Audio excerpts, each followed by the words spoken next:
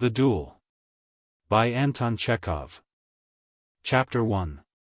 It was 8 o'clock in the morning, the time when the officers, the local officials, and the visitors usually took their morning dip in the sea after the hot, stifling night. And then went into the pavilion to drink tea or coffee. Ivan Andreitch Laevsky, a thin, fair young man of 28, wearing the cap of a clerk in the Ministry of Finance and with slippers on his feet, coming down to bathe, found a number of acquaintances on the beach, and among them his friend Samoylenko, the army doctor. With his big cropped head, short neck, his red face, his big nose, his shaggy black eyebrows and grey whiskers, his stout puffy figure and his hoarse military bass. This Samoylenko made on every newcomer the unpleasant impression of a gruff bully.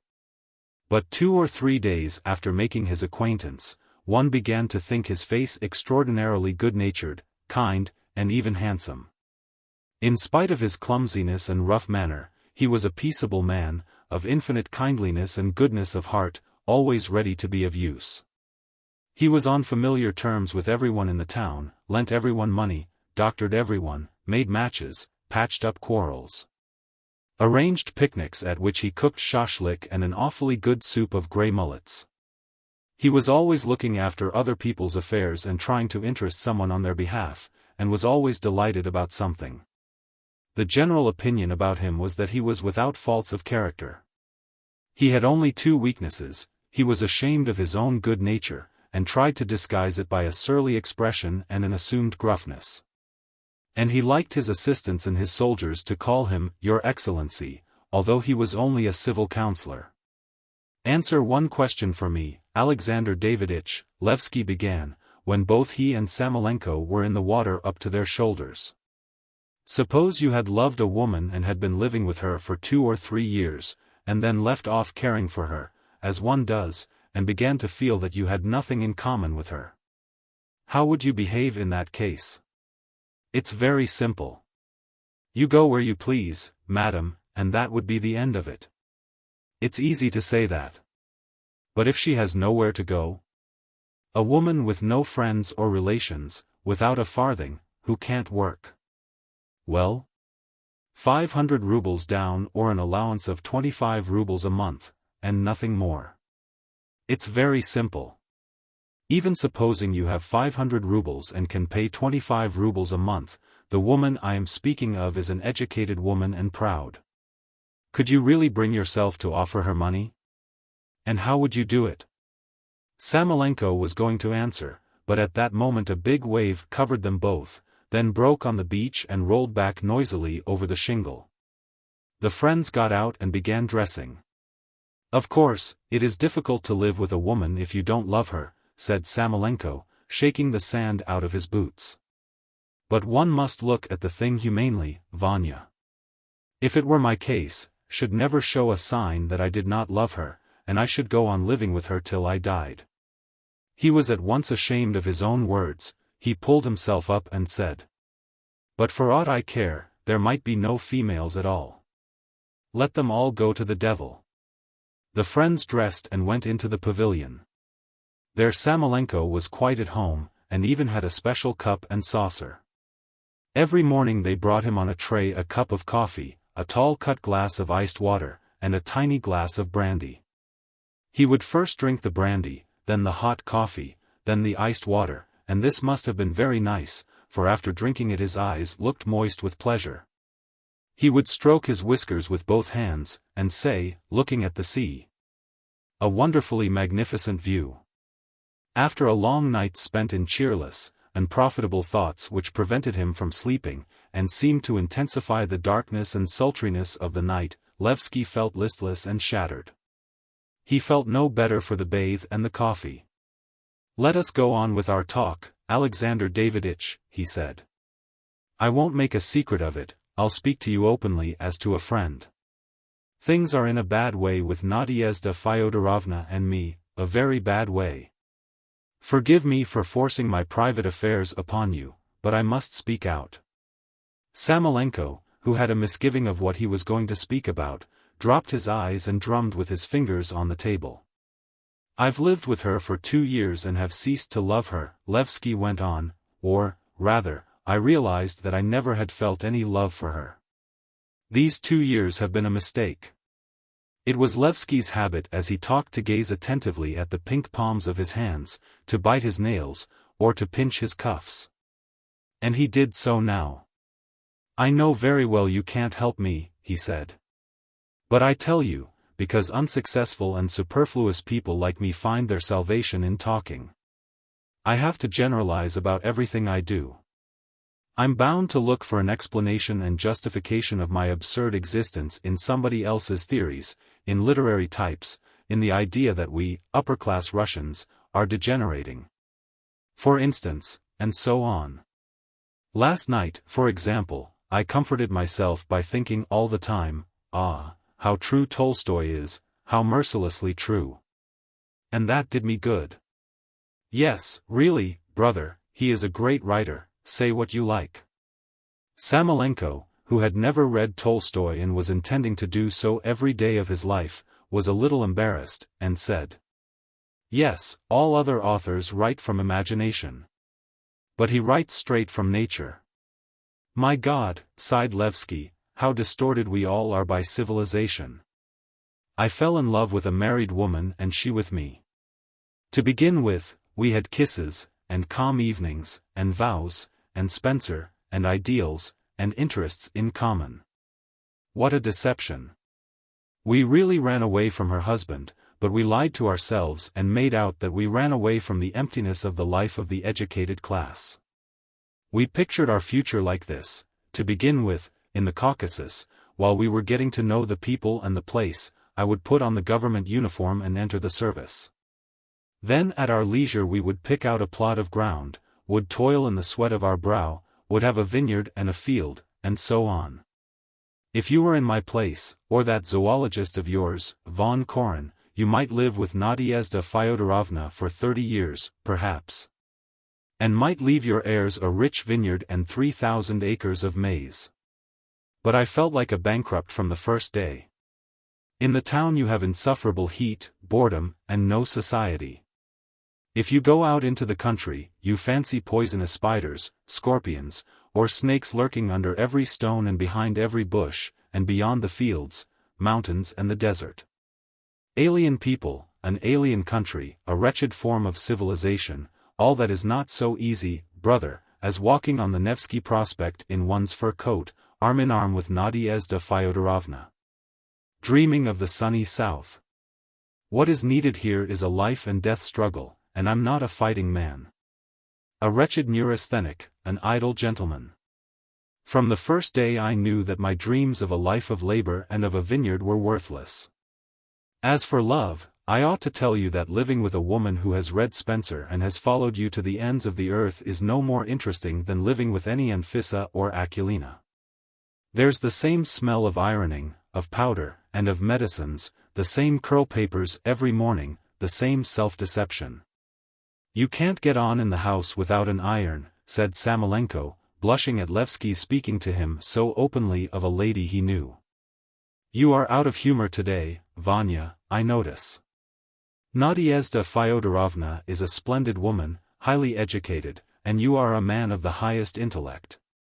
Of course, you are not married, Samoylenko went on, glancing round at the adjacent tables, but that's not your fault. And besides, one ought to be above conventional prejudices and rise to the level of modern ideas. I believe in free love myself, yes. But to my thinking, once you have settled together, you ought to go on living together all your life. Without love? I will tell you directly, said Samoylenko. 8 years ago there was an old fellow, an agent, here, a man of very great intelligence. Well, he used to say that the great thing in married life was patience. Do you hear, Vanya? Not love, but patience. Love cannot last long. You have lived 2 years in love, and now evidently your married life has reached the period when, in order to preserve equilibrium, so to speak, you ought to exercise all your patience. You believe in your old agent, to me his words are meaningless. Your old man could be a hypocrite. He could exercise himself in the virtue of patience, and, as he did so, look upon a person he did not love as an object indispensable for his moral exercises, but I have not yet fallen so low. If I want to exercise myself in patience, I will buy dumbbells or a frisky horse, but I'll leave human beings alone. Samoylenko asked for some white wine with ice.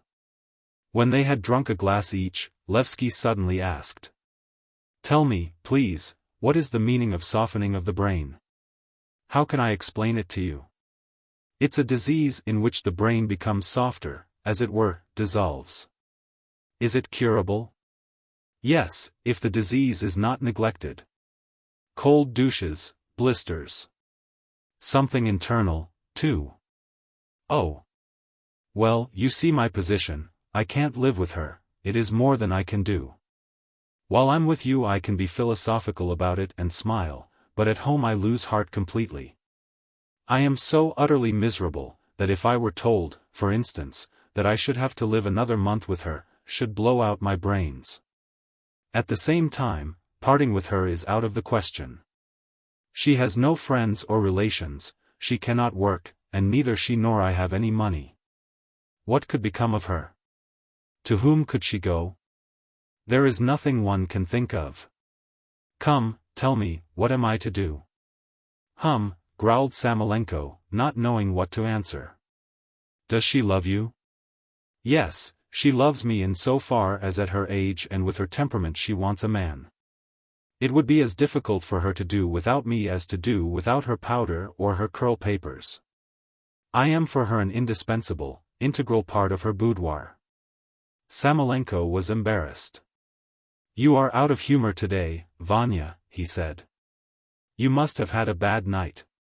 "Yes, I slept badly. Altogether, I feel horribly out of sorts, brother. My head feels empty, there's a sinking at my heart, a weakness. I must run away."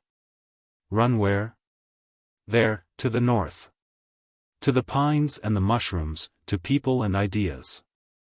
I'd give half my life to bathe now in some little stream in the province of Moscow or Tula. To feel chilly, you know, and then to stroll for 3 hours even with the feeblest student, and to talk and talk endlessly. And the scent of the hay. Do you remember it? And in the evening, when one walks in the garden, sounds of the piano float from the house, one hears the train passing." Laevsky laughed with pleasure. Tears came into his eyes, and to cover them, without getting up, he stretched across the next table for the matches.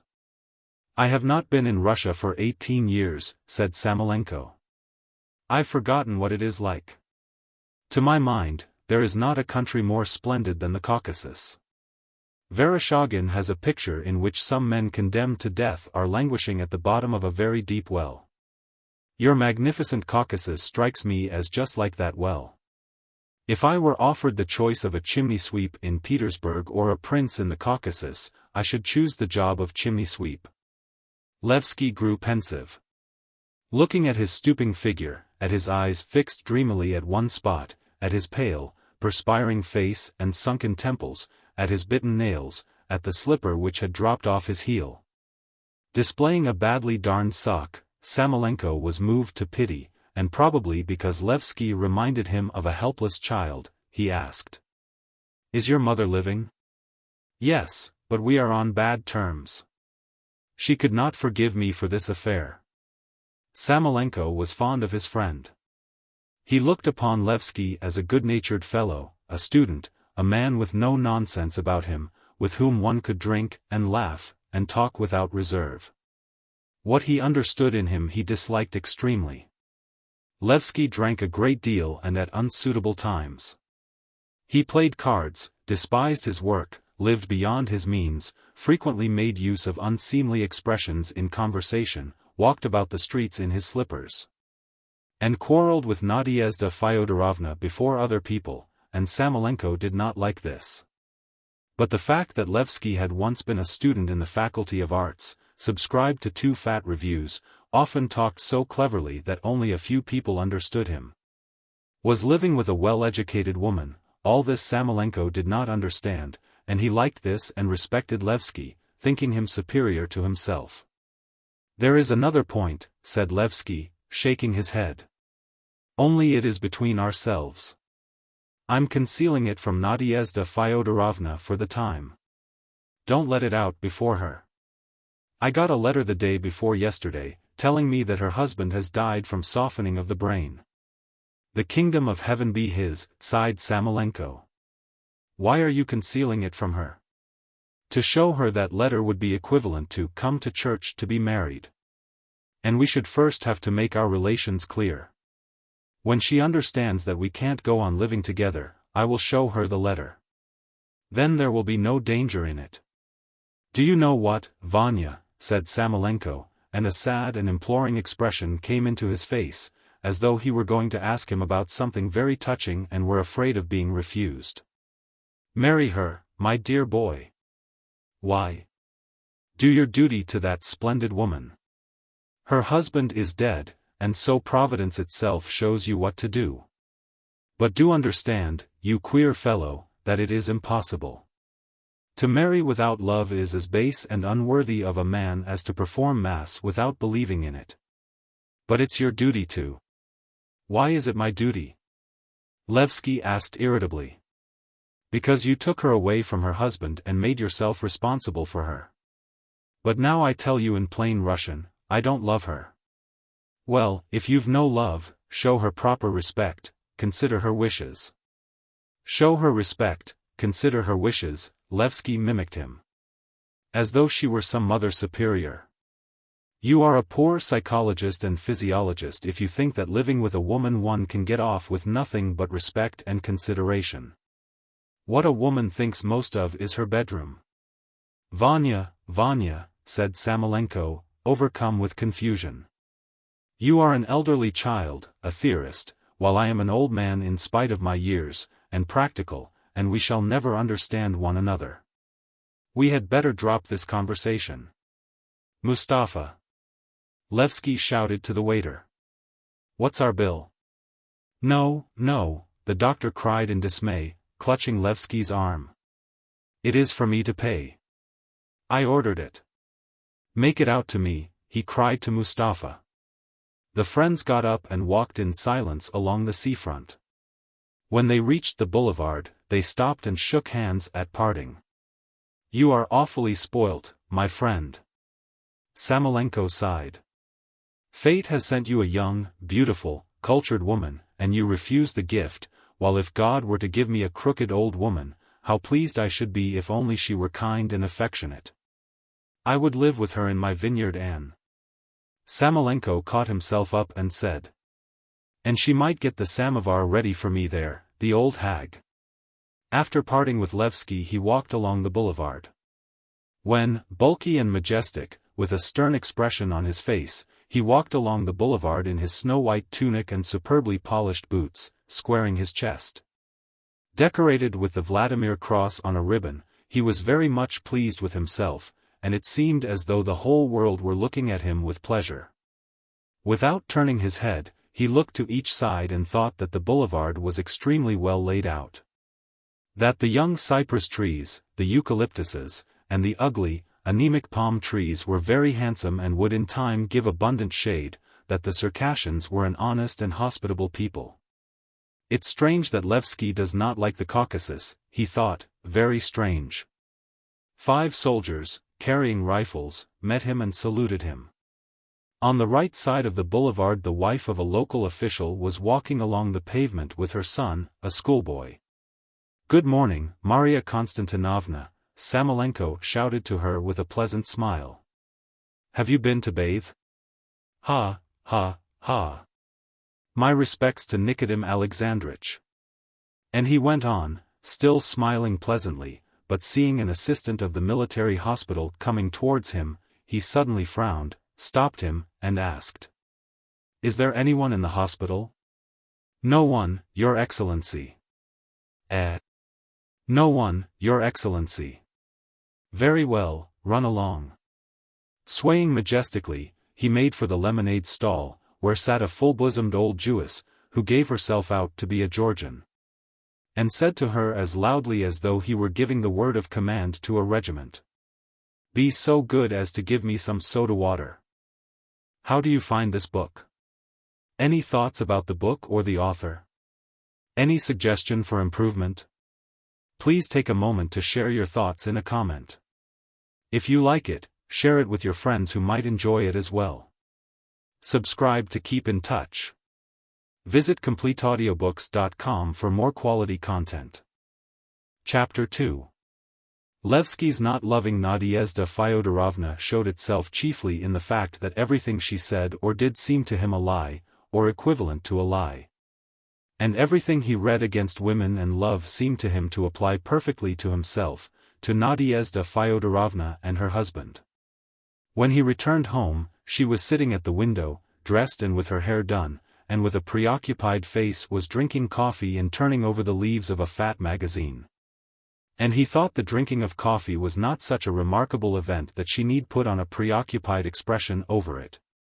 And that she had been wasting her time doing her hair in a fashionable style, as there was no one here to attract and no need to be attractive. And in the magazine he saw nothing but falsity. He thought she had dressed and done her hair so as to look handsomer, and was reading in order to seem clever. "Will it be all right for me to go to bathe today?" she said. "Why? There won't be an earthquake whether you go or not, I suppose." "No, I only ask in case the doctor should be vexed." "Well, ask the doctor, then, I'm not a doctor." On this occasion what displeased Laevsky most in Nadyezhda Fyodorovna was her white open neck and the little curls at the back of her head. And he remembered that when Anna Karenina got tired of her husband, what she disliked most of all was his ears, and thought, "How true it is, how true." Feeling weak and as though his head were perfectly empty, he went into his study, lay down on his sofa, and covered his face with a handkerchief that he might not be bothered by the flies. Despondent and oppressive thoughts always about the same thing trailed slowly across his brain like a long string of wagons on a gloomy autumn evening, and he sank into a state of drowsy oppression. It seemed to him that he had wronged Nadyezhda Fyodorovna and her husband, and that it was through his fault that her husband had died. It seemed to him that he had sinned against his own life, which he had ruined, against the world of lofty ideas, of learning, and of work, and he conceived that wonderful world as real and possible. Not on this seafront with hungry Turks and lazy mountaineers sauntering upon it, but there in the north, where there were operas, theaters, newspapers, and all kinds of intellectual activity. One could only there, not here, be honest, intelligent, lofty, and pure. He accused himself of having no ideal, no guiding principle in life, though he had a dim understanding now what it meant. 2 years before, when he fell in love with Nadyezhda Fyodorovna, it seemed to him that he had only to go with her as his wife to the Caucasus, and he would be saved from vulgarity and emptiness. In the same way now, he was convinced that he had only to part from Nadyezhda Fyodorovna and to go to Petersburg, and he would get everything he wanted. "Run away," he muttered to himself, sitting up and biting his nails. Run away. He pictured in his imagination how he would go aboard the steamer and then would have some lunch, would drink some cold beer, would talk on deck with ladies. Then would get into the train at Sevastopol and set off. Hurrah for freedom! One station after another would flash by, the air would keep growing colder and keener, then the birches and the fir trees, then Kursk, Moscow. In the restaurants cabbage soup, mutton with kasha, sturgeon, beer, no more Asiaticism, but Russia, real Russia. The passengers in the train would talk about trade, new singers, the Franco-Russian Entente. On all sides there would be the feeling of keen, cultured, intellectual, eager life. Hasten on, on. At last Nevsky Prospect, and Great Morskaya Street, and then Kovensky Place, where he used to live at one time when he was a student, the dear grey sky, the drizzling rain, the drenched cabmen. "Ivan Andreitch," someone called from the next room. "Are you at home?" "I'm here," Laevsky responded. "What do you want?" "Papers." Laevsky got up languidly, feeling giddy, walked into the other room, yawning and shuffling with his slippers. There, at the open window that looked into the street, stood one of his young fellow clerks, laying out some government documents on the windowsill. "1 minute, my dear fellow," Laevsky said softly, and he went to look for the ink. Returning to the window, he signed the papers without looking at them, and said, "It's hot." "Yes." "Are you coming today?" "I don't think so. I'm not quite well." "Tell Sheshkovsky that I will come and see him after dinner." The clerk went away. Laevsky lay down on his sofa again and began thinking. "And so I must weigh all the circumstances and reflect on them. Before I go away from here I ought to pay up my debts. I owe about 2,000 rubles. I have no money. Of course, that's not important. I shall pay part now, somehow, and I shall send the rest, later, from Petersburg. The chief point is Nadyezhda Fyodorovna. First of all we must define our relations." "Yes." A little later he was considering whether it would not be better to go to Samoylenko for advice. "I might go," he thought, "but what use would there be in it? I shall only say something inappropriate about boudoirs, about women, about what is honest or dishonest. What's the use of talking about what is honest or dishonest, if I must make haste to save my life, if I am suffocating in this cursed slavery and am killing myself? One must realize at last that to go on leading the life I do is something so base and so cruel that everything else seems petty and trivial beside it. To run away," he muttered, sitting down, "to run away. The deserted seashore, the insatiable heat, and the monotony of the smoky lilac mountains, ever the same and silent, everlastingly solitary, overwhelmed him with depression, and, as it were, made him drowsy and sapped his energy. He was perhaps very clever, talented, remarkably honest. Perhaps if the sea and the mountains had not closed him in on all sides, he might have become an excellent Zemstvo leader, a statesman, an orator, a political writer, a saint. Who knows? If so, was it not stupid to argue whether it were honest or dishonest when a gifted and useful man, an artist or musician, for instance, to escape from prison, breaks a wall and deceives his jailers? Anything is honest when a man is in such a position. At 2 o'clock Laevsky and Nadyezhda Fyodorovna sat down to dinner. When the cook gave them rice and tomato soup, Laevsky said, "The same thing every day. Why not have cabbage soup? There are no cabbages. It's strange.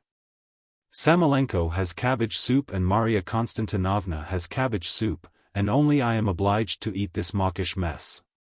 We can't go on like this, darling." As is common with the vast majority of husbands and wives, not a single dinner had in earlier days passed without scenes and fault-finding between Nadyezhda Fyodorovna and Laevsky. But ever since Laevsky had made up his mind that he did not love her, he had tried to give way to Nadyezhda Fyodorovna in everything, spoke to her gently and politely, smiled, and called her darling. "This soup tastes like licorice," he said, smiling. He made an effort to control himself and seem amiable, but could not refrain from saying, "Nobody looks after the housekeeping. If you are too ill or busy with reading, let me look after the cooking." In earlier days she would have said to him, "Do by all means," or, "I see you want to turn me into a cook." But now she only looked at him timidly and flushed crimson. "Well, how do you feel today?" he asked kindly. "I am all right today. There is nothing but a little weakness. You must take care of yourself, darling. I am awfully anxious about you." Nadyezhda Fyodorovna was ill in some way. Samoylenko said she had intermittent fever, and gave her quinine. The other doctor, Ustimovich, a tall, lean, unsociable man, who used to sit at home in the daytime, and in the evenings walk slowly up and down on the seafront coughing, with his hands folded behind him and a cane stretched along his back, was of opinion that she had a female complaint, and prescribed warm compresses. In old days, when Laevsky loved her, Nadyezhda Fyodorovna's illness had excited his pity and terror. Now he saw falsity even in her illness.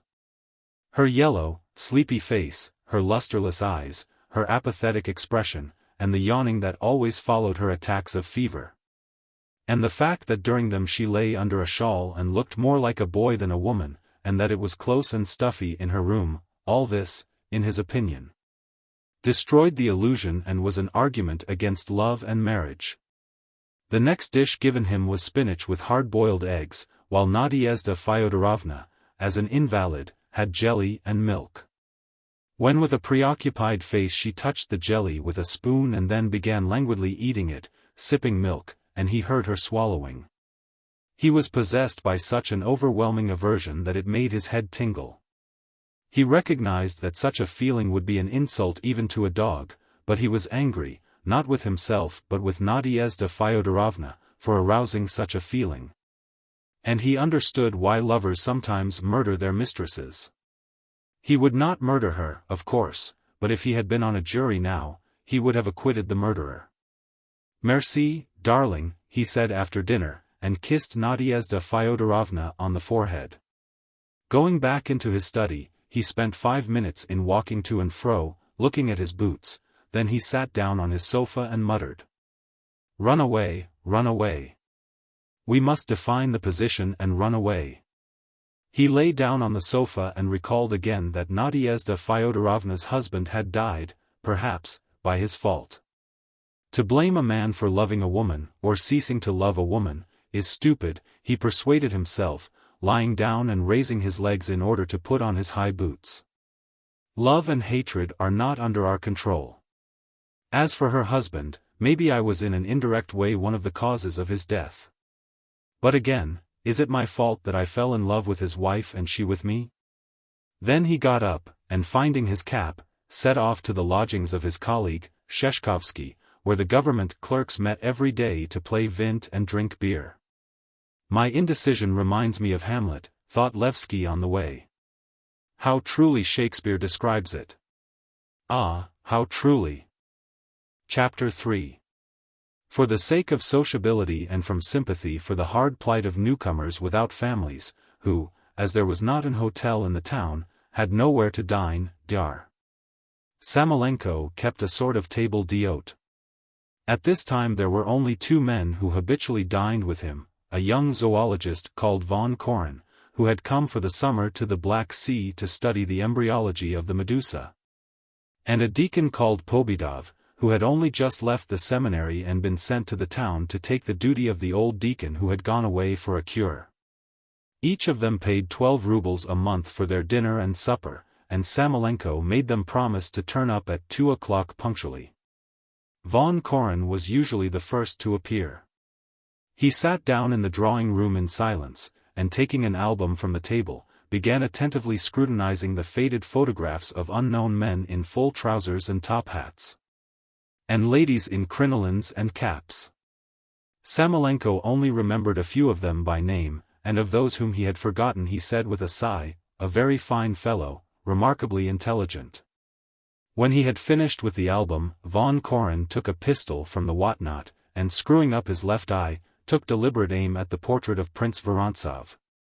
Or stood still at the looking-glass and gazed a long time at his swarthy face, his big forehead, and his black hair, which curled like a Negro's, and his shirt of dull-colored cotton with big flowers on it like a Persian rug, and the broad leather belt he wore instead of a waistcoat. The contemplation of his own image seemed to afford him almost more satisfaction than looking at photographs or playing with the pistols. He was very well satisfied with his face, and his becomingly clipped beard, and the broad shoulders, which were unmistakable evidence of his excellent health and physical strength. He was satisfied, too, with his stylish get-up, from the cravat, which matched the color of his shirt, down to his brown boots. While he was looking at the album and standing before the glass, at that moment, in the kitchen and in the passage near, Samoylenko, without his coat and waistcoat, with his neck bare, excited and bathed in perspiration, was bustling about the tables, mixing the salad, or making some sauce, or preparing meat, cucumbers, and onion for the cold soup. While he glared fiercely at the orderly who was helping him, and brandished first a knife and then a spoon at him. "Give me the vinegar," he said. "That's not the vinegar, it's the salad oil," he shouted, stamping. "Where are you off to, you brute?" "To get the butter, Your Excellency," answered the flustered orderly in a cracked voice. "Make haste, it's in the cupboard." And tell Darya to put some fennel in the jar with the cucumbers. Fennel. Cover the cream up, gaping laggard, or the flies will get into it. And the whole house seemed resounding with his shouts. When it was 10 or 15 minutes to 2 the deacon would come in.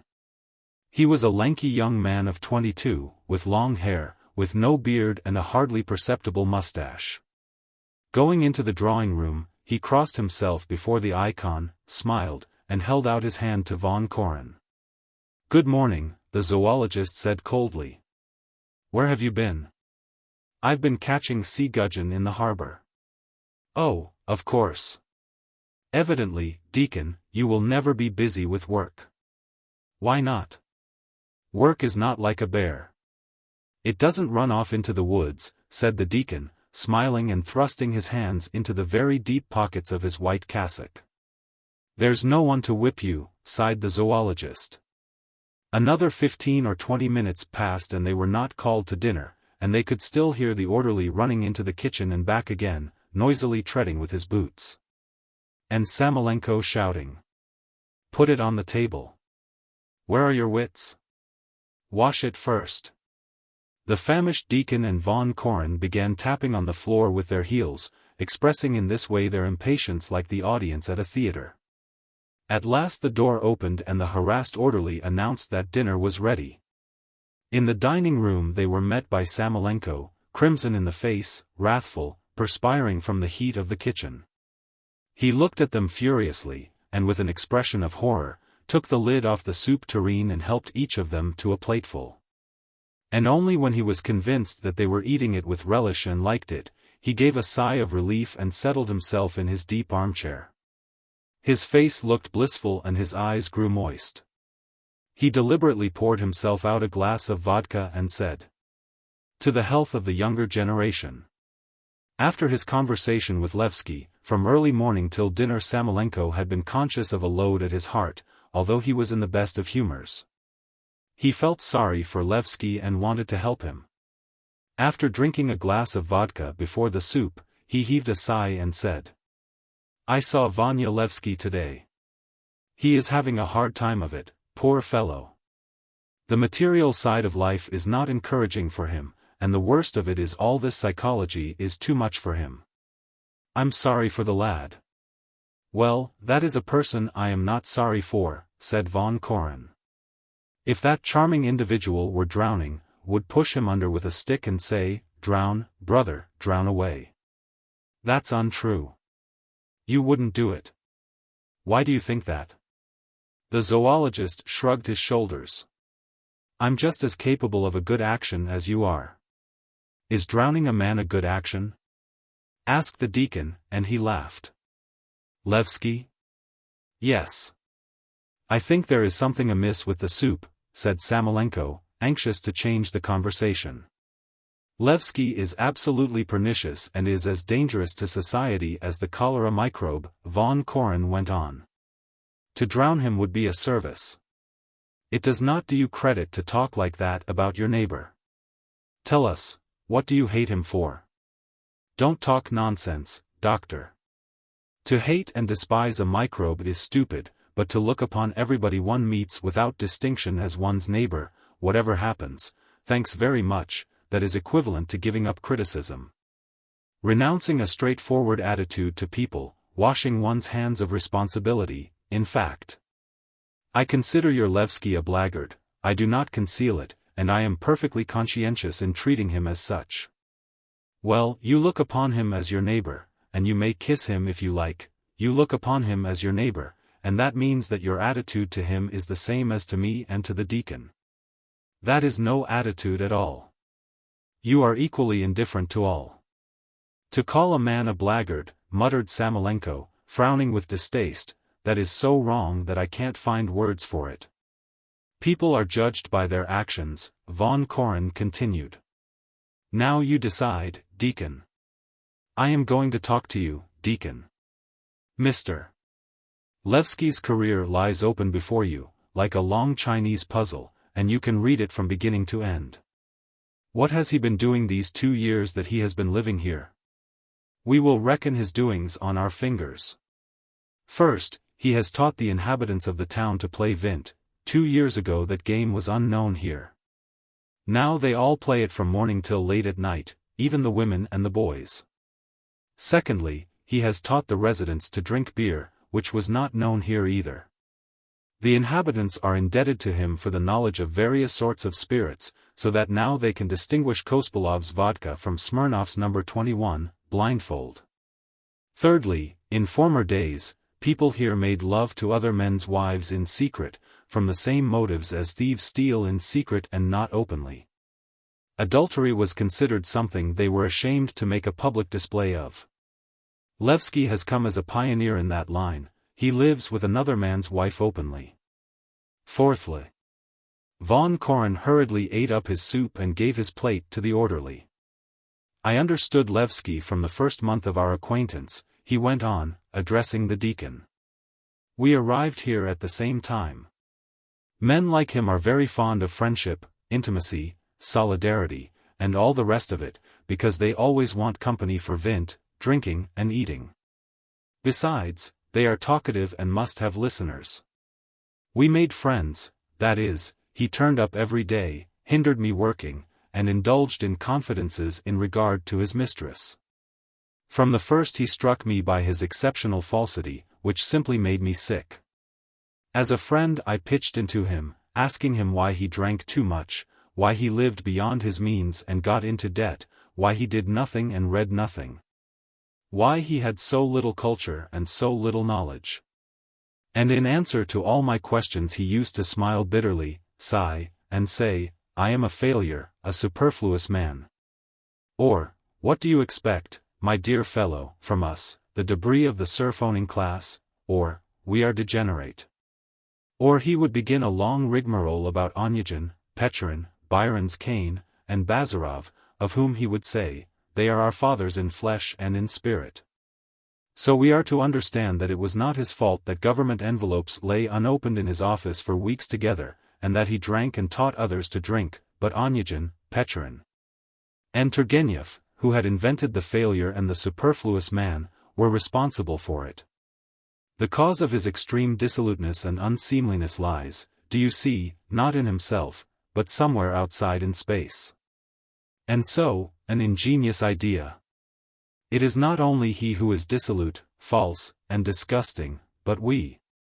We men of the 80s, we the spiritless, nervous offspring of the serf-owning class. Civilization has crippled us. In fact, we are to understand that such a great man as Laevsky is great even in his fall, that his dissoluteness, his lack of culture and of moral purity, is a phenomenon of natural history, sanctified by inevitability. That the causes of it are worldwide, elemental, and that we ought to hang up a lamp before Laevsky, since he is the fated victim of the age, of influences, of heredity, and so on. All the officials and their ladies were in ecstasies when they listened to him, and I could not make out for a long time what sort of man I had to deal with, a cynic or a clever rogue. Such types as he, on the surface intellectual with a smattering of education and a great deal of talk about their own nobility, are very clever in posing as exceptionally complex natures. Hold your tongue. Samoylenko flared up. I will not allow a splendid fellow to be spoken ill of in my presence. Don't interrupt, Alexander Daviditch, said von Koren coldly. I am just finishing. Laevsky is by no means a complex organism. Here is his moral skeleton: in the morning, slippers, a bathe, and coffee. Then till dinner time, slippers, a constitutional, and conversation; at 2 o'clock slippers, dinner, and wine; at 5 o'clock a bathe, tea and wine, then vint and lying. At 10 o'clock supper and wine, and after midnight sleep and la femme. His existence is confined within this narrow program like an egg within its shell. Whether he walks or sits, is angry, writes, rejoices, it may all be reduced to wine, cards, slippers, and women. Woman plays a fatal, overwhelming part in his life. He tells us himself that at 13 he was in love. That when he was a student in his first year he was living with a lady who had a good influence over him, and to whom he was indebted for his musical education. In his second year he bought a prostitute from a brothel and raised her to his level, that is, took her as his kept mistress. And she lived with him for 6 months and then ran away back to the brothel keeper, and her flight caused him much spiritual suffering. Alas! His sufferings were so great that he had to leave the university and spend 2 years at home doing nothing. But this was all for the best. At home he made friends with a widow who advised him to leave the faculty of jurisprudence and go into the faculty of arts. And so he did. When he had taken his degree, he fell passionately in love with his present, what's her name? Married lady, and was obliged to flee with her here to the Caucasus for the sake of his ideals, he would have us believe, seeing that, tomorrow, if not today, he will be tired of her and flee back again to Petersburg, and that, too, will be for the sake of his ideals. How do you know? Growled Samoylenko, looking angrily at the zoologist. You had better eat your dinner. The next course consisted of boiled mullet with Polish sauce. Samoylenko helped each of his companions to a whole mullet and poured out the sauce with his own hand. 2 minutes passed in silence. Woman plays an essential part in the life of every man, said the deacon. You can't help that. Yes, but to what degree? For each of us woman means mother, sister, wife, friend. To Laevsky she is everything, and at the same time nothing but a mistress. She, that is, cohabitation with her, is the happiness and object of his life. He is gay, sad, bored, disenchanted, on account of woman, his life grows disagreeable, woman is to blame, the dawn of a new life begins to glow, ideals turn up, and again look for the woman. He only derives enjoyment from books and pictures in which there is woman. Our age is, to his thinking, poor and inferior to the 40s and the 60s only because we do not know how to abandon ourselves obviously to the passion and ecstasy of love. These voluptuaries must have in their brains a special growth of the nature of sarcoma, which stifles the brain and directs their whole psychology. Watch Laevsky when he is sitting anywhere in company. You notice, when one raises any general question in his presence, for instance, about the cell or instinct, he sits apart, and neither speaks nor listens, he looks languid and disillusioned. Nothing has any interest for him, everything is vulgar and trivial. But as soon as you speak of male and female, for instance, of the fact that the female spider, after fertilization, devours the male, his eyes glow with curiosity, his face brightens. And the man revives, in fact. All his thoughts, however noble, lofty, or neutral they may be, they all have one point of resemblance. You walk along the street with him and meet a donkey, for instance. Tell me, please, he asks, what would happen if you mated a donkey with a camel? And his dreams. Has he told you of his dreams? It is magnificent. First, he dreams that he is married to the moon, then that he is summoned before the police and ordered to live with a guitar. The deacon burst into resounding laughter. Samoylenko frowned and wrinkled up his face angrily so as not to laugh, but could not restrain himself, and laughed. And it's all nonsense, he said, wiping his tears. Yes, by Jove, it's nonsense. Chapter 4. The deacon was very easily amused, and laughed at every trifle till he got a stitch in his side, till he was helpless. It seemed as though he only liked to be in people's company because there was a ridiculous side to them, and because they might be given ridiculous nicknames. He had nicknamed Samoylenko the tarantula, his orderly the drake, and was in ecstasies when on one occasion von Koren spoke of Laevsky and Nadyezhda Fyodorovna as Japanese monkeys.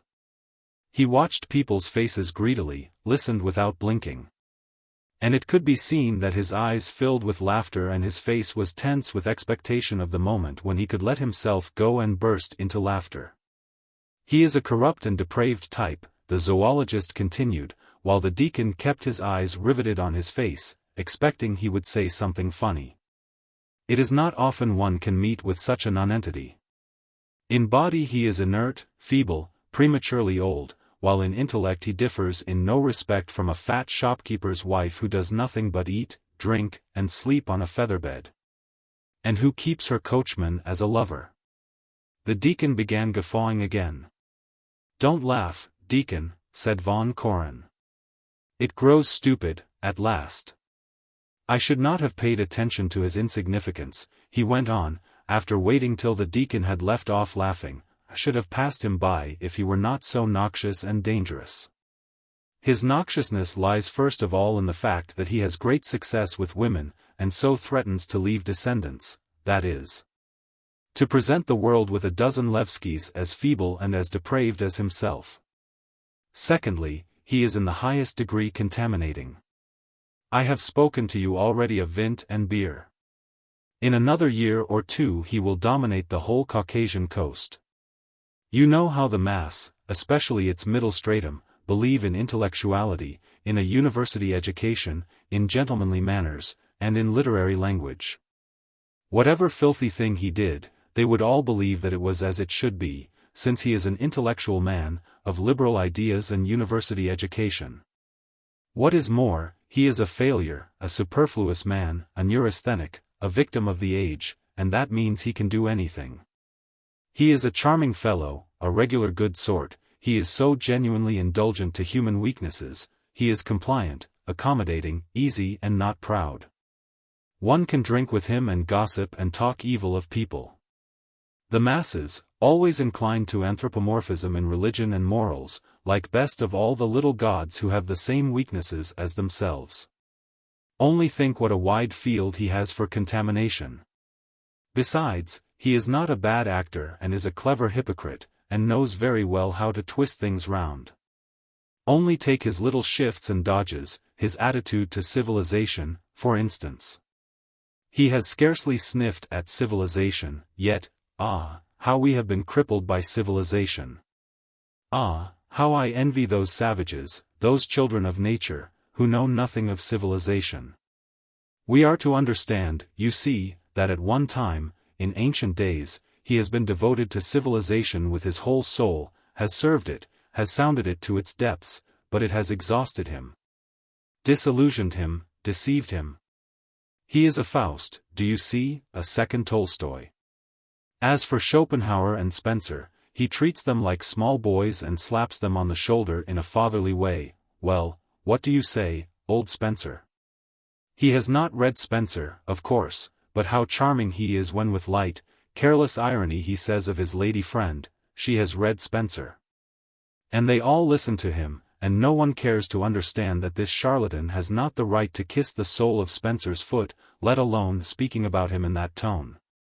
Sapping the foundations of civilization, of authority, of other people's altars, spattering them with filth. Winking jocosely at them only to justify and conceal one's own rottenness and moral poverty is only possible for a very vain, base, and nasty creature. I don't know what it is you expect of him, Kolya, said Samoylenko, looking at the zoologist, not with anger now, but with a guilty air. He is a man the same as everyone else. Of course, he has his weaknesses, but he is abreast of modern ideas, is in the service, is of use to his country. 10 years ago there was an old fellow serving as agent here, a man of the greatest intelligence, and he used to say. Nonsense, nonsense, the zoologist interrupted. You say he is in the service, but how does he serve? Do you mean to tell me that things have been done better because he is here, and the officials are more punctual, honest, and civil? On the contrary, he has only sanctioned their slackness by his prestige as an intellectual university man. He is only punctual on the 20th of the month, when he gets his salary. On the other days he lounges about at home in slippers and tries to look as if he were doing the government a great service by living in the Caucasus. No, Alexander Daviditch, don't stick up for him. You are insincere from beginning to end. If you really loved him and considered him your neighbor, you would above all not be indifferent to his weaknesses, you would not be indulgent to them. But for his own sake would try to make him innocuous. That is? Innocuous. Since he is incorrigible, he can only be made innocuous in one way. Von Koren passed his finger round his throat. Or he might be drowned, he added. In the interests of humanity and in their own interests, such people ought to be destroyed. They certainly ought. What are you saying? Muttered Samoylenko, getting up and looking with amazement at the zoologist's calm, cold face. Deacon, what is he saying? Why, are you in your senses? I don't insist on the death penalty, said von Koren. If it is proved that it is pernicious, devise something else. If we can't destroy Laevsky, why then, isolate him, make him harmless, send him to hard labor. What are you saying? Said Samoylenko in horror. With pepper, he cried in a voice of despair, seeing that the deacon was eating stuffed aubergines without pepper. You with your great intellect, what are you saying? Send our friend, a proud intellectual man, to penal servitude. Well, if he is proud and tries to resist, put him in fetters. Samoylenko could not utter a word, and only twiddled his fingers. The deacon looked at his flabbergasted and really absurd face, and laughed. Let us leave off talking of that, said the zoologist. Only remember one thing, Alexander Daviditch, primitive man was preserved from such as Laevsky by the struggle for existence and by natural selection. Now our civilization has considerably weakened the struggle and the selection, and we ought to look after the destruction of the rotten and worthless for ourselves. Otherwise, when the Laevskys multiply, civilization will perish and mankind will degenerate utterly. It will be our fault. If it depends on drowning and hanging, said Samoylenko, damnation take your civilization, damnation take your humanity. Damnation take it. I tell you what, you are a very learned and intelligent man and the pride of your country, but the Germans have ruined you. Yes, the Germans. The Germans. Since Samoylenko had left Dorpat, where he had studied medicine, he had rarely seen a German and had not read a single German book, but, in his opinion, every harmful idea in politics or science was due to the Germans. Where he had got this notion he could not have said himself, but he held it firmly. Yes, the Germans, he repeated once more. Come and have some tea. All three stood up, and putting on their hats, went out into the little garden, and sat there under the shade of the light green maples, the pear trees, and a chestnut tree. The zoologist and the deacon sat on a bench by the table, while Samoylenko sank into a deep wicker chair with a sloping back. The orderly handed them tea, jam, and a bottle of syrup. It was very hot, 30 degrees Réaumur in the shade. The sultry air was stagnant and motionless, and a long spiderweb, stretching from the chestnut tree to the ground, hung limply and did not stir. The deacon took up the guitar, which was constantly lying on the ground near the table, tuned it, and began singing softly in a thin voice. Gathered round the tavern were the seminary lads. But instantly subsided, overcome by the heat, mopped his brow and glanced upwards at the blazing blue sky. Samoylenko grew drowsy, the sultry heat, the stillness and the delicious after-dinner languor, which quickly pervaded all his limbs, made him feel heavy and sleepy. His arms dropped at his sides, his eyes grew small, his head sank on his breast. He looked with almost tearful tenderness at von Koren and the deacon, and muttered. The younger generation. A scientific star and a luminary of the church. I shouldn't wonder if the long-skirted Alleluia will be shooting up into a bishop. I dare say I may come to kissing his hand. Well, please God. Soon a snore was heard. Von Koren and the deacon finished their tea and went out into the street. Are you going to the harbor again to catch sea gudgeon? Asked the zoologist. No, it's too hot. Come and see me. You can pack up a parcel and copy something for me. By the way, we must have a talk about what you are to do. You must work, deacon. You can't go on like this. Your words are just and logical, said the deacon. But my laziness finds an excuse in the circumstances of my present life. You know yourself that an uncertain position has a great tendency to make people apathetic. God only knows whether I have been sent here for a time or permanently. I am living here in uncertainty, while my wife is vegetating at her father's and is missing me. And I must confess my brain is melting with the heat. That's all nonsense, said the zoologist. You can get used to the heat, and you can get used to being without the deaconess. You mustn't be slack, you must pull yourself together. Chapter 5. Nadyezhda Fyodorovna went to bathe in the morning, and her cook, Olga, followed her with a jug, a copper basin, towels, and a sponge. In the bay stood 2 unknown steamers with dirty white funnels, obviously foreign cargo vessels. Some men dressed in white and wearing white shoes were walking along the harbor, shouting loudly in French, and were answered from the steamers. The bells were ringing briskly in the little church of the town. Today is Sunday. Nadyezhda Fyodorovna remembered with pleasure. She felt perfectly well, and was in a gay holiday humor. In a new loose-fitting dress of coarse thick tussore silk, and a big wide-brimmed straw hat which was bent down over her ears, so that her face looked out as though from a basket. She fancied she looked very charming. She thought that in the whole town there was only one young, pretty, intellectual woman, and that was herself, and that she was the only one who knew how to dress herself cheaply, elegantly, and with taste. That dress, for example, cost only 22 rubles, and yet how charming it was. In the whole town she was the only one who could be attractive, while there were numbers of men, so they must all, whether they would or not, be envious of Laevsky. She was glad that of late Laevsky had been cold to her, reserved and polite, and at times even harsh and rude. In the past she had met all his outbursts, all his contemptuous, cold or strange incomprehensible glances, with tears, reproaches, and threats to leave him or to starve herself to death. Now she only blushed, looked guiltily at him, and was glad he was not affectionate to her.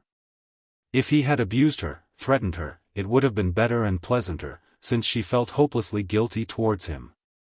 She felt she was to blame, in the first place, for not sympathizing with the dreams of a life of hard work, for the sake of which he had given up Petersburg and had come here to the Caucasus.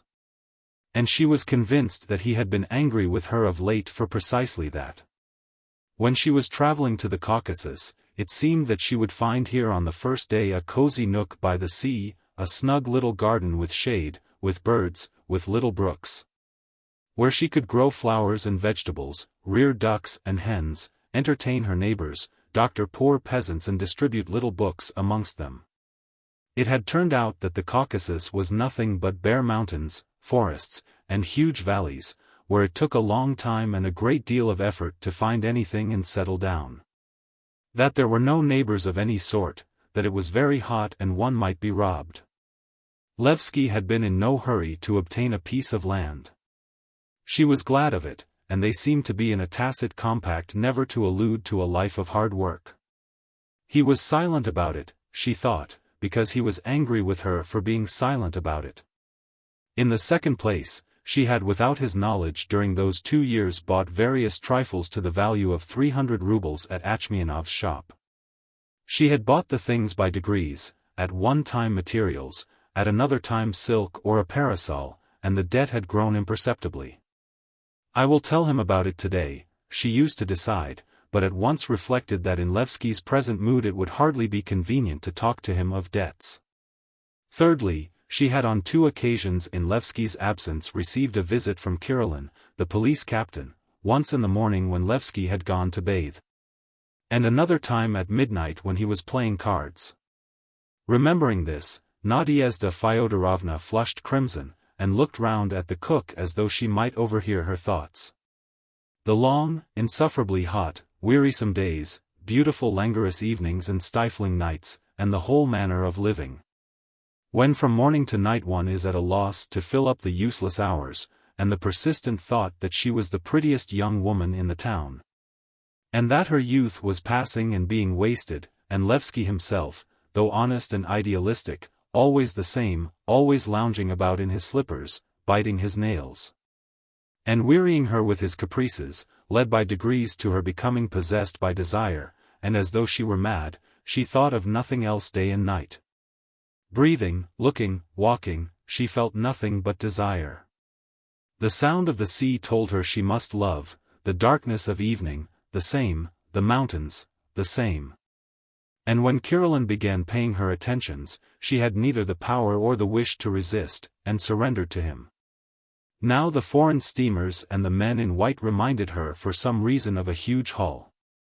Together with the shouts of French she heard the strains of a waltz, and her bosom heaved with unaccountable delight. She longed to dance and talk French. She reflected joyfully that there was nothing terrible about her infidelity. Her soul had no part in her infidelity. She still loved Laevsky, and that was proved by the fact that she was jealous of him, was sorry for him, and missed him when he was away. Kirillin had turned out to be very mediocre, rather coarse though handsome. Everything was broken off with him already and there would never be anything more. What had happened was over. It had nothing to do with anyone, and if Laevsky found it out he would not believe in it. There was only one bathing house for ladies on the seafront. Men bathed under the open sky. Going into the bathing house, Nadyezhda Fyodorovna found there an elderly lady, Maria Konstantinovna Bityugov, and her daughter Katya, a schoolgirl of 15. Both of them were sitting on a bench undressing. Maria Konstantinovna was a good-natured, enthusiastic, and genteel person, who talked in a drawling and pathetic voice. She had been a governess until she was 32, and then had married Bityugov, a government official, a bald little man with his hair combed on to his temples and with a very meek disposition. She was still in love with him, was jealous, blushed at the word love, and told everyone she was very happy. "My dear," she cried enthusiastically, on seeing Nadyezhda Fyodorovna, assuming an expression which all her acquaintances called almond oily. "My dear, how delightful that you have come. We'll bathe together, that's enchanting." Olga quickly flung off her dress and chemise, and began undressing her mistress. "It's not quite so hot today as yesterday?" said Nadyezhda Fyodorovna, shrinking at the coarse touch of the naked cook. "Yesterday I almost died of the heat." "Oh, yes, my dear, I could hardly breathe myself. Would you believe it? I bathed yesterday 3 times. Just imagine, my dear, 3 times. Nikodym Alexandritch was quite uneasy. Is it possible to be so ugly? Thought Nadyezhda Fyodorovna, looking at Olga and the official's wife. She glanced at Katya and thought, the little girl's not badly made. Your Nikodym Alexandritch is very charming, she said. I'm simply in love with him. Ha, ha, ha, cried Maria Konstantinovna, with a forced laugh, that's quite enchanting. Free from her clothes, Nadyezhda Fyodorovna felt a desire to fly. And it seemed to her that if she were to wave her hands she would fly upwards. When she was undressed, she noticed that Olga looked scornfully at her white body. Olga, a young soldier's wife, was living with her lawful husband, and so considered herself superior to her mistress. Maria Konstantinovna and Katya were afraid of her, and did not respect her. This was disagreeable, and to raise herself in their opinion, Nadyezhda Fyodorovna said. At home, in Petersburg, summer villa life is at its height now. My husband and I have so many friends. We ought to go and see them. I believe your husband is an engineer, said Maria Konstantinovna timidly. I am speaking of Laevsky. He has a great many acquaintances. But unfortunately his mother is a proud aristocrat, not very intelligent. Nadyezhda Fyodorovna threw herself into the water without finishing. Maria Konstantinovna and Katya made their way in after her. There are so many conventional ideas in the world, Nadyezhda Fyodorovna went on, and life is not so easy as it seems. Maria Konstantinovna, who had been a governess in aristocratic families and who was an authority on social matters, said. Oh yes. Would you believe me, my dear, at the Garatinsky's I was expected to dress for lunch as well as for dinner, so that, like an actress, I received a special allowance for my wardrobe in addition to my salary. She stood between Nadyezhda Fyodorovna and Katya as though to screen her daughter from the water that washed the former. Through the open doors looking out to the sea they could see someone swimming 100 paces from their bathing place. Mother, it's our Kostya, said Katya. ACH. Maria Konstantinovna cackled in her dismay. ACH, Kostya, she shouted, come back. Kostya, come back. Kostya, a boy of 14, to show off his prowess before his mother and sister, dived and swam farther, but began to be exhausted and hurried back. And from his strained and serious face it could be seen that he could not trust his own strength. The trouble one has with these boys, my dear, said Maria Konstantinovna, growing calmer. Before you can turn round, he will break his neck. Ah, my dear, how sweet it is, and yet at the same time how difficult, to be a mother. One's afraid of everything. Nadyezhda Fyodorovna put on her straw hat and dashed out into the open sea. She swam some 30 feet and then turned on her back. She could see the sea to the horizon, the steamers, the people on the seafront, the town. And all this, together with the sultry heat and the soft, transparent waves, excited her and whispered that she must live. A sailing boat darted by her rapidly and vigorously, cleaving the waves and the air. The man sitting at the helm looked at her, and she liked being looked at. After bathing, the ladies dressed and went away together.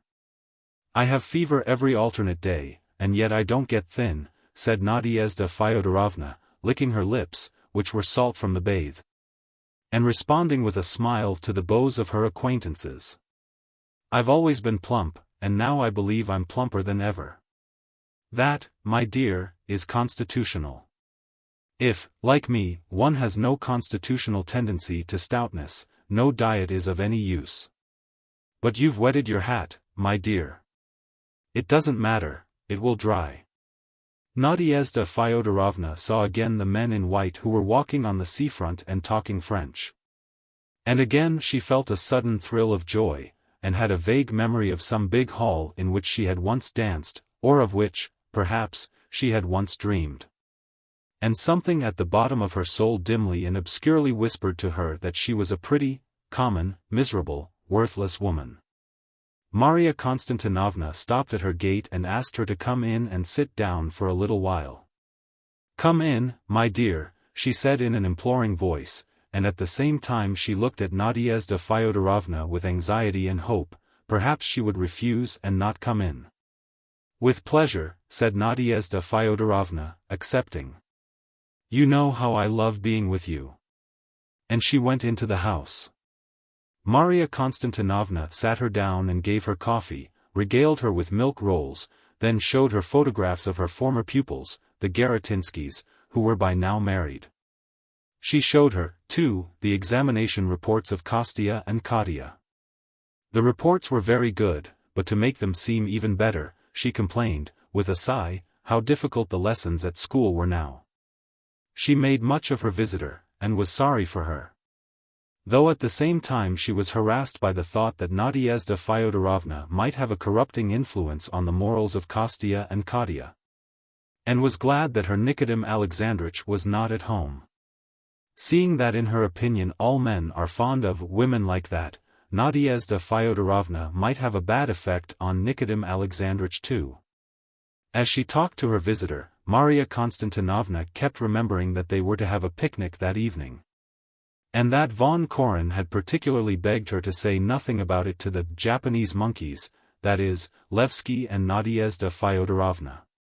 But she dropped a word about it unawares, crimsoned, and said in confusion. I hope you will come too. Chapter 6. It was agreed to drive about 5 miles out of town on the road to the south, to stop near a duhan at the junction of 2 streams, the Black River and the Yellow River, and to cook fish soup. They started out soon after 5. Foremost of the party in a charabanc drove Samoylenko and Laevsky.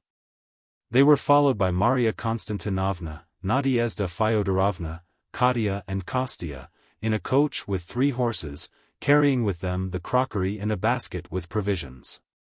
In the next carriage came the police captain, Kirilin, and the young Achmianov, the son of the shopkeeper to whom Nadyezhda Fyodorovna owed 300 rubles. Opposite them, huddled up on the little seat with his feet tucked under him, sat Nikodym Alexandritch, a neat little man with hair combed onto his temples. Last of all came von Koren and the deacon. At the deacon's feet stood a basket of fish. All right. Samoylenko shouted at the top of his voice when he met a cart or a mountaineer riding on a donkey. In 2 years' time, when I shall have the means and the people ready, I shall set off on an expedition, von Koren was telling the deacon. I shall go by the seacoast from Vladivostok to the Bering Straits, and then from the straits to the mouth of the Yenisei. We shall make the map, study the fauna and the flora, and make detailed geological, anthropological, and ethnographical researches. It depends upon you to go with me or not. It's impossible, said the deacon. Why? I'm a man with ties and a family.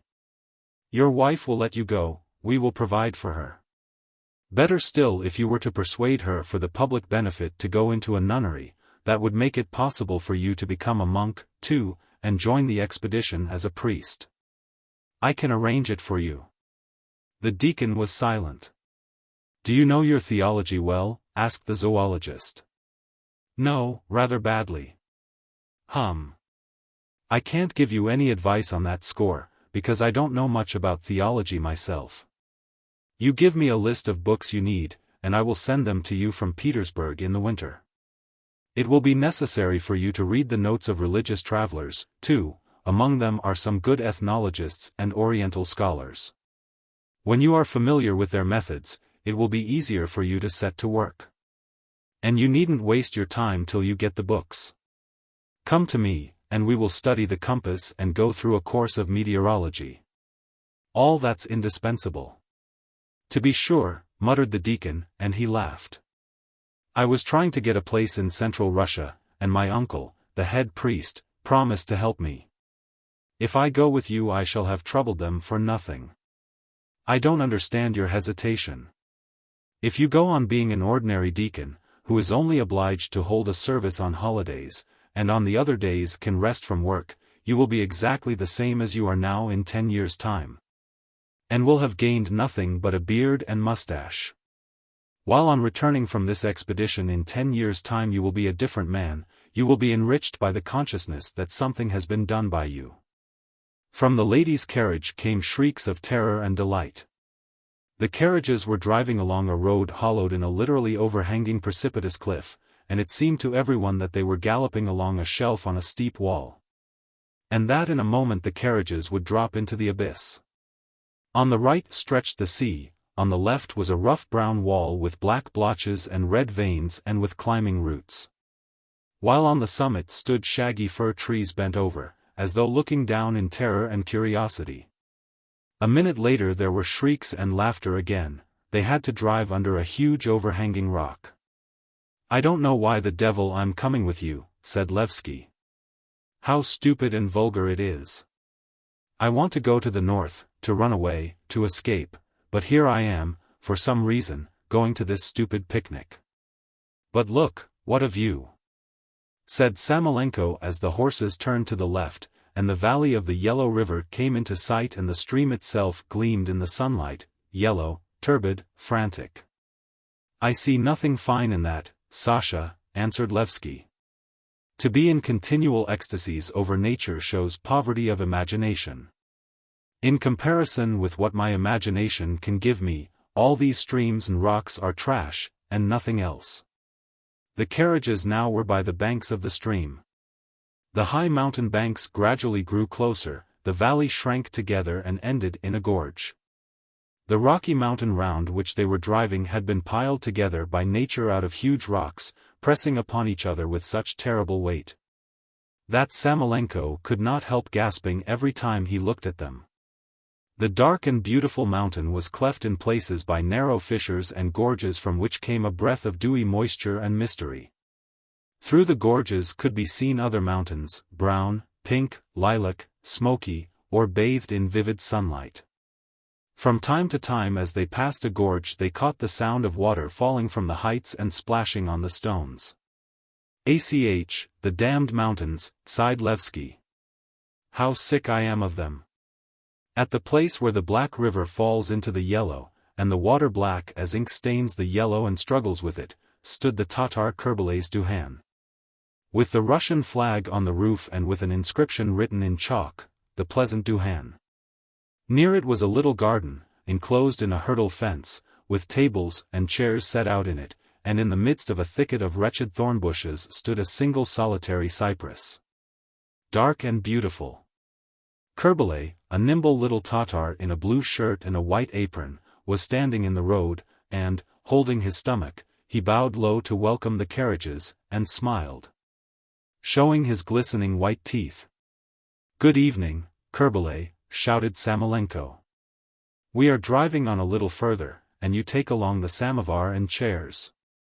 Look sharp."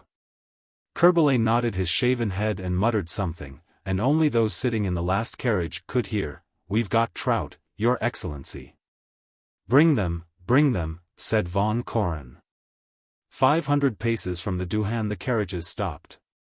Samoylenko selected a small meadow round which there were scattered stones convenient for sitting on, and a fallen tree blown down by the storm with roots overgrown by moss and dry yellow needles. Here there was a fragile wooden bridge over the stream, and just opposite on the other bank there was a little barn for drying maize, standing on 4 low piles, and looking like the hut on hen's legs in the fairy tale. A little ladder sloped from its door. The first impression in all was a feeling that they would never get out of that place again. On all sides wherever they looked, the mountains rose up and towered above them, and the shadows of evening were stealing rapidly from the Duhan and dark cypress, making the narrow winding valley of the Black River narrower and the mountains higher. They could hear the river murmuring and the unceasing chirrup of the grasshoppers. "Enchanting," said Maria Konstantinovna, heaving deep sighs of ecstasy. "Children, look how fine. What peace." "Yes, it really is fine," assented Laevsky, who liked the view, and for some reason felt sad as he looked at the sky and then at the blue smoke rising from the chimney of the Duhan. "Yes, it is fine," he repeated. "Ivan Andreitch, describe this view," Maria Konstantinovna said tearfully. "Why?" asked Laevsky. "The impression is better than any description. The wealth of sights and sounds which everyone receives from nature by direct impression is ranted about by authors in a hideous and unrecognizable way." "Really?" Von Koren asked coldly, choosing the biggest stone by the side of the water, and trying to clamber up and sit upon it. "Really?" he repeated, looking directly at Laevsky. "What of Romeo and Juliet? Or, for instance, Pushkin's Night in the Ukraine? Nature ought to come and bow down at their feet." "Perhaps," said Laevsky, who was too lazy to think and oppose him. "Though what is Romeo and Juliet after all?" he added after a short pause. "The beauty of poetry and holiness of love are simply the roses under which they try to hide its rottenness. Romeo is just the same sort of animal as all the rest of us. Whatever one talks to you about, you always bring it round to—" Von Koren glanced round at Katya and broke off. "What do I bring it round to?" asked Laevsky. "One tells you, for instance, how beautiful a bunch of grapes is, and you answer, yes, but how ugly it is when it is chewed and digested in one's stomach. Why say that? It's not new, and, altogether it is a queer habit." Laevsky knew that von Koren did not like him, and so was afraid of him, and felt in his presence as though everyone were constrained and someone were standing behind his back. He made no answer and walked away, feeling sorry he had come. "Gentlemen, quick march for brushwood for the fire," commanded Samoylenko.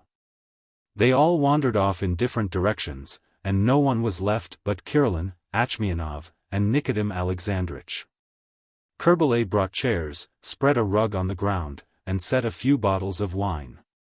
The police captain, Kirillin, a tall, good-looking man, who in all weathers wore his greatcoat over his tunic, with his haughty deportment, stately carriage, and thick, rather hoarse voice, looked like a young provincial chief of police. His expression was mournful and sleepy, as though he had just been waked against his will. "What have you brought this for, you brute?" he asked Kerbelay, deliberately articulating each word.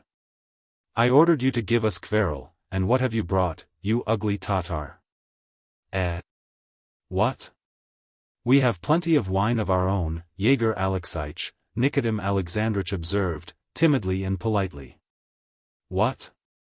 But I want us to have my wine, too. I'm taking part in the picnic and I imagine I have full right to contribute my share. I'm Majine so. Bring 10 bottles of Kveril."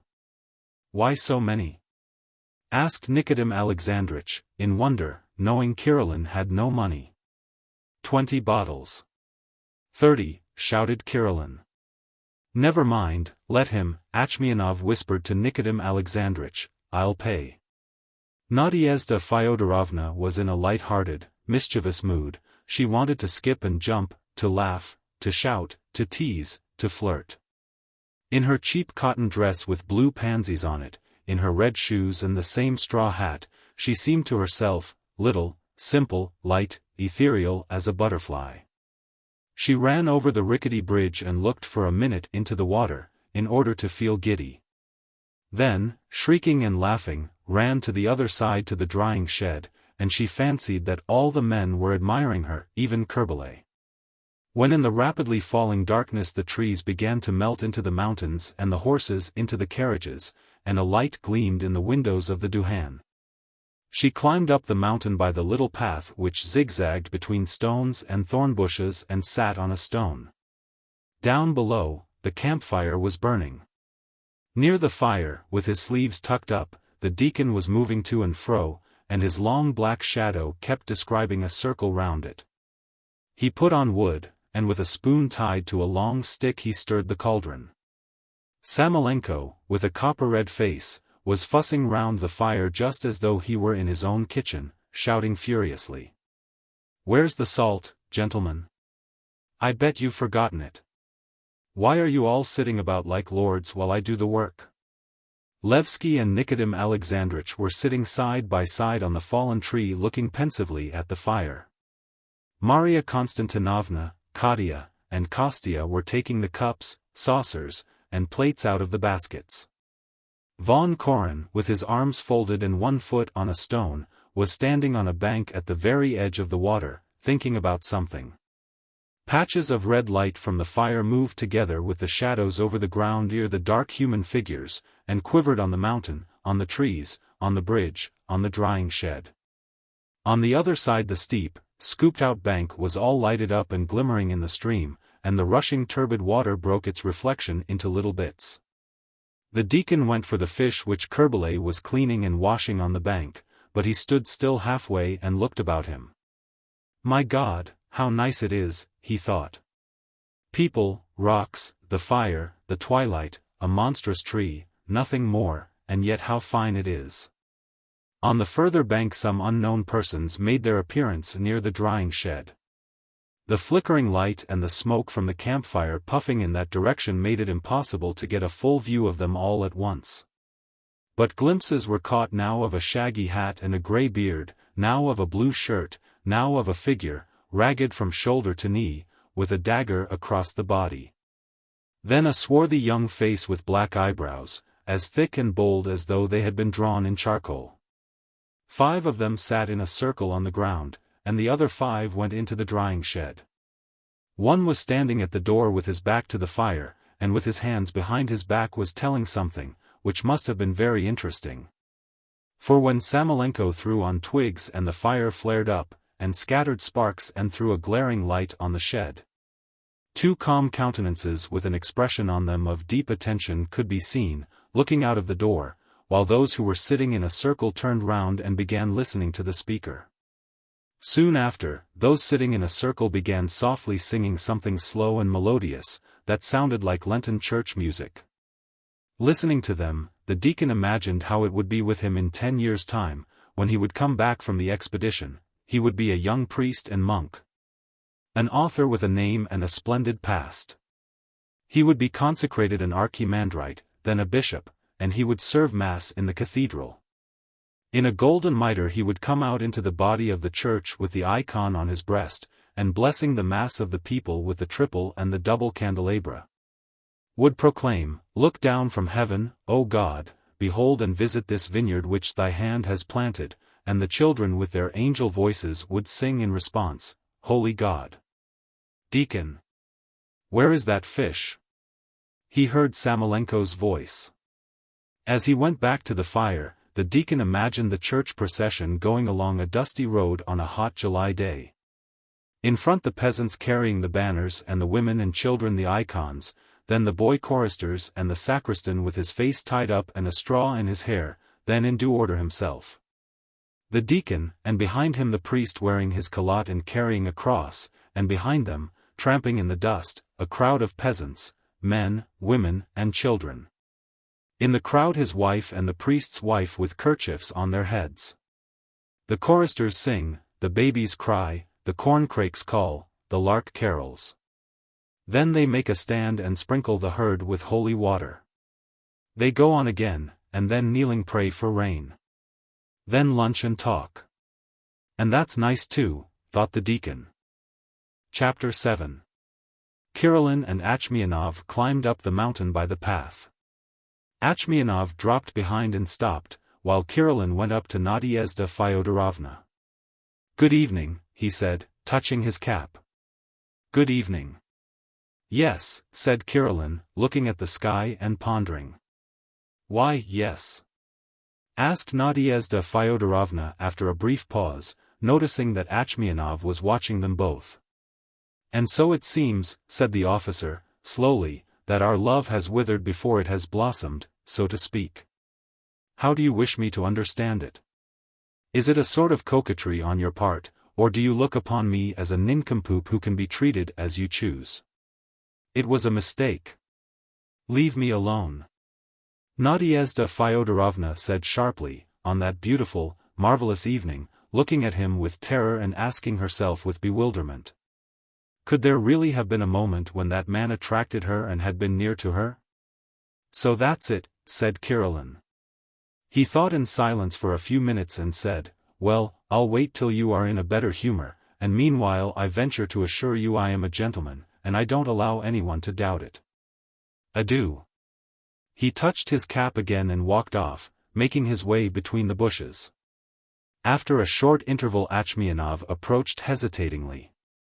"What a fine evening," he said with a slight Armenian accent. He was nice-looking, fashionably dressed, and behaved unaffectedly like a well-bred youth, but Nadyezhda Fyodorovna did not like him because she owed his father 300 rubles. It was displeasing to her, too, that a shopkeeper had been asked to the picnic, and she was vexed at his coming up to her that evening when her heart felt so pure. "The picnic is a success altogether," he said, after a pause. "Yes," she agreed, and as though suddenly remembering her debt, she said carelessly, "Oh. Tell them in your shop that Ivan Andreitch will come round in a day or two and will pay 300 rubles. I don't remember exactly what it is. I would give another 300 if you would not mention that debt every day. Why be prosaic?" Nadyezhda Fyodorovna laughed. The amusing idea occurred to her that if she had been willing and sufficiently immoral she might in 1 minute be free from her debt. If she, for instance, were to turn the head of this handsome young fool. How amusing, absurd, wild it would be really. And she suddenly felt a longing to make him love her, to plunder him, throw him over, and then to see what would come of it. "Allow me to give you one piece of advice," Achmianov said timidly. "I beg you to beware of Kirillin. He says horrible things about you everywhere." "It doesn't interest me to know what every fool says of me," Nadyezhda Fyodorovna said coldly, and the amusing thought of playing with handsome young Achmianov suddenly lost its charm. "We must go down," she said, "they're calling us." The fish soup was ready by now. They were ladling it out by platefuls, and eating it with the religious solemnity with which this is only done at a picnic. And everyone thought the fish soup very good, and thought that at home they had never eaten anything so nice. As is always the case at picnics, in the mass of dinner napkins, parcels, useless greasy papers fluttering in the wind, no one knew where was his glass or where his bread.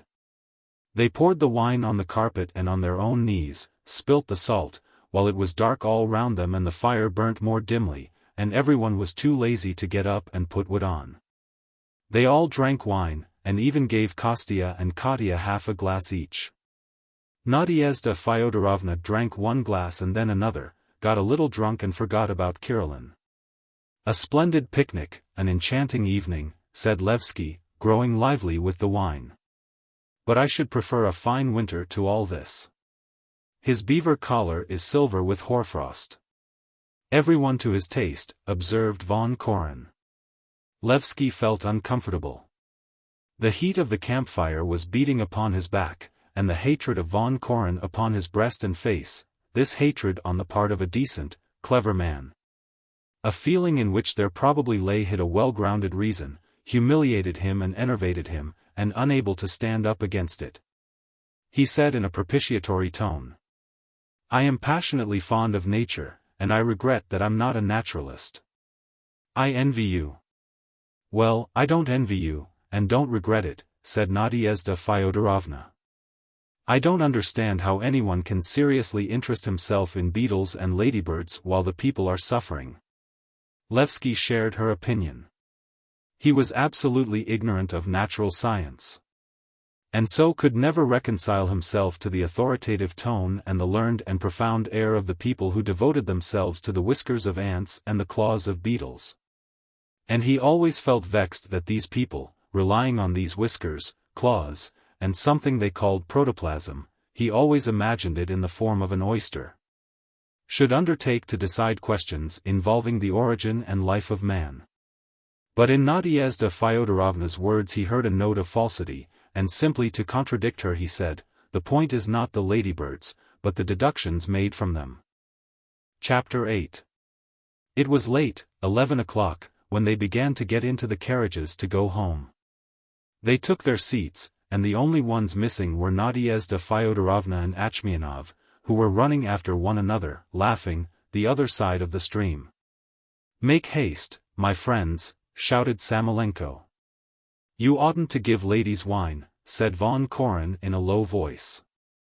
Laevsky, exhausted by the picnic, by the hatred of von Koren, and by his own thoughts, went to meet Nadyezhda Fyodorovna, and when, gay and happy, feeling light as a feather, breathless and laughing, she took him by both hands and laid her head on his breast, he stepped back and said dryly, "You are behaving like a cocotte."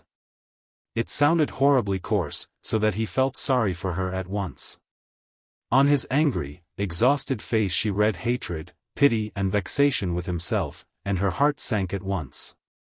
She realized instantly that she had gone too far, had been too free and easy in her behavior, and overcome with misery, feeling herself heavy, stout, coarse, and drunk. She got into the first empty carriage together with Achmianov. Laevsky got in with Kirillin, the zoologist with Samoylenko, the deacon with the ladies, and the party set off. "You see what the Japanese monkeys are like," von Koren began, rolling himself up in his cloak and shutting his eyes. "You heard she doesn't care to take an interest in beetles and ladybirds because the people are suffering. That's how all the Japanese monkeys look upon people like us. They're a slavish, cunning race, terrified by the whip and the fist for 10 generations, they tremble and burn incense only before violence. But let the monkey into a free state where there's no one to take it by the collar, and it relaxes at once and shows itself in its true colors. Look how bold they are in picture galleries, in museums, in theaters, or when they talk of science, they puff themselves out and get excited. They are abusive and critical, they are bound to criticize, it's the sign of the slave. You listen, men of the liberal professions are more often sworn at than pickpockets, that's because 3/4 of society are made up of slaves, of just such monkeys. It never happens that a slave holds out his hand to you and sincerely says, 'Thank you,' to you for your work." "I don't know what you want," said Samoylenko, yawning. The poor thing, in the simplicity of her heart, wanted to talk to you of scientific subjects, and you draw a conclusion from that. You're cross with him for something or other, and with her, too, to keep him company. She's a splendid woman. Ah, nonsense. An ordinary kept woman, depraved and vulgar. Listen, Alexander Daviditch. When you meet a simple peasant woman, who isn't living with her husband, who does nothing but giggle, you tell her to go and work. Why are you timid in this case and afraid to tell the truth? Simply because Nadyezhda Fyodorovna is kept, not by a sailor, but by an official. What am I to do with her? Said Samoylenko, getting angry. Beat her or what? Not flatter vice. We curse vice only behind its back, and that's like making a long nose at it round a corner.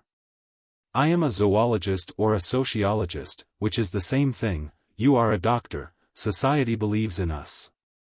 We ought to point out the terrible harm which threatens it and the next generation from the existence of ladies like Nadyezhda Ivanovna.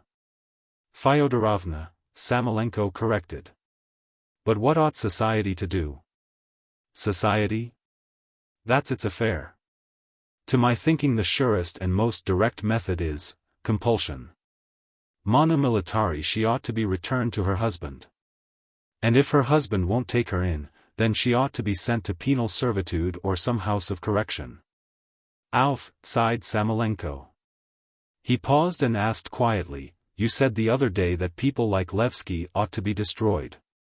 Tell me, if the state or society commissioned you to destroy him, could you bring yourself to it? My hand would not tremble. Chapter 9. When they got home, Laevsky and Nadyezhda Fyodorovna went into their dark, stuffy, dull rooms. Both were silent. Laevsky lighted a candle, while Nadyezhda Fyodorovna sat down, and without taking off her cloak and hat, lifted her melancholy, guilty eyes to him. He knew that she expected an explanation from him, but an explanation would be wearisome, useless and exhausting. And his heart was heavy because he had lost control over himself and been rude to her. He chanced to feel in his pocket the letter which he had been intending every day to read to her, and thought if he were to show her that letter now, it would turn her thoughts in another direction. It is time to define our relations, he thought. I will give it her, what is to be will be. He took out the letter and gave it her. Read it. It concerns you. Saying this, he went into his own room and lay down on the sofa in the dark without a pillow. Nadyezhda Fyodorovna read the letter, and it seemed to her as though the ceiling were falling and the walls were closing in on her. It seemed suddenly dark and shut in and terrible. She crossed herself quickly 3 times and said, "Give him peace, O Lord, give him peace." And she began crying. "Vanya," she called. "Ivan Andreitch." There was no answer. Thinking that Laevsky had come in and was standing behind her chair, she sobbed like a child, and said, "Why did you not tell me before that he was dead? I wouldn't have gone to the picnic. I shouldn't have laughed so horribly. The men said horrid things to me. What a sin, what a sin. Save me, Vanya, save me. I have been mad. I am lost." Laevsky heard her sobs. He felt stifled and his heart was beating violently. In his misery he got up, stood in the middle of the room, groped his way in the dark to an easy chair by the table, and sat down. This is a prison, he thought. I must get away. I can't bear it. It was too late to go and play cards, there were no restaurants in the town. He lay down again and covered his ears that he might not hear her sobbing, and he suddenly remembered that he could go to Samoylenko. To avoid going near Nadyezhda Fyodorovna, he got out of the window into the garden, climbed over the garden fence and went along the street. It was dark. A steamer, judging by its lights, a big passenger one, had just come in. He heard the clank of the anchor chain. A red light was moving rapidly from the shore in the direction of the steamer. It was the customs boat going out to it. The passengers are asleep in their cabins, thought Laevsky, and he envied the peace of mind of other people. The windows in Samoylenko's house were open. Laevsky looked in at one of them, then in at another. It was dark and still in the rooms. "Alexander Daviditch, are you asleep?" he called. "Alexander Daviditch." He heard a cough and an uneasy shout. "Who's there? What the devil?" "It is I, Alexander Daviditch, excuse me." A little later the door opened. There was a glow of soft light from the lamp, and Samoylenko's huge figure appeared all in white, with a white nightcap on his head. "What now?" he asked, scratching himself and breathing hard from sleepiness. "Wait a minute, I'll open the door directly." "Don't trouble, I'll get in at the window." Laevsky climbed in at the window, and when he reached Samoylenko, seized him by the hand. "Alexander Daviditch," he said in a shaking voice, "save me. I beseech you, I implore you. Understand me. My position is agonizing. If it goes on for another 2 days I shall strangle myself like a dog." "Wait a bit. What are you talking about exactly?" "Light a candle." Oh, sighed Samoylenko, lighting a candle. "My God. My God. Why, it's past 1, brother." "Excuse me, but I can't stay at home," said Laevsky, feeling great comfort from the light and the presence of Samoylenko. "You are my best, my only friend, Alexander Daviditch. You are my only hope. For God's sake, come to my rescue, whether you want to or not. I must get away from here, come what may. Lend me the money." "Oh, my God, sighed Samoylenko, scratching himself. "I was dropping asleep and I hear the whistle of the steamer, and now you. Do you want much?" 300 rubles at least. I must leave her 100, and I need 200 for the journey. I owe you about 400 already, but I will send it you all. Samoylenko took hold of both his whiskers in one hand, and standing with his legs wide apart, pondered. "Yes," he muttered, musing. 300. Yes. But I haven't got so much. I shall have to borrow it from someone." "Borrow it, for God's sake," said Laevsky, seeing from Samoylenko's face that he wanted to lend him the money and certainly would lend it. "Borrow it, and I'll be sure to pay you back. I will send it from Petersburg as soon as I get there. You can set your mind at rest about that. I'll tell you what, Sasha," he said, growing more animated, "let us have some wine." "Yes, we can have some wine, too." They both went into the dining room.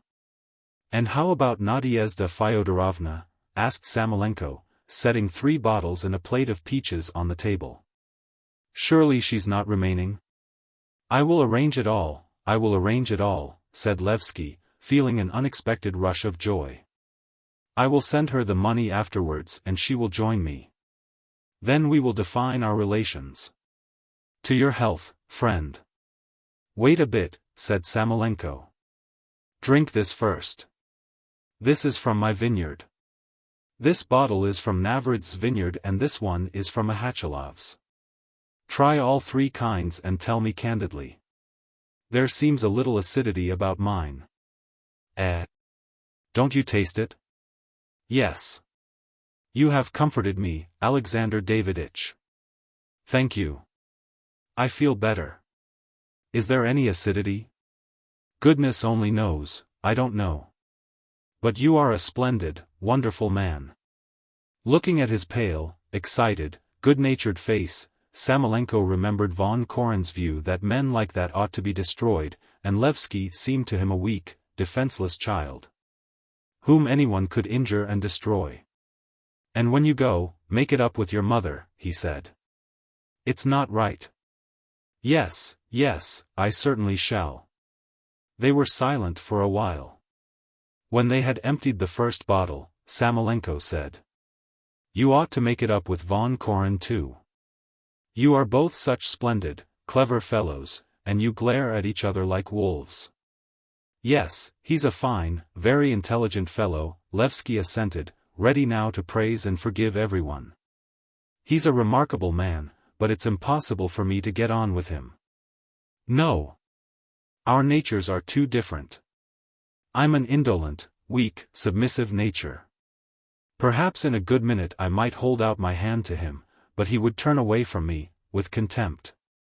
Laevsky took a sip of wine, walked from corner to corner and went on, standing in the middle of the room. "I understand von Koren very well. His is a resolute, strong, despotic nature. You have heard him continually talking of the expedition, and it's not mere talk. He wants the wilderness, the moonlit night, all around in little tents, under the open sky, lie sleeping his sick and hungry Cossacks, guides, porters, doctor, priest. All exhausted with their weary marches, while only he is awake, sitting like Stanley on a campstool, feeling himself the monarch of the desert and the master of these men. He goes on and on and on, his men groan and die, one after another, and he goes on, and in the end perishes himself, but still is monarch and ruler of the desert. Since the cross upon his tomb can be seen by the caravans for 30 or 40 miles over the desert. I am sorry the man is not in the army. He would have made a splendid military genius.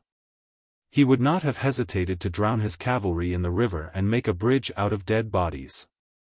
And such hardihood is more needed in war than any kind of fortification or strategy.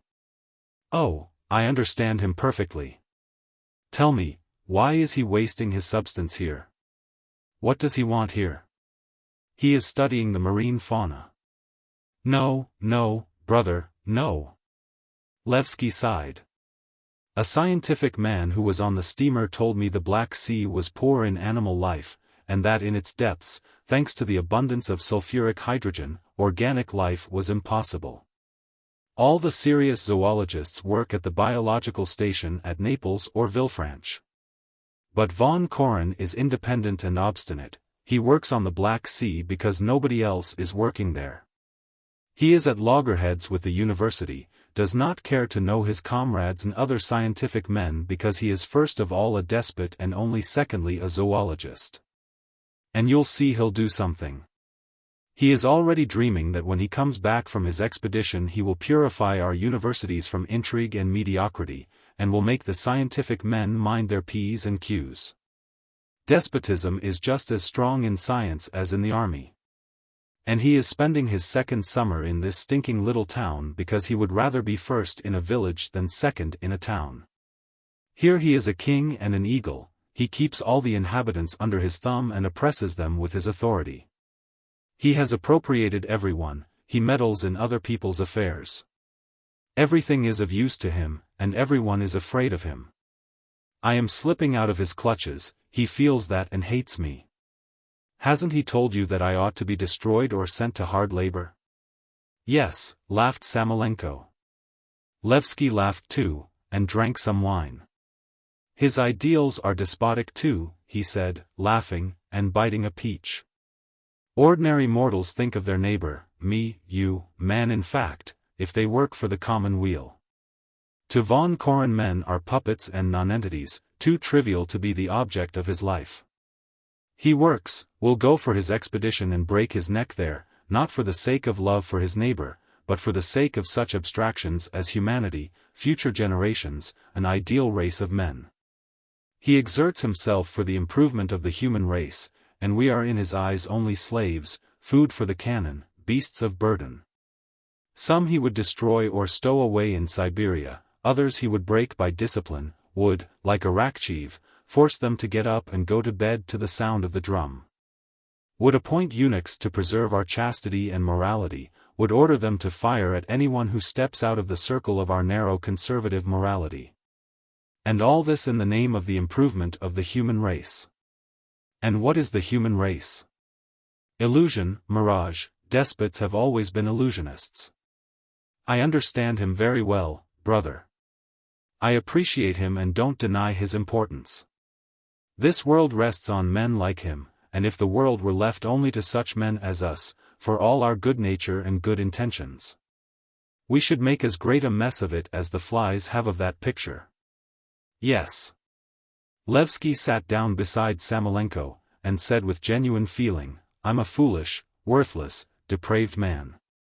The air I breathe, this wine, love, life in fact, for all that, I have given nothing in exchange so far but lying, idleness, and cowardice. Till now I have deceived myself and other people. I have been miserable about it, and my misery was cheap and common. I bow my back humbly before von Koren's hatred because at times I hate and despise myself. Laevsky began again pacing from one end of the room to the other in excitement, and said, "I'm glad I see my faults clearly and am conscious of them. That will help me to reform and become a different man. My dear fellow, if only you knew how passionately, with what anguish, I long for such a change. And I swear to you I'll be a man. I will. I don't know whether it is the wine that is speaking in me, or whether it really is so, but it seems to me that it is long since I have spent such pure and lucid moments as I have just now with you." "It's time to sleep, brother," said Samoylenko.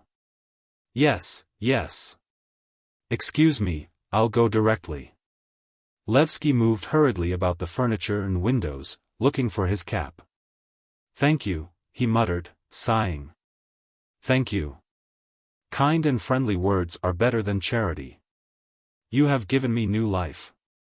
He found his cap, stopped, and looked guiltily at Samoylenko. "Alexander Daviditch," he said in an imploring voice. "What is it?"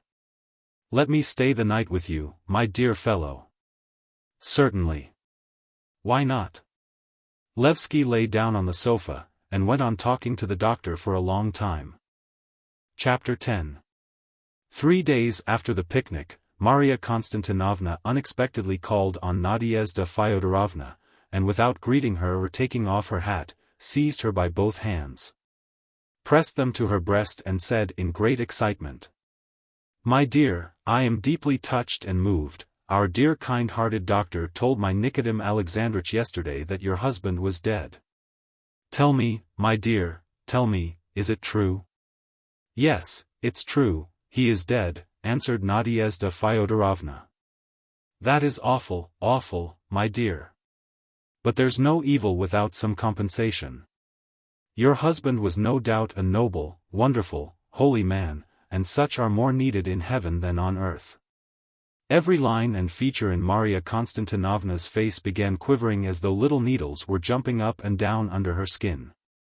She gave an almond-oily smile and said, breathlessly, enthusiastically, "And so you are free, my dear. You can hold your head high now, and look people boldly in the face. Henceforth God and man will bless your union with Ivan Andreitch. It's enchanting. I am trembling with joy, I can find no words. My dear, I will give you away.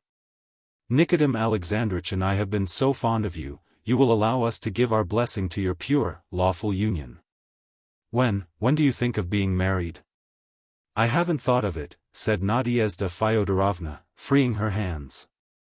"That's impossible, my dear." "You have thought of it, you have." "Upon my word, I haven't," said Nadyezhda Fyodorovna, laughing. "What should we be married for? I see no necessity for it. We'll go on living as we have lived." "What are you saying?" cried Maria Konstantinovna in horror. "For God's sake, what are you saying? Our getting married won't make things any better. On the contrary, it will make them even worse. We shall lose our freedom." My dear, what are you saying?" exclaimed Maria Konstantinovna, stepping back and flinging up her hands. "You are talking wildly. Think what you are saying. You must settle down." "Settle down? How do you mean? I have not lived yet, and you tell me to settle down." Nadyezhda Fyodorovna reflected that she really had not lived. She had finished her studies in a boarding school and had been married to a man she did not love. Then she had thrown in her lot with Laevsky, and had spent all her time with him on this empty, desolate coast, always expecting something better. Was that life?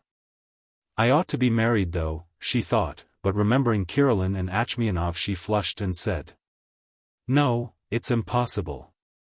Even if Ivan Andreitch begged me to on his knees, even then I would refuse." Maria Konstantinovna sat on the sofa for a minute in silence, grave and mournful, gazing fixedly into space. Then she got up and said coldly, "Goodbye, my dear. Forgive me for having troubled you. Though it's not easy for me, it's my duty to tell you that from this day all is over between us, and, in spite of my profound respect for Ivan Andreitch, The door of my house is closed to you henceforth." She uttered these words with great solemnity and was herself overwhelmed by her solemn tone. Her face began quivering again, it assumed a soft almond-oily expression. She held out both hands to Nadyezhda Fyodorovna, who was overcome with alarm and confusion, and said in an imploring voice, "My dear, allow me if only for a moment to be a mother or an elder sister to you. I will be as frank with you as a mother." Nadyezhda Fyodorovna felt in her bosom warmth, gladness, and pity for herself, as though her own mother had really risen up and were standing before her. She impulsively embraced Marya Konstantinovna and pressed her face to her shoulder. Both of them shed tears. They sat down on the sofa and for a few minutes sobbed without looking at one another or being able to utter a word. "My dear child," began Marya Konstantinovna, "I will tell you some harsh truths, without sparing you. For God's sake, do. Trust me, my dear. You remember of all the ladies here, I was the only one to receive you. You horrified me from the very first day, but I had not the heart to treat you with disdain like all the rest. I grieved over dear, good Ivan Andreitch as though he were my son, a young man in a strange place, inexperienced, weak, with no mother, and I was worried, dreadfully worried. My husband was opposed to our making his acquaintance, but I talked him over, persuaded him.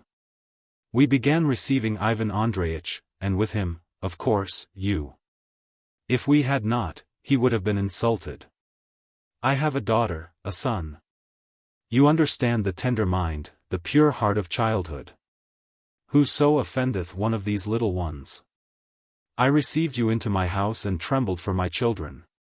Oh, when you become a mother, you will understand my fears. And everyone was surprised at my receiving you, excuse my saying so, as a respectable woman, and hinted to me, well, of course, slanders, suppositions. At the bottom of my heart I blamed you, but you were unhappy, flighty, to be pitied, and my heart was wrung with pity for you. But why, asked Nadyezhda Fyodorovna, trembling all over. What harm have I done anyone? You are a terrible sinner. You broke the vow you made your husband at the altar. You seduced a fine young man, who perhaps had he not met you might have taken a lawful partner for life from a good family in his own circle, and would have been like everyone else now. You have ruined his youth. Don't speak, my dear.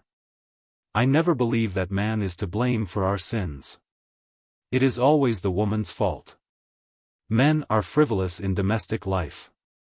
They are guided by their minds, and not by their hearts. There's a great deal they don't understand, woman understands it all. Everything depends on her. To her much is given and from her much will be required.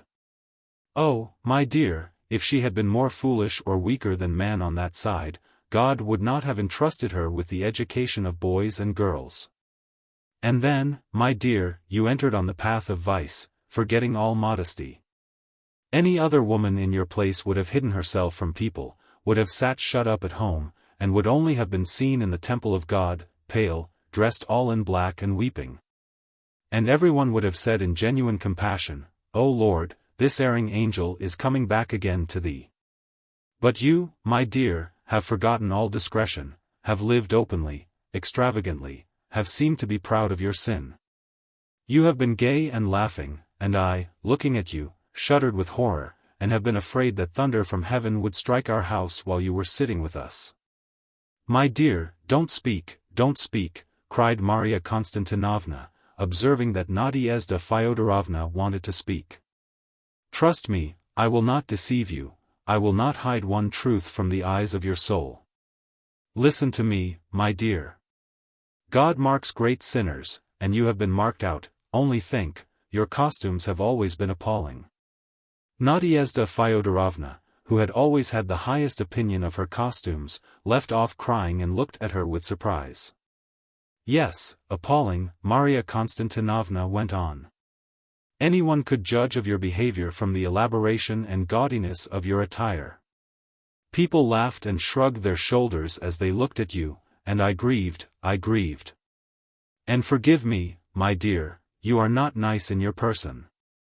When we met in the bathing place, you made me tremble. Your outer clothing was decent enough, but your petticoat, your chemise. My dear, I blushed. Poor Ivan Andreitch. No one ever ties his cravat properly, and from his linen and his boots, poor fellow. One can see he has no one at home to look after him. And he is always hungry, my darling, and of course, if there is no one at home to think of the samovar and the coffee, one is forced to spend half one's salary at the pavilion. And it's simply awful, awful in your home. No one else in the town has flies, but there's no getting rid of them in your rooms, all the plates and dishes are black with them. If you look at the windows and the chairs, there's nothing but dust, dead flies, and glasses. What do you want glasses standing about for? And, my dear, the table's not cleared till this time in the day. And one's ashamed to go into your bedroom, underclothes flung about everywhere, India rubber tubes hanging on the walls, pails and basins standing about. My dear.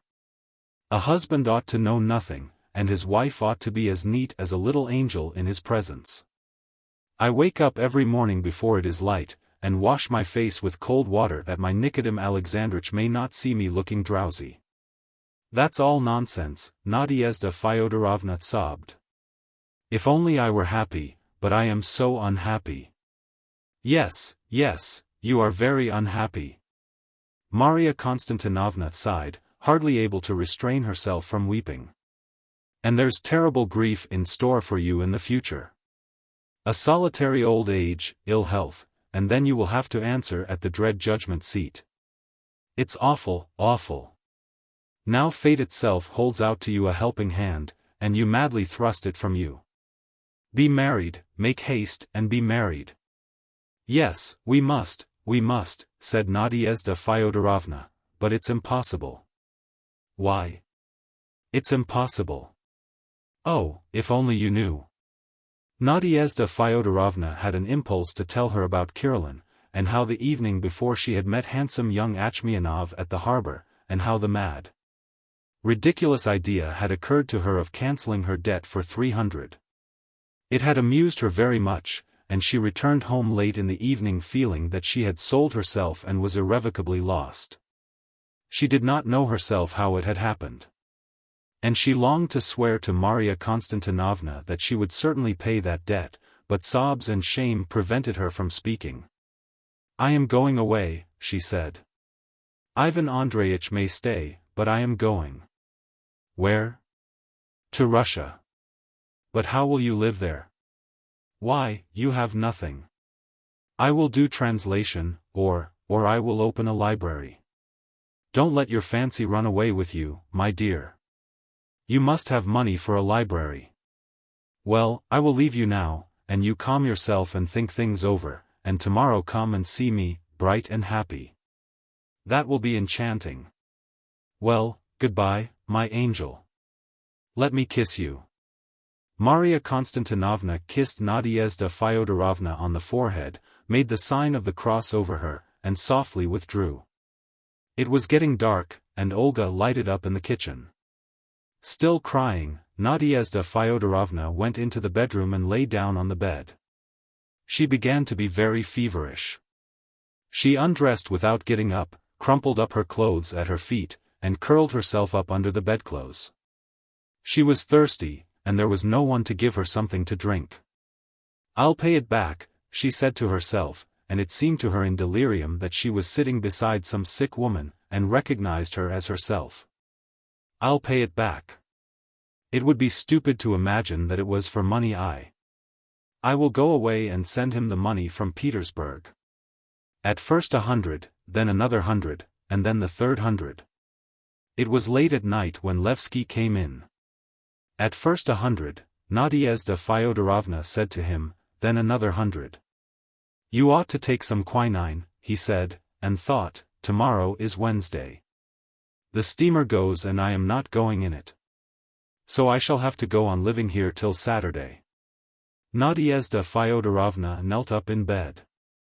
I didn't say anything just now, did I? She asked, smiling and screwing up her eyes at the light. "No, nothing. We shall have to send for the doctor tomorrow morning. Go to sleep." He took his pillow and went to the door. Ever since he had finally made up his mind to go away and leave Nadyezhda Fyodorovna, she had begun to raise in him pity and a sense of guilt. He felt a little ashamed in her presence, as though in the presence of a sick or old horse whom one has decided to kill. He stopped in the doorway and looked round at her. "I was out of humor at the picnic and said something rude to you. Forgive me, for God's sake."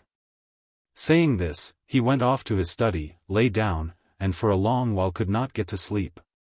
Next morning when Samoylenko, attired, as it was a holiday, in full dress uniform with epaulets on his shoulders and decorations on his breast, came out of the bedroom after feeling Nadyezhda Fyodorovna's pulse and looking at her tongue, Laevsky, who was standing in the doorway, asked him anxiously, "Well?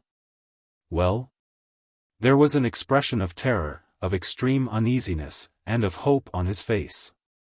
"Don't worry yourself, there's nothing dangerous," said Samoylenko, "it's the usual fever." "I don't mean that." Laevsky frowned impatiently. "Have you got the money?" "My dear soul, forgive me," he whispered, looking round at the door and overcome with confusion. "For God's sake, forgive me. No one has anything to spare, and I've only been able to collect by 5, and by 10-ruble notes. Only 110 in all. Today I'll speak to someone else. Have patience." "But Saturday is the latest date," whispered Laevsky, trembling with impatience. "By all that's sacred, get it by Saturday. If I don't get away by Saturday, nothing's any use, nothing. I can't understand how a doctor can be without money. Lord have mercy on us."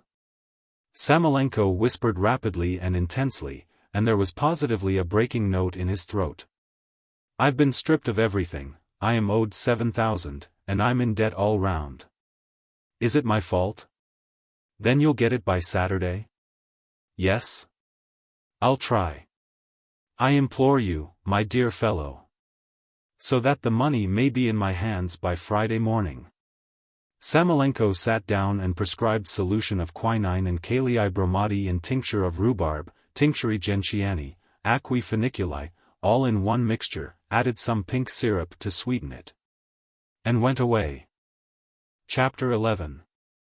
"You look as though you were coming to arrest me," said von Koren, seeing Samoylenko coming in his full dress uniform.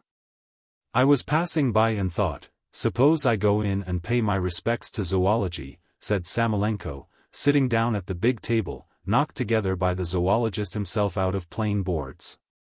"Good morning, Holy Father," he said to the deacon, who was sitting in the window, copying something. "I'll stay a minute and then run home to see about dinner. It's time. I'm not hindering you?" "Not in the least," answered the zoologist, laying out over the table slips of paper covered with small writing. "We are busy copying." "Ah. Oh, my goodness, sighed Samoylenko. He cautiously took up from the table a dusty book on which there was lying a dead dried spider, and said, "Only fancy, though. Some little green beetle is going about its business, when suddenly a monster like this swoops down upon it. I can fancy its terror. Yes, I suppose so. Is poison given it to protect it from its enemies?" "Yes, to protect it and enable it to attack." To be sure. "And everything in nature, my dear fellows, is consistent and can be explained," sighed Samoylenko, "only I tell you what I don't understand. You're a man of very great intellect, so explain it to me, please. There are, you know, little beasts no bigger than rats, rather handsome to look at, but nasty and immoral in the extreme, let me tell you. Suppose such a little beast is running in the woods. He sees a bird, he catches it and devours it. He goes on and sees in the grass a nest of eggs. He does not want to eat them, he is not hungry, but yet he tastes one egg and scatters the others out of the nest with his paw. Then he meets a frog and begins to play with it. When he has tormented the frog he goes on licking himself and meets a beetle, he crushes the beetle with his paw, and so he spoils and destroys everything on his way. He creeps into other beasts' holes, tears up the anthills, cracks the snail's shell. If he meets a rat, he fights with it, if he meets a snake or a mouse, he must strangle it. And so the whole day long. Come, tell me, what is the use of a beast like that? Why was he created? I don't know what animal you are talking of, said von Koren. Most likely one of the insectivora. Well, he got hold of the bird because it was incautious. He broke the nest of eggs because the bird was not skillful, had made the nest badly and did not know how to conceal it. The frog probably had some defect in its coloring or he would not have seen it, and so on. Your little beast only destroys the weak, the unskillful, the careless, in fact, those who have defects which nature does not think fit to hand on to posterity. Only the cleverer, the stronger, the more careful and developed survive, and so your little beast, without suspecting it, is serving the great ends of perfecting creation. Yes, yes, yes. By the way, brother, said Samoylenko carelessly, lend me 100 rubles. Very good. There are some very interesting types among the insectivorous mammals. For instance, the mole is said to be useful because he devours noxious insects. There is a story that some German sent William I a fur coat made of moleskins, and the emperor ordered him to be reproved for having destroyed so great a number of useful animals. And yet the mole is not a bit less cruel than your little beast, and is very mischievous besides, as he spoils meadows terribly. Von Koren opened a box and took out 100-ruble note. The mole has a powerful thorax, just like the bat, he went on, shutting the box. The bones and muscles are tremendously developed, the mouth is extraordinarily powerfully furnished. If it had the proportions of an elephant, it would be an all-destructive, invincible animal. It is interesting when two moles meet underground. They begin at once as though by agreement digging a little platform. They need the platform in order to have a battle more conveniently. When they have made it they enter upon a ferocious struggle and fight till the weaker one falls. Take the 100 rubles, said von Koren, dropping his voice, but only on condition that you're not borrowing it for Laevsky. And if it were for Laevsky, cried Samoylenko, flaring up, what is that to you? I can't give it to you for Laevsky. I know you like lending people money. You would give it to Koren, the brigand, if he were to ask you, but, excuse me, I can't assist you in that direction. Yes, it is for Laevsky I am asking it, said Samoylenko, standing up and waving his right arm. Yes. For Laevsky. And no one, fiend or devil, has a right to dictate to me how to dispose of my own money. It doesn't suit you to lend it me?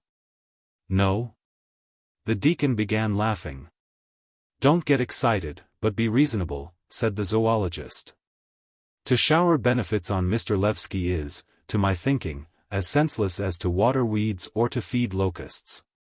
To my thinking, it is our duty to help our neighbors, cried Samoylenko. In that case, help that hungry Turk who is lying under the fence. He is a workman and more useful and indispensable than your Laevsky. Give him that 100-ruble note. Or subscribe 100 rubles to my expedition. Will you give me the money or not? I ask you.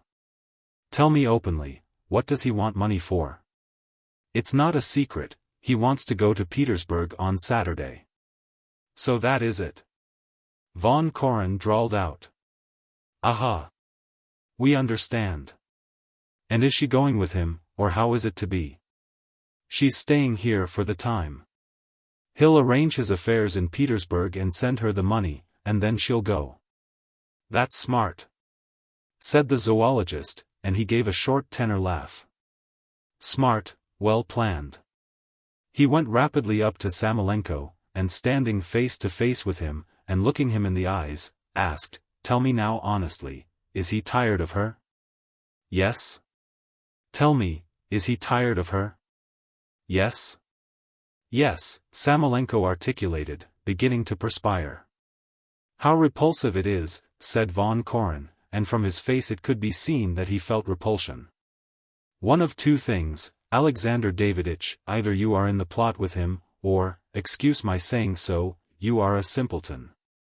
Surely you must see that he is taking you in like a child in the most shameless way. Why, it's as clear as day that he wants to get rid of her and abandon her here. She'll be left a burden on you. It is as clear as day that you will have to send her to Petersburg at your expense. Surely your fine friend can't have so blinded you by his dazzling qualities that you can't see the simplest thing? That's all supposition, said Samoylenko, sitting down. Supposition? But why is he going alone instead of taking her with him? And ask him why he doesn't send her off first. The sly beast. Overcome with sudden doubts and suspicions about his friend, Samoylenko weakened and took a humbler tone. But it's impossible, he said, recalling the night Laevsky had spent at his house. He is so unhappy. What of that?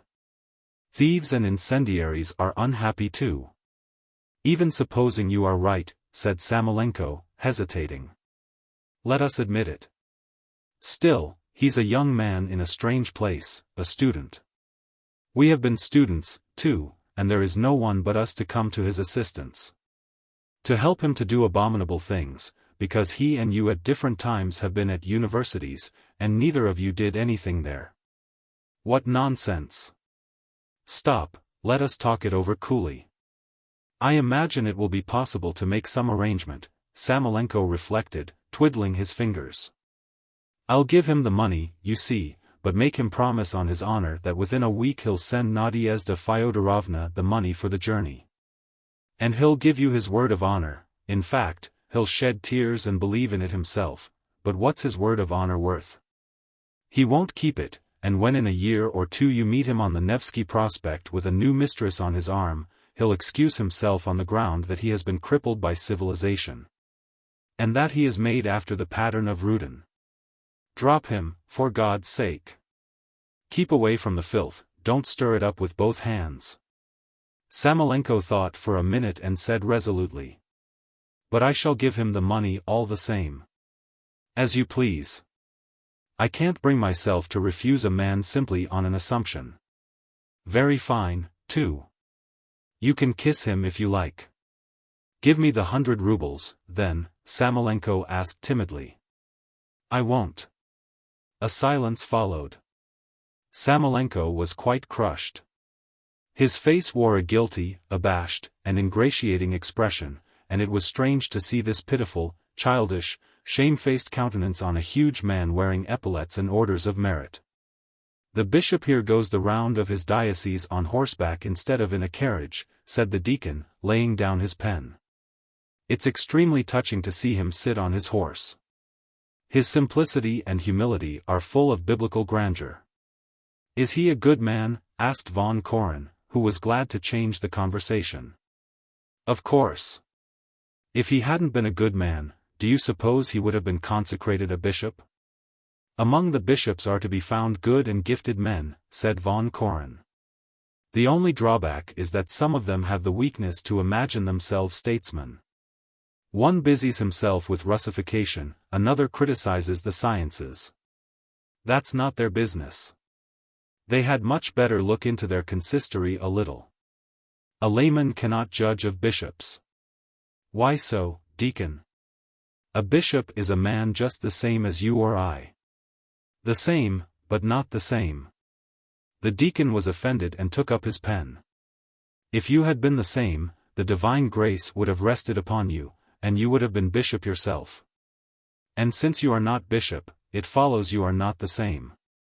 Don't talk nonsense, deacon, said Samoylenko dejectedly. Listen to what I suggest, he said, turning to von Koren. Don't give me that 100 rubles. You'll be having your dinners with me for 3 months before the winter, so let me have the money beforehand for 3 months. I won't. Samoylenko blinked and turned crimson. He mechanically drew towards him the book with the spider on it and looked at it, then he got up and took his hat. Von Koren felt sorry for him. What it is to have to live and do with people like this, said the zoologist, and he kicked a paper into the corner with indignation. You must understand that this is not kindness, it is not love, but cowardice, slackness, poison. What's gained by reason is lost by your flabby good-for-nothing hearts. When I was ill with typhoid as a schoolboy, my aunt in her sympathy gave me pickled mushrooms to eat, and I very nearly died. You, and my aunt too, must understand that love for man is not to be found in the heart or the stomach or the bowels, but here. Von Koren slapped himself on the forehead. Take it, he said, and thrust a 100-ruble note into his hand. You've no need to be angry, Kolya, said Samoylenko mildly, folding up the note. I quite understand you, but, you must put yourself in my place. You are an old woman, that's what you are. The deacon burst out laughing. Hear my last request, Alexander Daviditch, said Von Koren hotly. When you give that scoundrel the money, make it a condition that he takes his lady with him, or sends her on ahead, and don't give it him without. There's no need to stand on ceremony with him. Tell him so, or, if you don't, I give you my word I'll go to his office and kick him downstairs, and I'll break off all acquaintance with you. So you'd better know it. Well. To go with her or send her on beforehand will be more convenient for him, said Samoylenko. He'll be delighted indeed. Well, goodbye.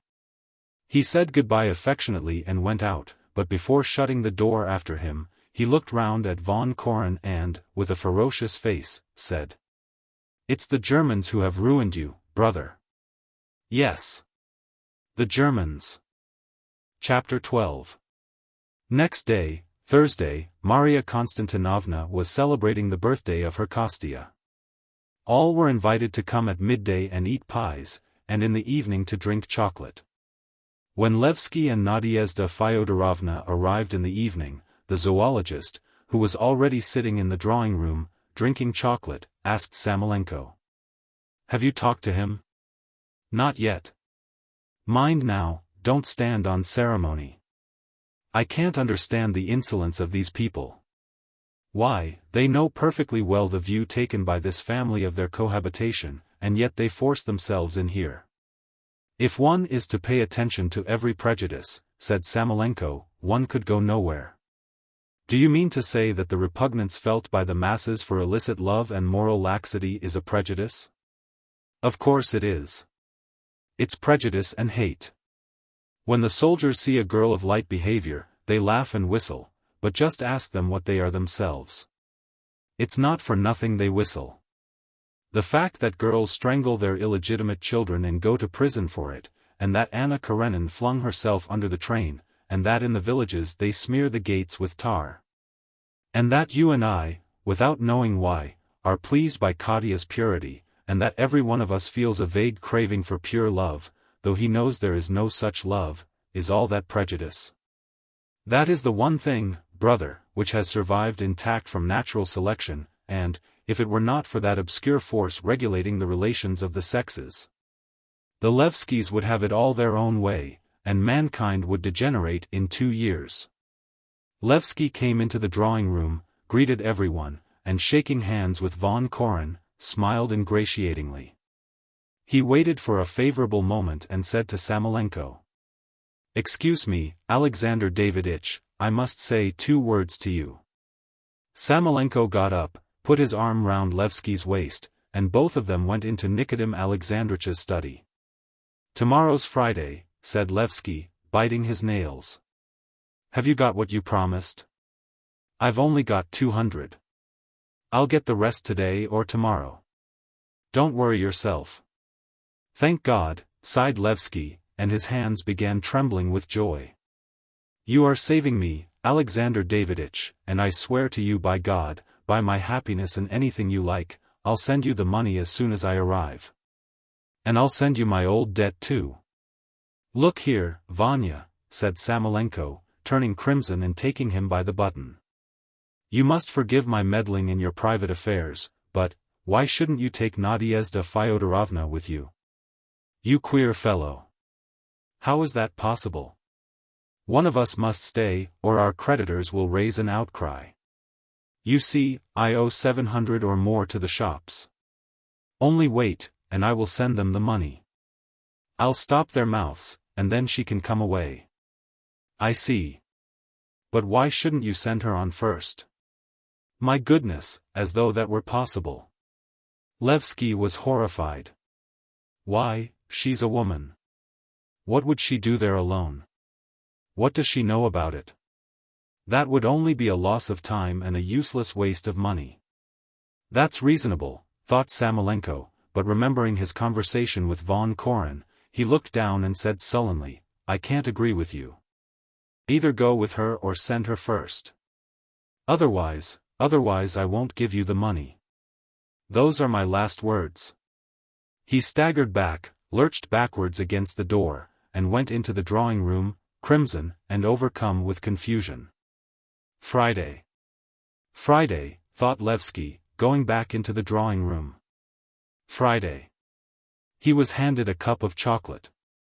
He burnt his lips and tongue with the scalding chocolate and thought, Friday.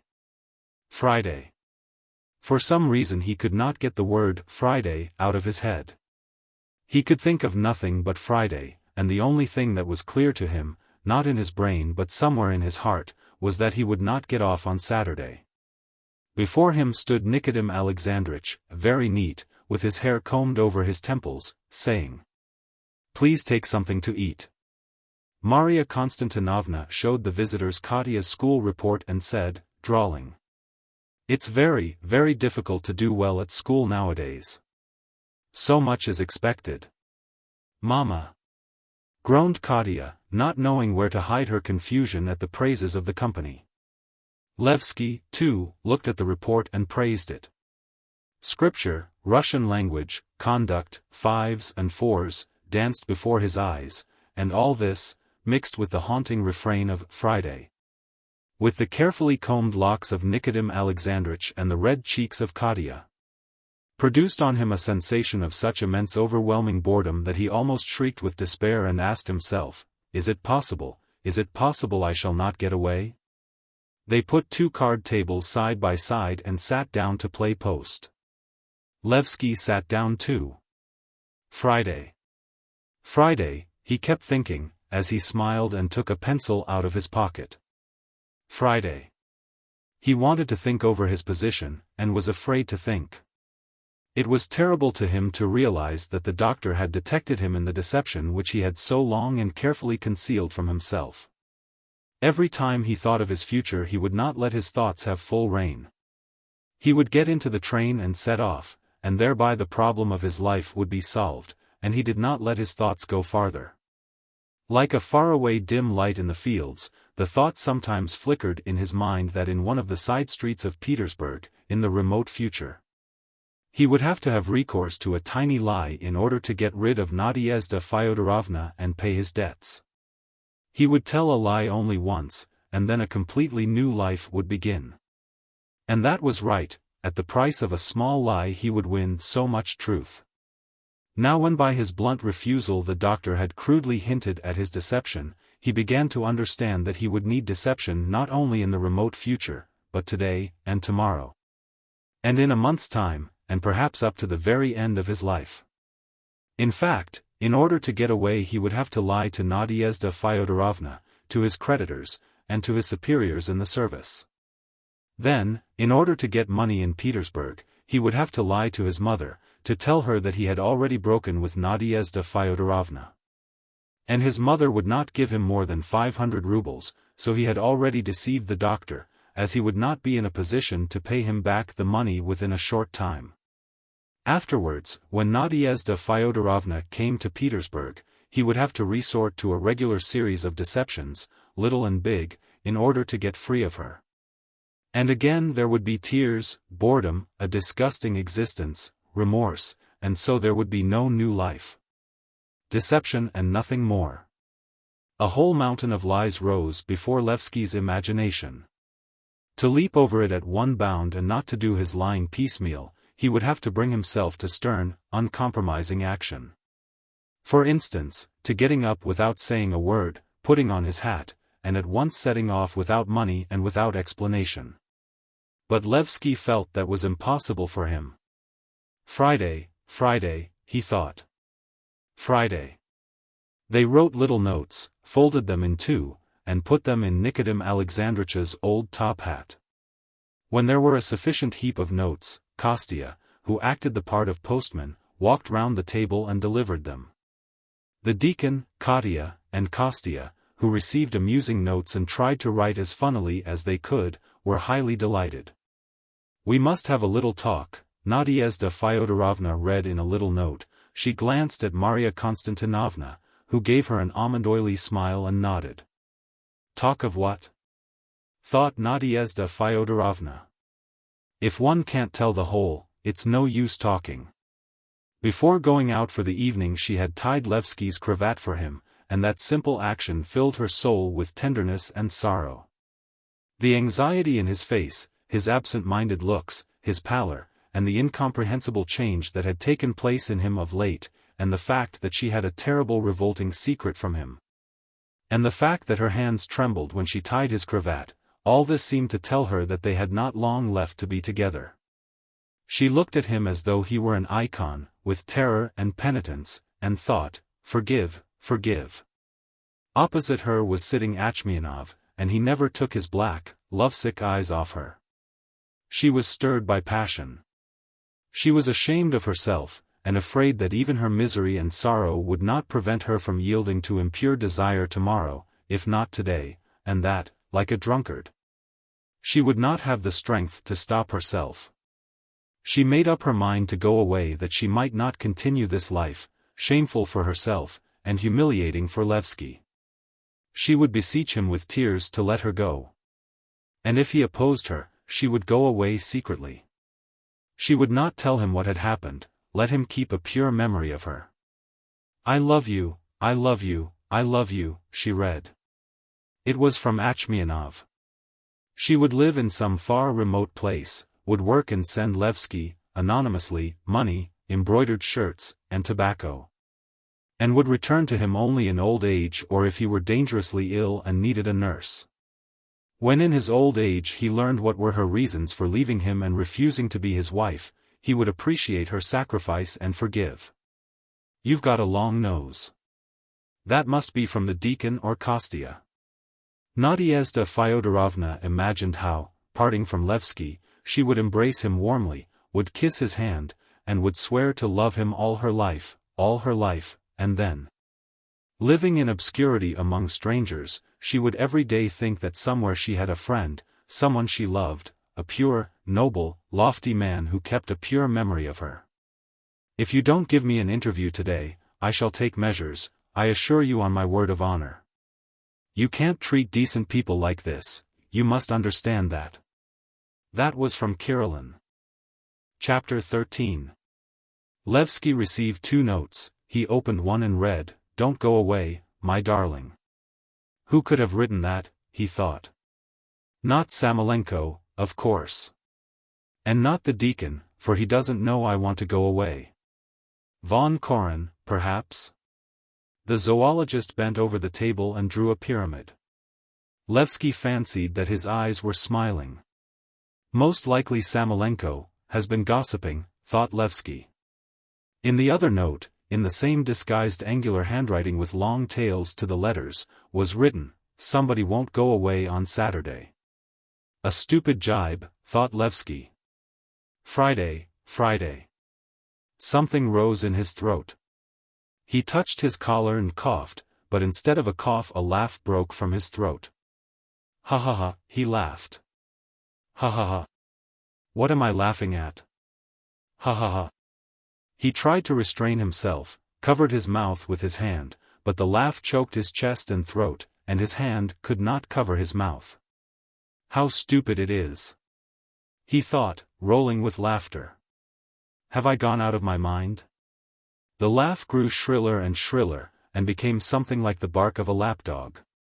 Laevsky tried to get up from the table, but his legs would not obey him and his right hand was strangely, without his volition, dancing on the table, convulsively clutching and crumpling up the bits of paper. He saw looks of wonder, Samoylenko's grave, frightened face, and the eyes of the zoologist full of cold irony and disgust, and realized that he was in hysterics. How hideous, how shameful. he thought, feeling the warmth of tears on his face. Oh, what a disgrace. It has never happened to me. They took him under his arms, and supporting his head from behind, led him away. A glass gleamed before his eyes and knocked against his teeth, and the water was spilt on his breast. He was in a little room, with 2 beds in the middle, side by side, covered by 2 snow-white quilts. He dropped on one of the beds and sobbed. It's nothing, Samoylenko kept saying. It does happen, it does happen. Chill with horror, trembling all over and dreading something awful, Nadyezhda Fyodorovna stood by the bedside and kept asking. What is it? What is it? For God's sake, tell me. Can Kirillin have written him something, she thought. It's nothing, said Laevsky, laughing and crying, go away, darling. His face expressed neither hatred nor repulsion, so he knew nothing. Nadyezhda Fyodorovna was somewhat reassured, and she went into the drawing-room. Don't agitate yourself, my dear, said Maria Konstantinovna, sitting down beside her and taking her hand. It will pass. Men are just as weak as we poor sinners. You are both going through a crisis. One can so well understand it. Well, my dear, I am waiting for an answer. Let us have a little talk. No, we are not going to talk, said Nadyezhda Fyodorovna, listening to Laevsky's sobs. I feel depressed. You must allow me to go home. What do you mean, my dear? Cried Maria Konstantinovna in alarm. Do you think I could let you go without supper? We will have something to eat, and then you may go with my blessing. I feel miserable, whispered Nadyezhda Fyodorovna, and she caught at the arm of the chair with both hands to avoid falling. He's got a touch of hysterics, said von Koren gaily, coming into the drawing-room, but seeing Nadyezhda Fyodorovna, he was taken aback and retreated. When the attack was over, Laevsky sat on the strange bed and thought. Disgraceful. I've been howling like some wretched girl. I must have been absurd and disgusting. I will go away by the back stairs. But that would seem as though I took my hysterics too seriously. I ought to take it as a joke. He looked in the looking-glass, sat there for some time, and went back into the drawing-room. Here I am, he said, smiling. He felt agonizingly ashamed, and he felt others were ashamed in his presence. Fancy such a thing happening, he said, sitting down. I was sitting here, and all of a sudden, do you know, I felt a terrible piercing pain in my side, unendurable, my nerves could not stand it, and it led to this silly performance. This is the age of nerves, there is no help for it. At supper he drank some wine, and, from time to time, with an abrupt sigh rubbed his side as though to suggest that he still felt the pain. And no one, except Nadyezhda Fyodorovna, believed him, and he saw that. After 9 o'clock they went for a walk on the boulevard. Nadyezhda Fyodorovna, afraid that Kirillin would speak to her, did her best to keep all the time beside Maria Konstantinovna and the children. She felt weak with fear and misery, and felt she was going to be feverish. She was exhausted and her legs would hardly move, but she did not go home, because she felt sure that she would be followed by Kirillin or Achmianov or both at once. Kirillin walked behind her with Nikodym Alexandritch, and kept humming in an undertone. I don't allow people to play with me. I don't allow it. From the boulevard they went back to the pavilion and walked along the beach, and looked for a long time at the phosphorescence on the water. Von Koren began telling them why it looked phosphorescent. Chapter 14. It's time I went to my vint. They will be waiting for me, said Laevsky. Goodbye, my friends. I'll come with you. Wait a minute, said Nadyezhda Fyodorovna, and she took his arm. They said goodbye to the company and went away. Kirillin took leave too, and saying that he was going the same way, went along beside them. What will be, thought Nadyezhda Fyodorovna. So be it. And it seemed to her that all the evil memories in her head had taken shape and were walking beside her in the darkness, breathing heavily, while she, like a fly that had fallen into the inkpot, was crawling painfully along the pavement and smirching Laevsky's side and arm with blackness. If Kirillin should do anything horrid, she thought, not he but she would be to blame for it. There was a time when no man would have talked to her as Kirillin had done, and she had torn up her security like a thread and destroyed it irrevocably. Who was to blame for it? Intoxicated by her passions, she had smiled at a complete stranger, probably just because he was tall and a fine figure. After 2 meetings she was weary of him, had thrown him over, and did not that, she thought now, give him the right to treat her as he chose? Here I'll say goodbye to you, darling, said Laevsky. Ilya Mihalich will see you home. He nodded to Kirillin, and, quickly crossing the boulevard, walked along the street to Sheshkovsky's, where there were lights in the windows, and then they heard the gate bang as he went in. Allow me to have an explanation with you, said Kirillin. I'm not a boy, not some Achkasov or Lachkasov, Zachkasov. I demand serious attention. Nadyezhda Fyodorovna's heart began beating violently. She made no reply. The abrupt change in your behavior to me I put down at first to coquetry, Kirillin went on. Now I see that you don't know how to behave with gentlemanly people. You simply wanted to play with me, as you are playing with that wretched Armenian boy. But I'm a gentleman and I insist on being treated like a gentleman. And so I am at your service. I'm miserable, said Nadyezhda Fyodorovna, beginning to cry, and to hide her tears she turned away. I'm miserable too, said Kirillin, but what of that?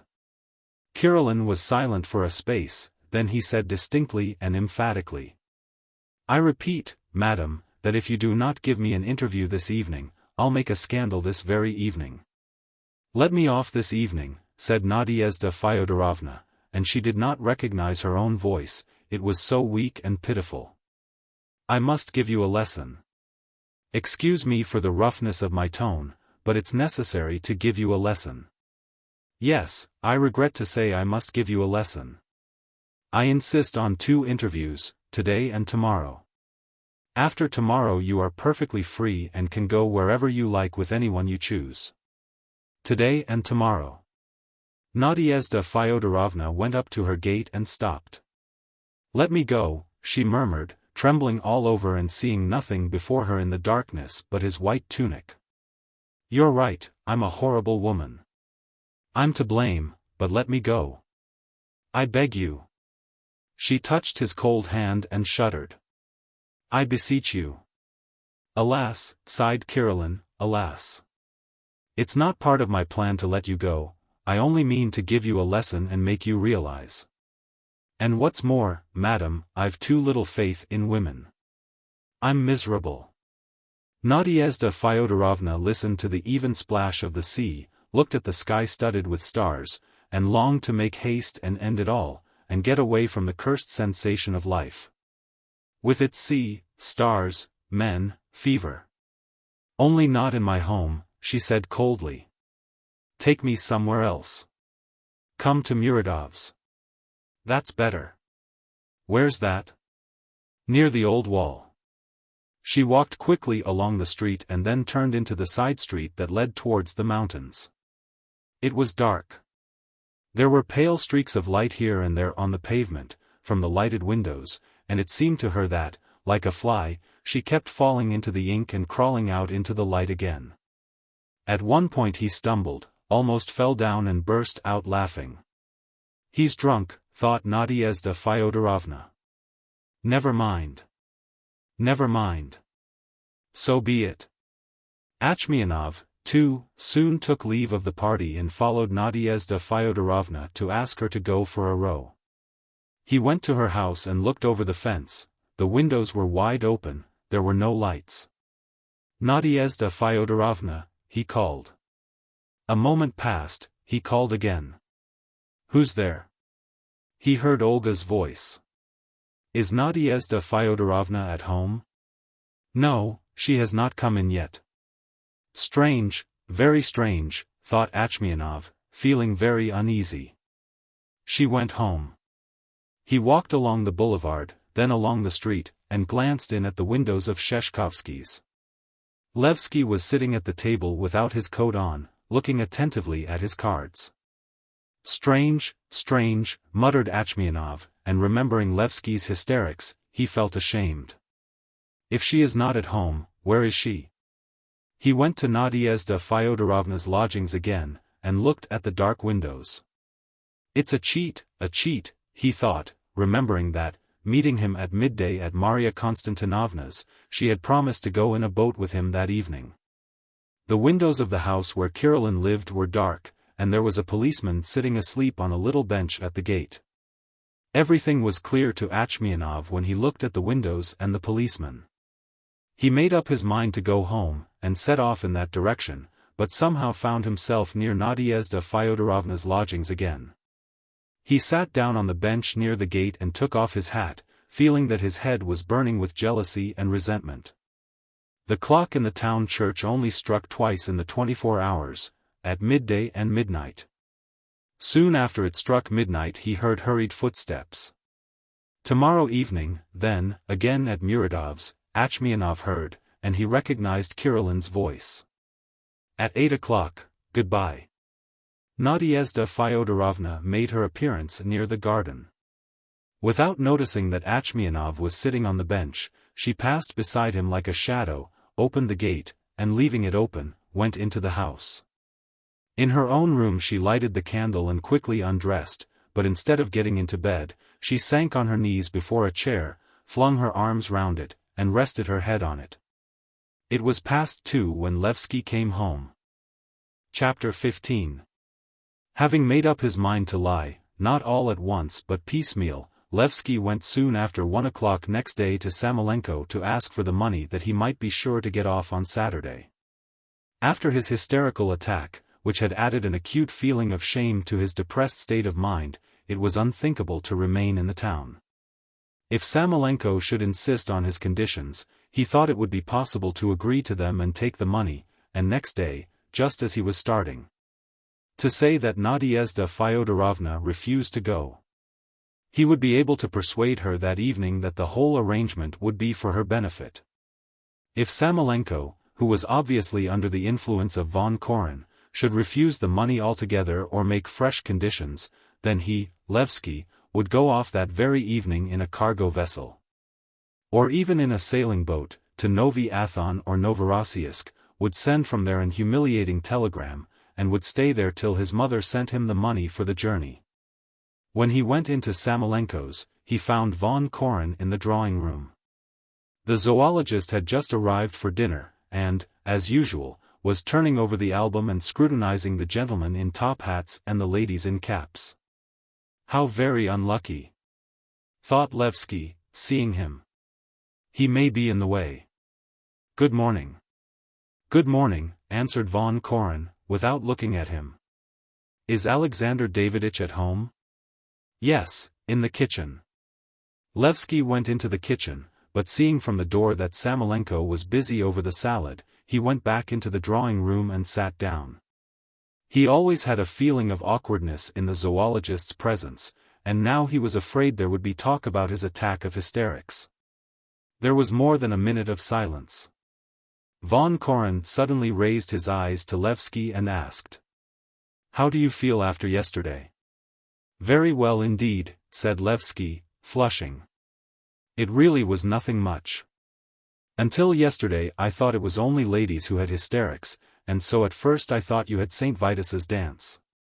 Laevsky smiled ingratiatingly, and thought, how indelicate on his part. He knows quite well how unpleasant it is for me. Yes, it was a ridiculous performance, he said, still smiling. I've been laughing over it the whole morning. What's so curious in an attack of hysterics is that you know it is absurd, and are laughing at it in your heart, and at the same time you sob. In our neurotic age we are the slaves of our nerves. They are our masters and do as they like with us. Civilization has done us a bad turn in that way. As Laevsky talked, he felt it disagreeable that von Koren listened to him gravely, and looked at him steadily and attentively as though studying him. And he was vexed with himself that in spite of his dislike of von Koren, he could not banish the ingratiating smile from his face. I must admit, though, he added, that there were immediate causes for the attack, and quite sufficient ones too. My health has been terribly shaky of late. To which one must add boredom, constantly being hard up, the absence of people and general interests. My position is worse than a governor's. Yes, your position is a hopeless one, answered von Koren.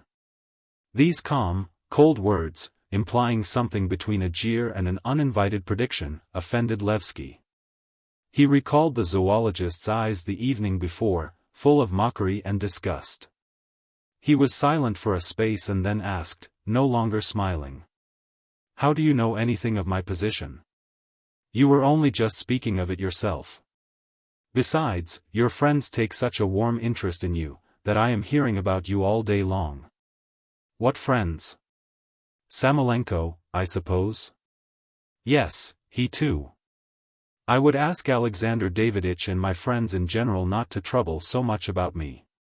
Here is Samoylenko, you had better ask him not to trouble so much about you. I don't understand your tone, Laevsky muttered, suddenly feeling as though he had only just realized that the zoologist hated and despised him, and was jeering at him. And was his bitterest and most inveterate enemy. Keep that tone for someone else, he said softly, unable to speak aloud for the hatred with which his chest and throat were choking, as they had been the night before with laughter. Samoylenko came in his shirt-sleeves, crimson and perspiring from the stifling kitchen. Ah, you here, he said. Good morning, my dear boy. Have you had dinner? Don't stand on ceremony. Have you had dinner? Alexander Daviditch, said Laevsky, standing up, though I did appeal to you to help me in a private matter.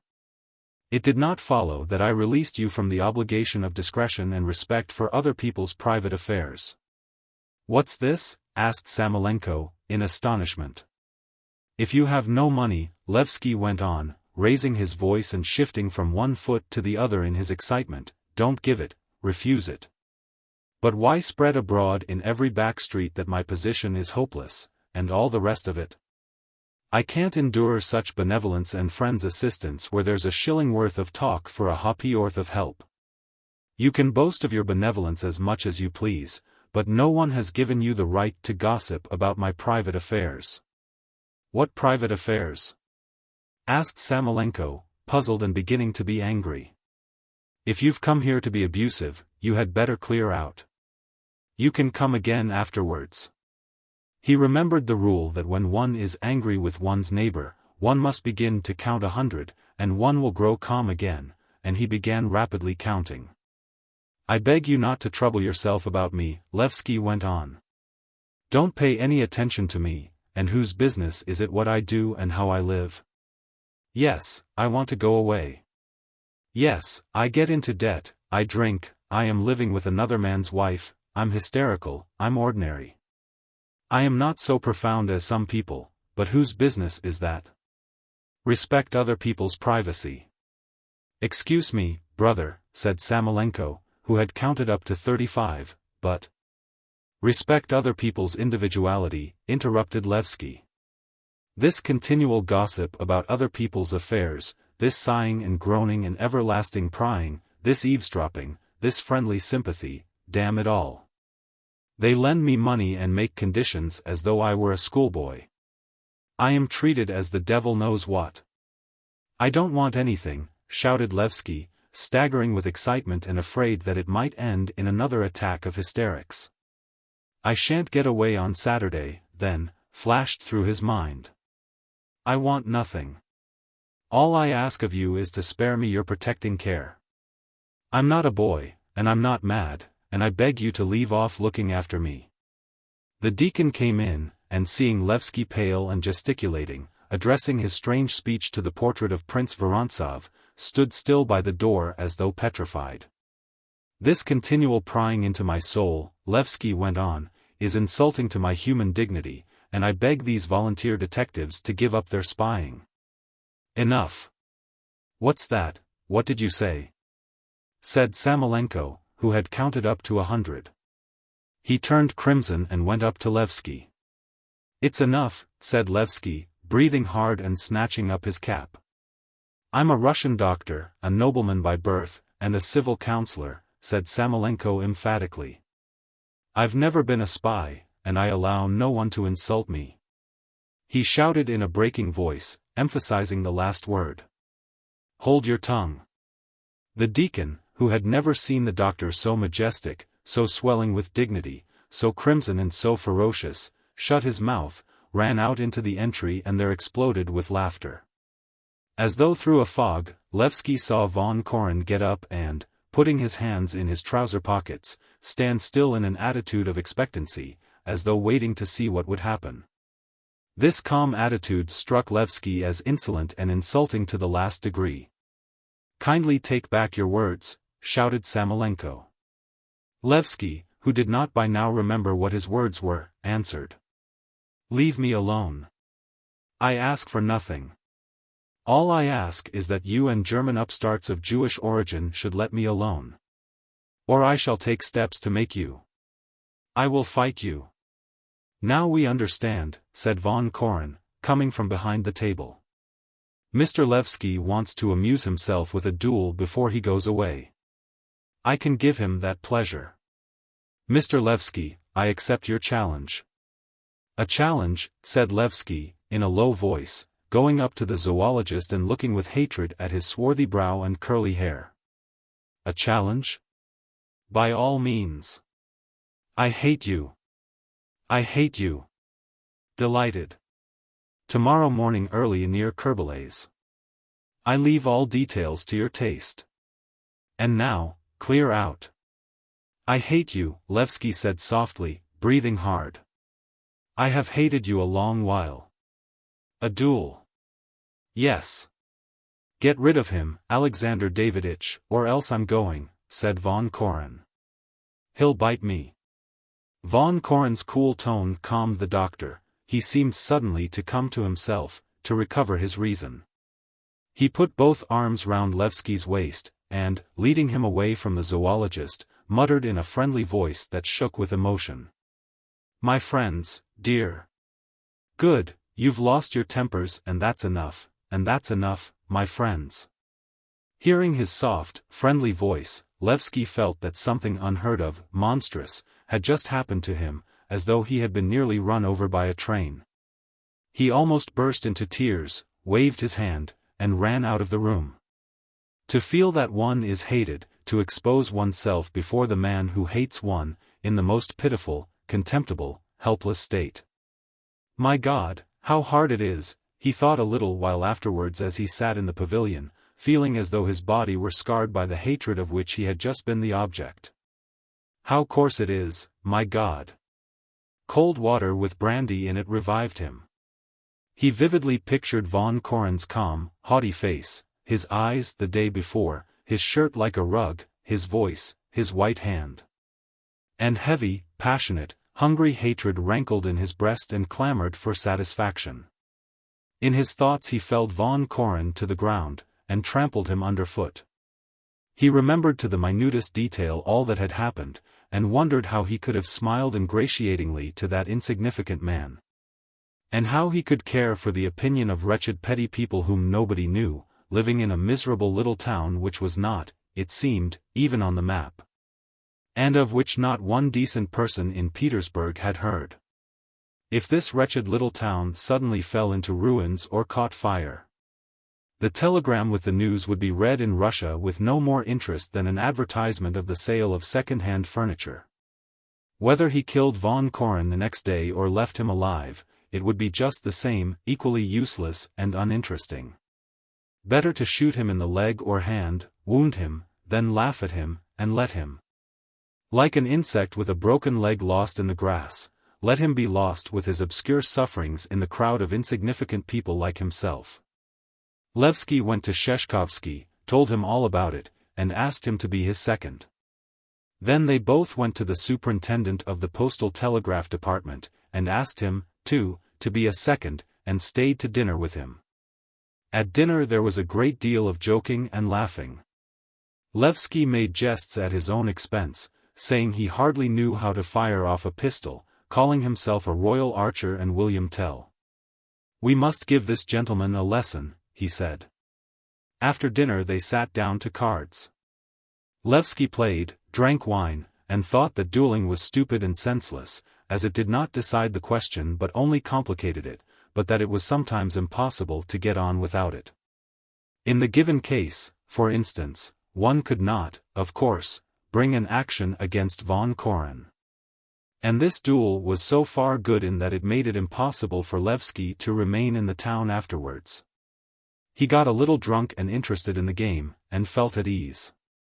But when the sun had set and it grew dark, he was possessed by a feeling of uneasiness. It was not fear at the thought of death, because while he was dining and playing cards, he had for some reason a confident belief that the duel would end in nothing. It was dread at the thought of something unknown which was to happen next morning for the first time in his life, and dread of the coming night. He knew that the night would be long and sleepless, and that he would have to think not only of von Koren and his hatred, but also of the mountain of lies which he had to get through, and which he had not strength or ability to dispense with. It was as though he had been taken suddenly ill. All at once he lost all interest in the cards and in people, grew restless, and began asking them to let him go home. He was eager to get into bed, to lie without moving, and to prepare his thoughts for the night. Sheshkovsky and the postal superintendent saw him home and went on to von Koren's to arrange about the duel. Near his lodgings Laevsky met Achmianov. The young man was breathless and excited. "I am looking for you, Ivan Andreitch," he said. "I beg you to come quickly." "Where?" "Someone wants to see you, someone you don't know, about very important business. He earnestly begs you to come for a minute. He wants to speak to you of something. For him it's a question of life and death." In his excitement Achmianov spoke in a strong Armenian accent. "Who is it?" asked Laevsky. "He asked me not to tell you his name." "Tell him I'm busy, tomorrow, if he likes." "How can you?" Achmianov was aghast. "He wants to tell you something very important for you, very important. If you don't come, something dreadful will happen." "Strange," muttered Laevsky, unable to understand why Achmianov was so excited and what mysteries there could be in this dull, useless little town. "Strange," he repeated in hesitation. "Come along, though, I don't care." Achmianov walked rapidly on ahead and Laevsky followed him. They walked down a street, then turned into an alley. "What a bore this is," said Laevsky. One minute, it's near." Near the old rampart they went down a narrow alley between two empty enclosures, then they came into a sort of large yard and went towards a small house. "That's Muradov's, isn't it?" asked Laevsky. "Yes. But why we've come by the backyards I don't understand. We might have come by the street, it's nearer." Never mind. It struck Laevsky as strange, too, that Achmianov led him to a back entrance, and motioned to him as though bidding him go quietly and hold his tongue. This way," said Achmianov, cautiously opening the door and going into the passage on tiptoe. Quietly, I beg you, they may hear." He listened, drew a deep breath and said in a whisper, "Open that door, and go in, don't be afraid." Laevsky, puzzled, opened the door and went into a room with a low ceiling and curtained windows. There was a candle on the table. "What do you want?" asked someone in the next room. "Is it you, Muradov?" Laevsky turned into that room and saw Kirillin, and beside him Nadyezhda Fyodorovna.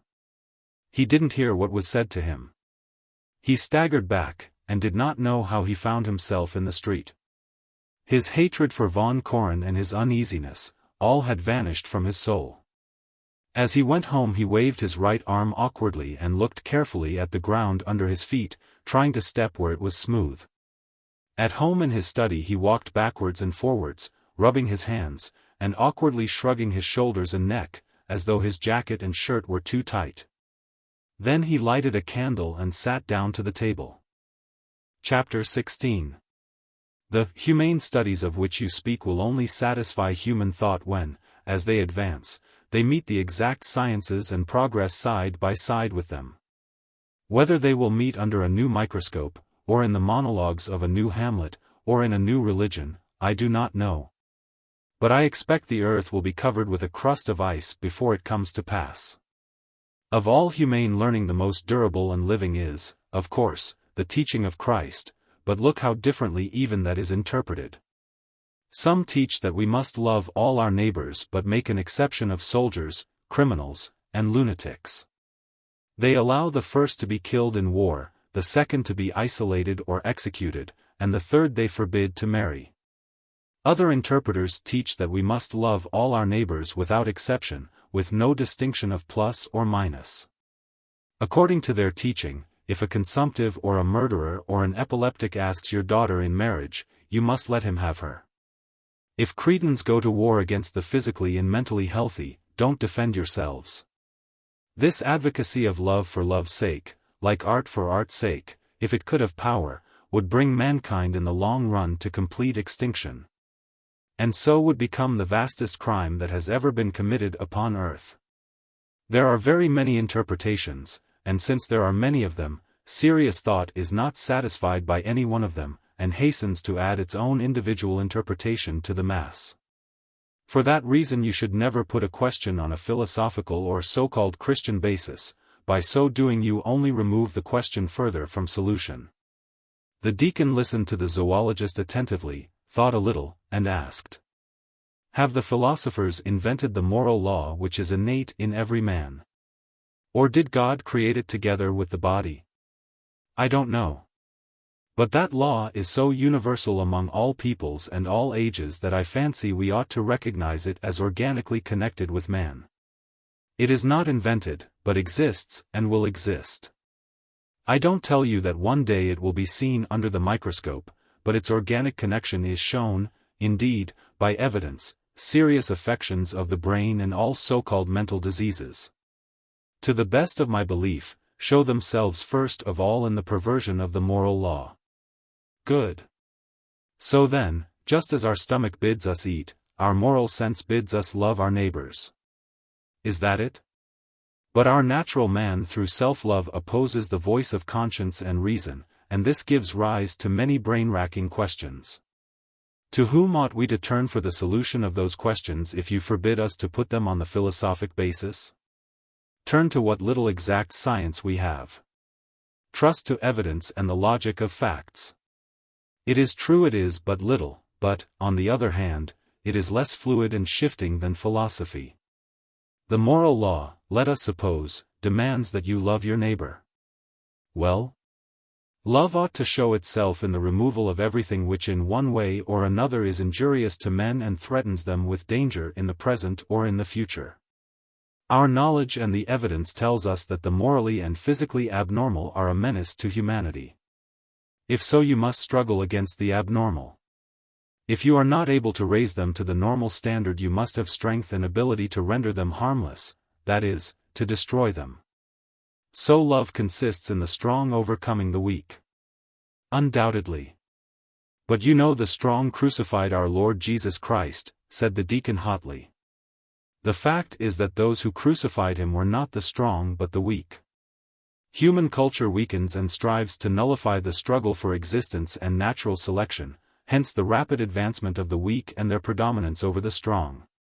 Imagine that you succeeded in instilling into bees humanitarian ideas in their crude and elementary form.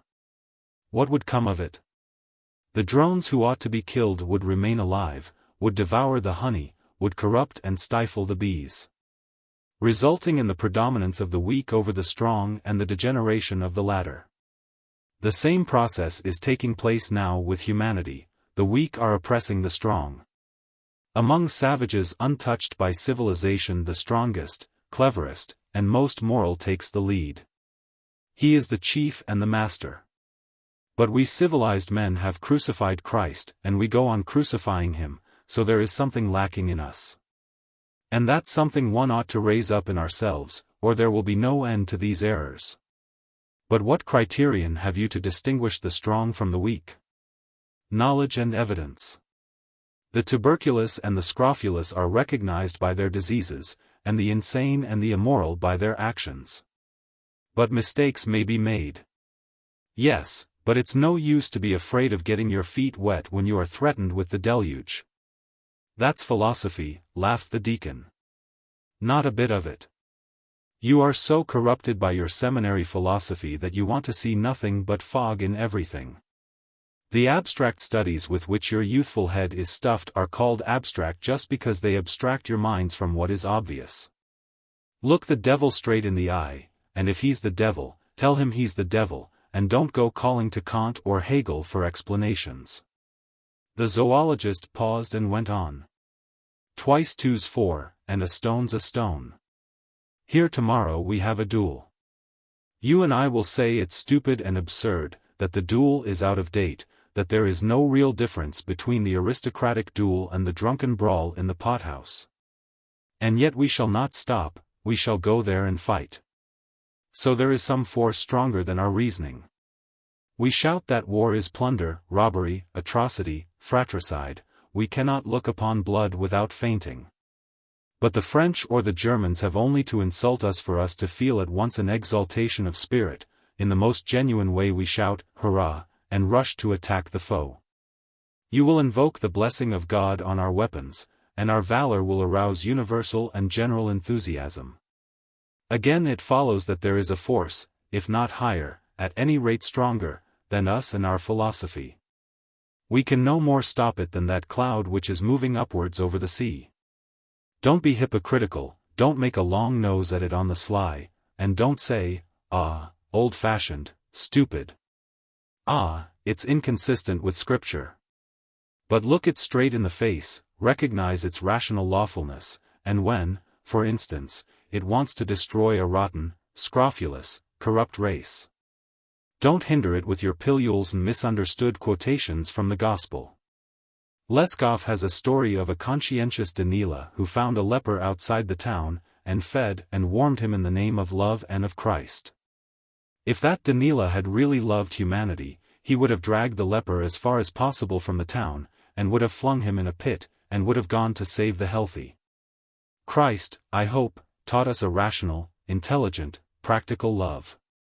What a fellow you are, laughed the deacon. You don't believe in Christ. Why do you mention his name so often? Yes, I do believe in him.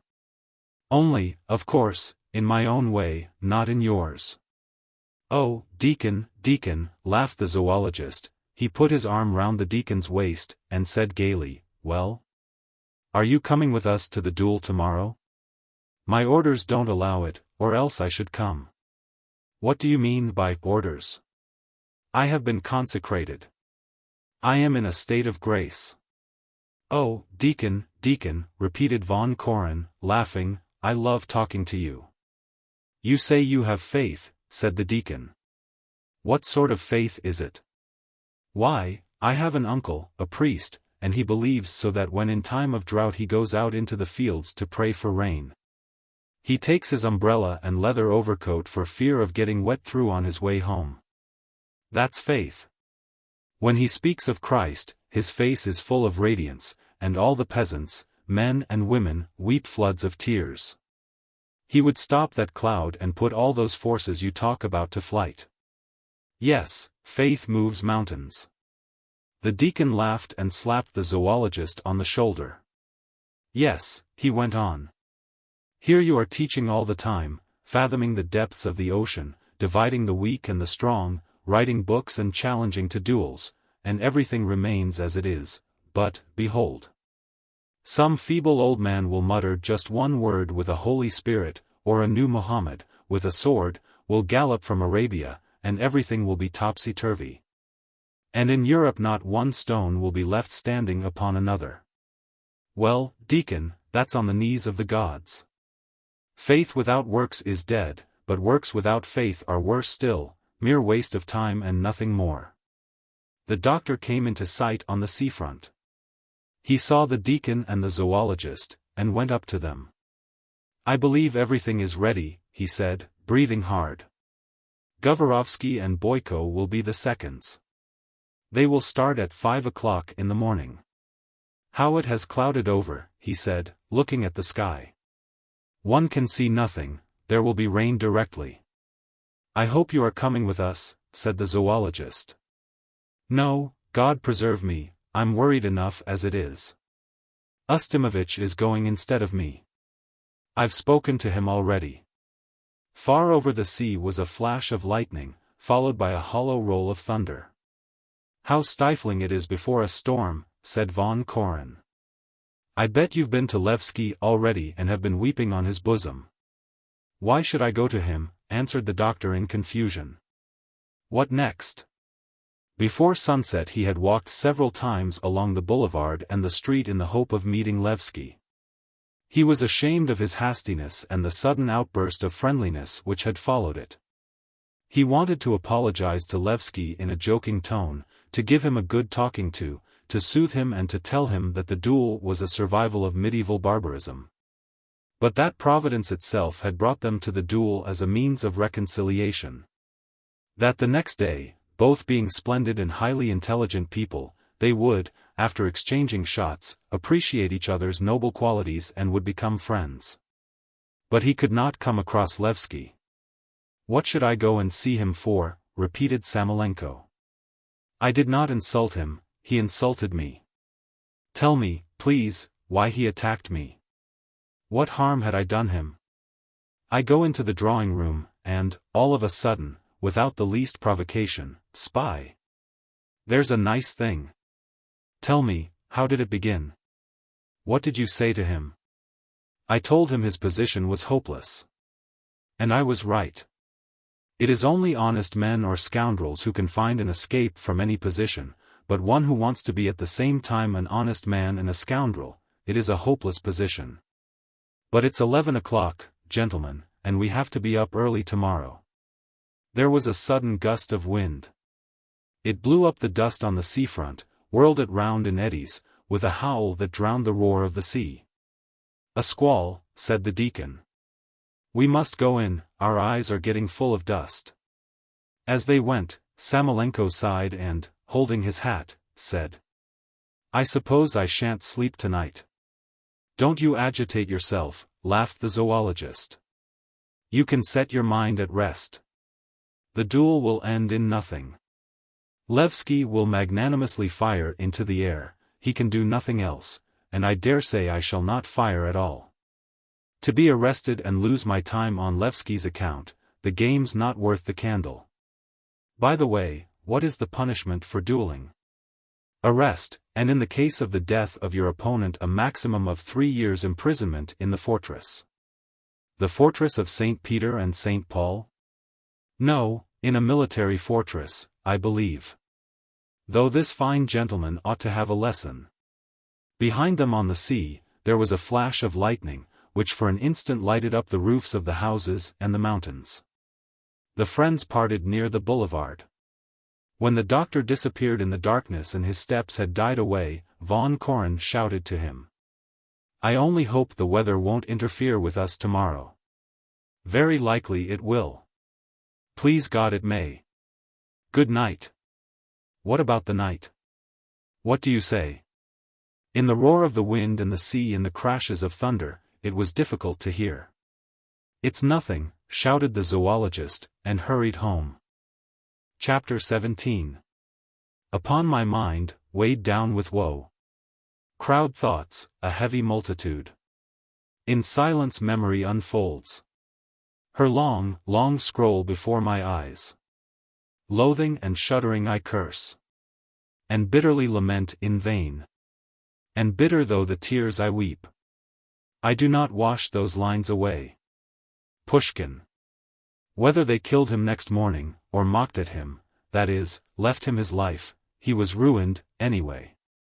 Whether this disgraced woman killed herself in her shame and despair, or dragged on her pitiful existence, she was ruined anyway. So thought Laevsky as he sat at the table late in the evening, still rubbing his hands. The windows suddenly blew open with a bang. A violent gust of wind burst into the room, and the papers fluttered from the table. Laevsky closed the windows and bent down to pick up the papers. He was aware of something new in his body, a sort of awkwardness he had not felt before, and his movements were strange to him. He moved timidly, jerking with his elbows and shrugging his shoulders. And when he sat down to the table again, he again began rubbing his hands. His body had lost its suppleness. On the eve of death one ought to write to one's nearest relation. Laevsky thought of this. He took a pen and wrote with a tremulous hand. Mother. He wanted to write to beg his mother, for the sake of the merciful God in whom she believed, that she would give shelter and bring a little warmth and kindness into the life of the unhappy woman who, by his doing, had been disgraced and was in solitude, poverty, and weakness. That she would forgive and forget everything, and by her sacrifice atone to some extent for her son's terrible sin. But he remembered how his mother, a stout, heavily built old woman in a lace cap, used to go out into the garden in the morning, followed by her companion with the lapdog. How she used to shout in a peremptory way to the gardener and the servants, and how proud and haughty her face was. He remembered all this and scratched out the word he had written. There was a vivid flash of lightning at all 3 windows, and it was followed by a prolonged, deafening roll of thunder, beginning with a hollow rumble and ending with a crash so violent that all the window panes rattled.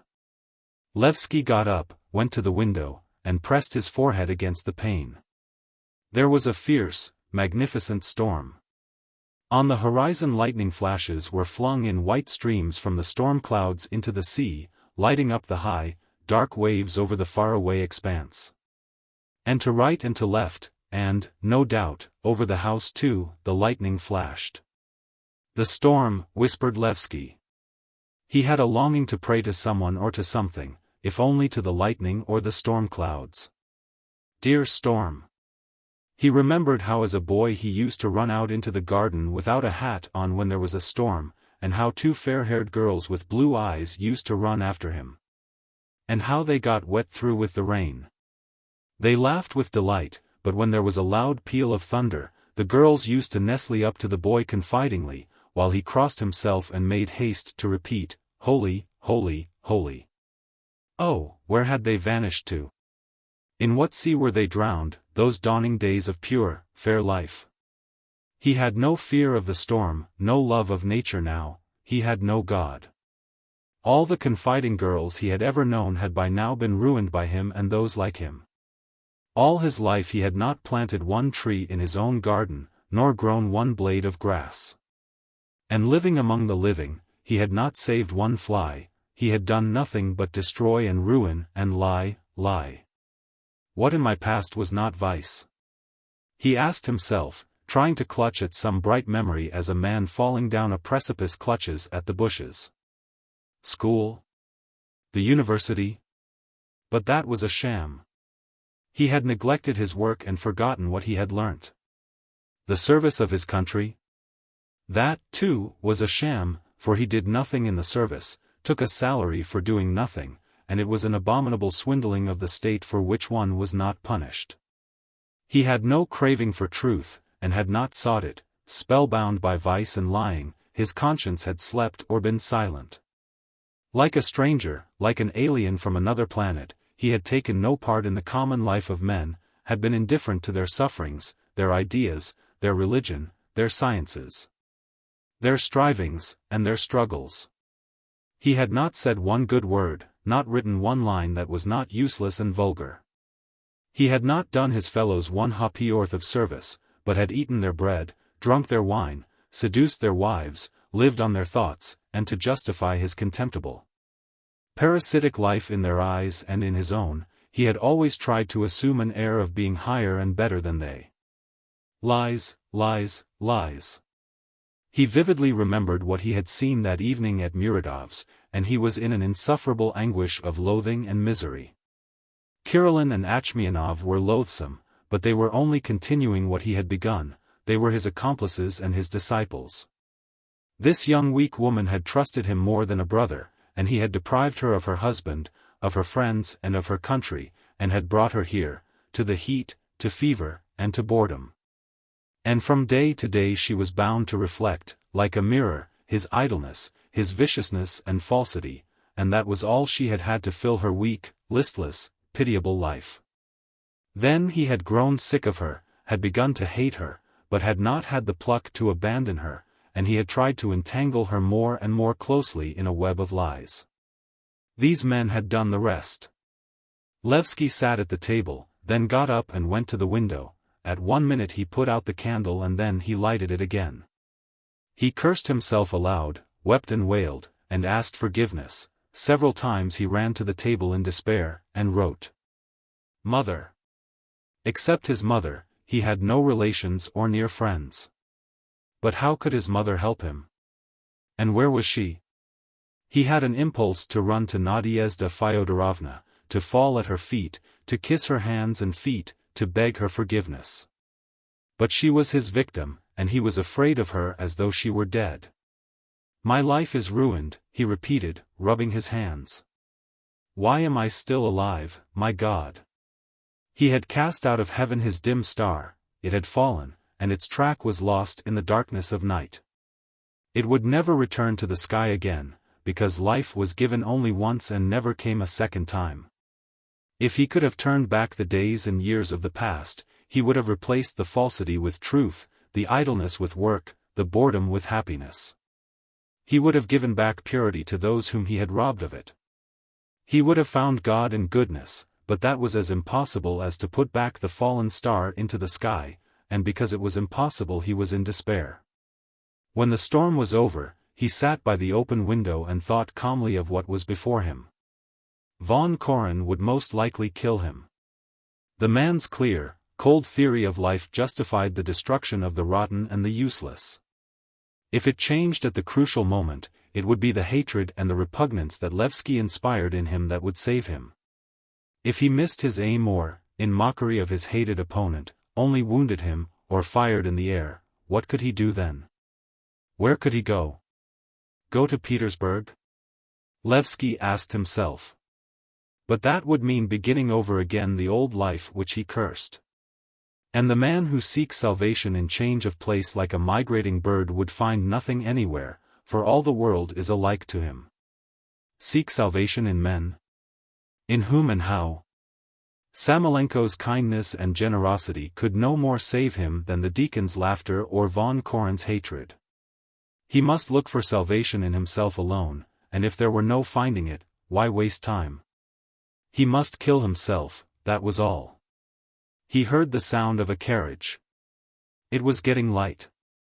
The carriage passed by, turned, and crunching on the wet sand, stopped near the house. There were two men in the carriage. "Wait a minute. I'm coming directly," Laevsky said to them out of the window. "I'm not asleep. Surely it's not time yet?" "Yes, it's 4 o'clock. By the time we get there." Laevsky put on his overcoat and cap, put some cigarettes in his pocket, and stood still hesitating. He felt as though there was something else he must do.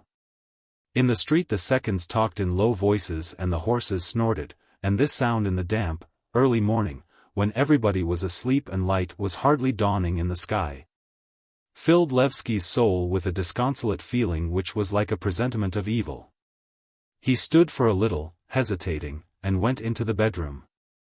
Nadyezhda Fyodorovna was lying stretched out on the bed, wrapped from head to foot in a rug. She did not stir, and her whole appearance, especially her head, suggested an Egyptian mummy. Looking at her in silence, Laevsky mentally asked her forgiveness, and thought that if the heavens were not empty and there really were a God, then he would save her. If there were no God, then she had better perish, there was nothing for her to live for. All at once she jumped up, and sat up in bed. Lifting her pale face and looking with horror at Laevsky, she asked, "Is it you? Is the storm over?" "Yes."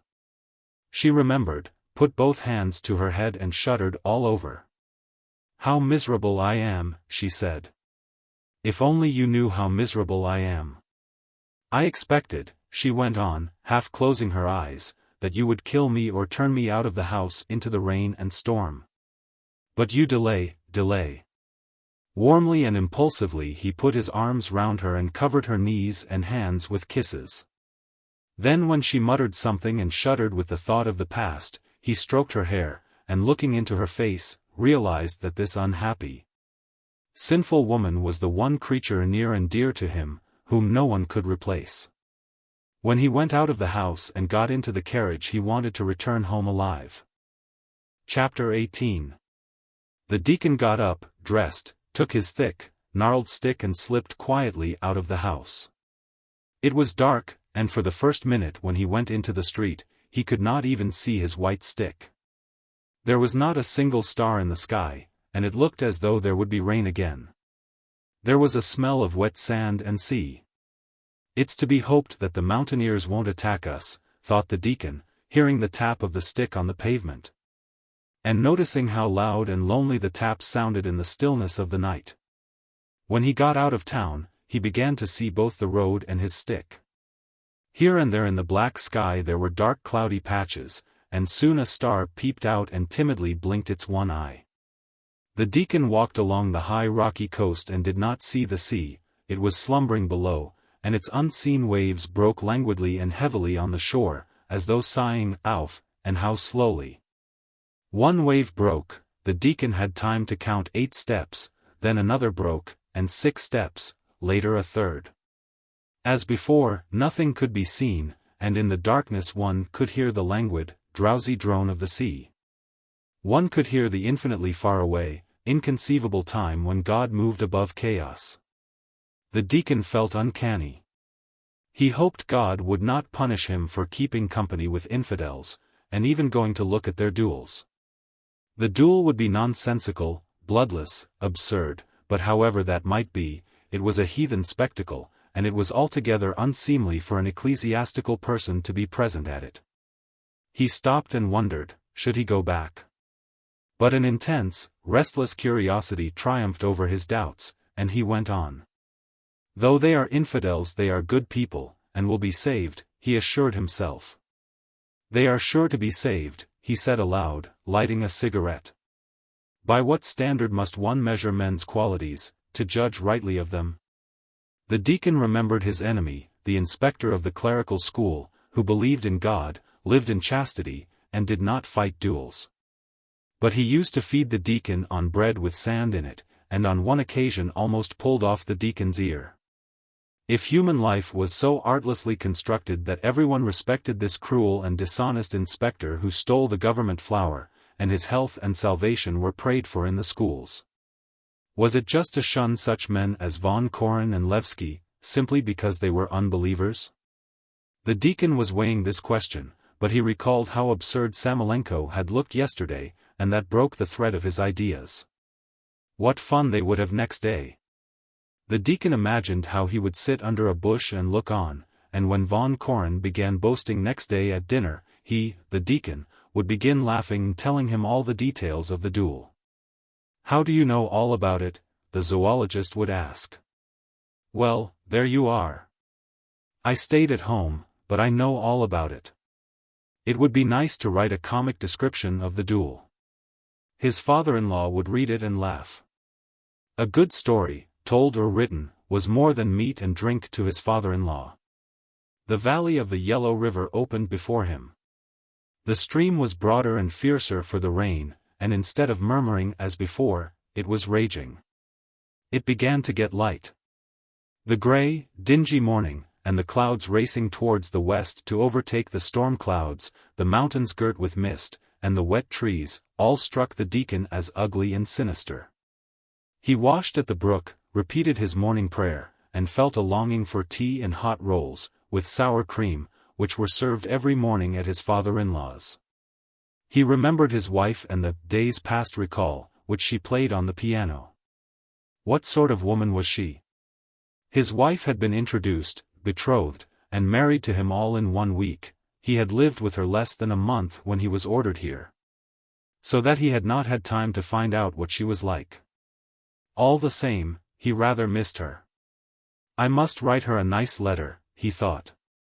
The flag on the duhan hung limp, soaked by the rain, and the duhan itself with its wet roof seemed darker and lower than it had been before. Near the door was standing a cart.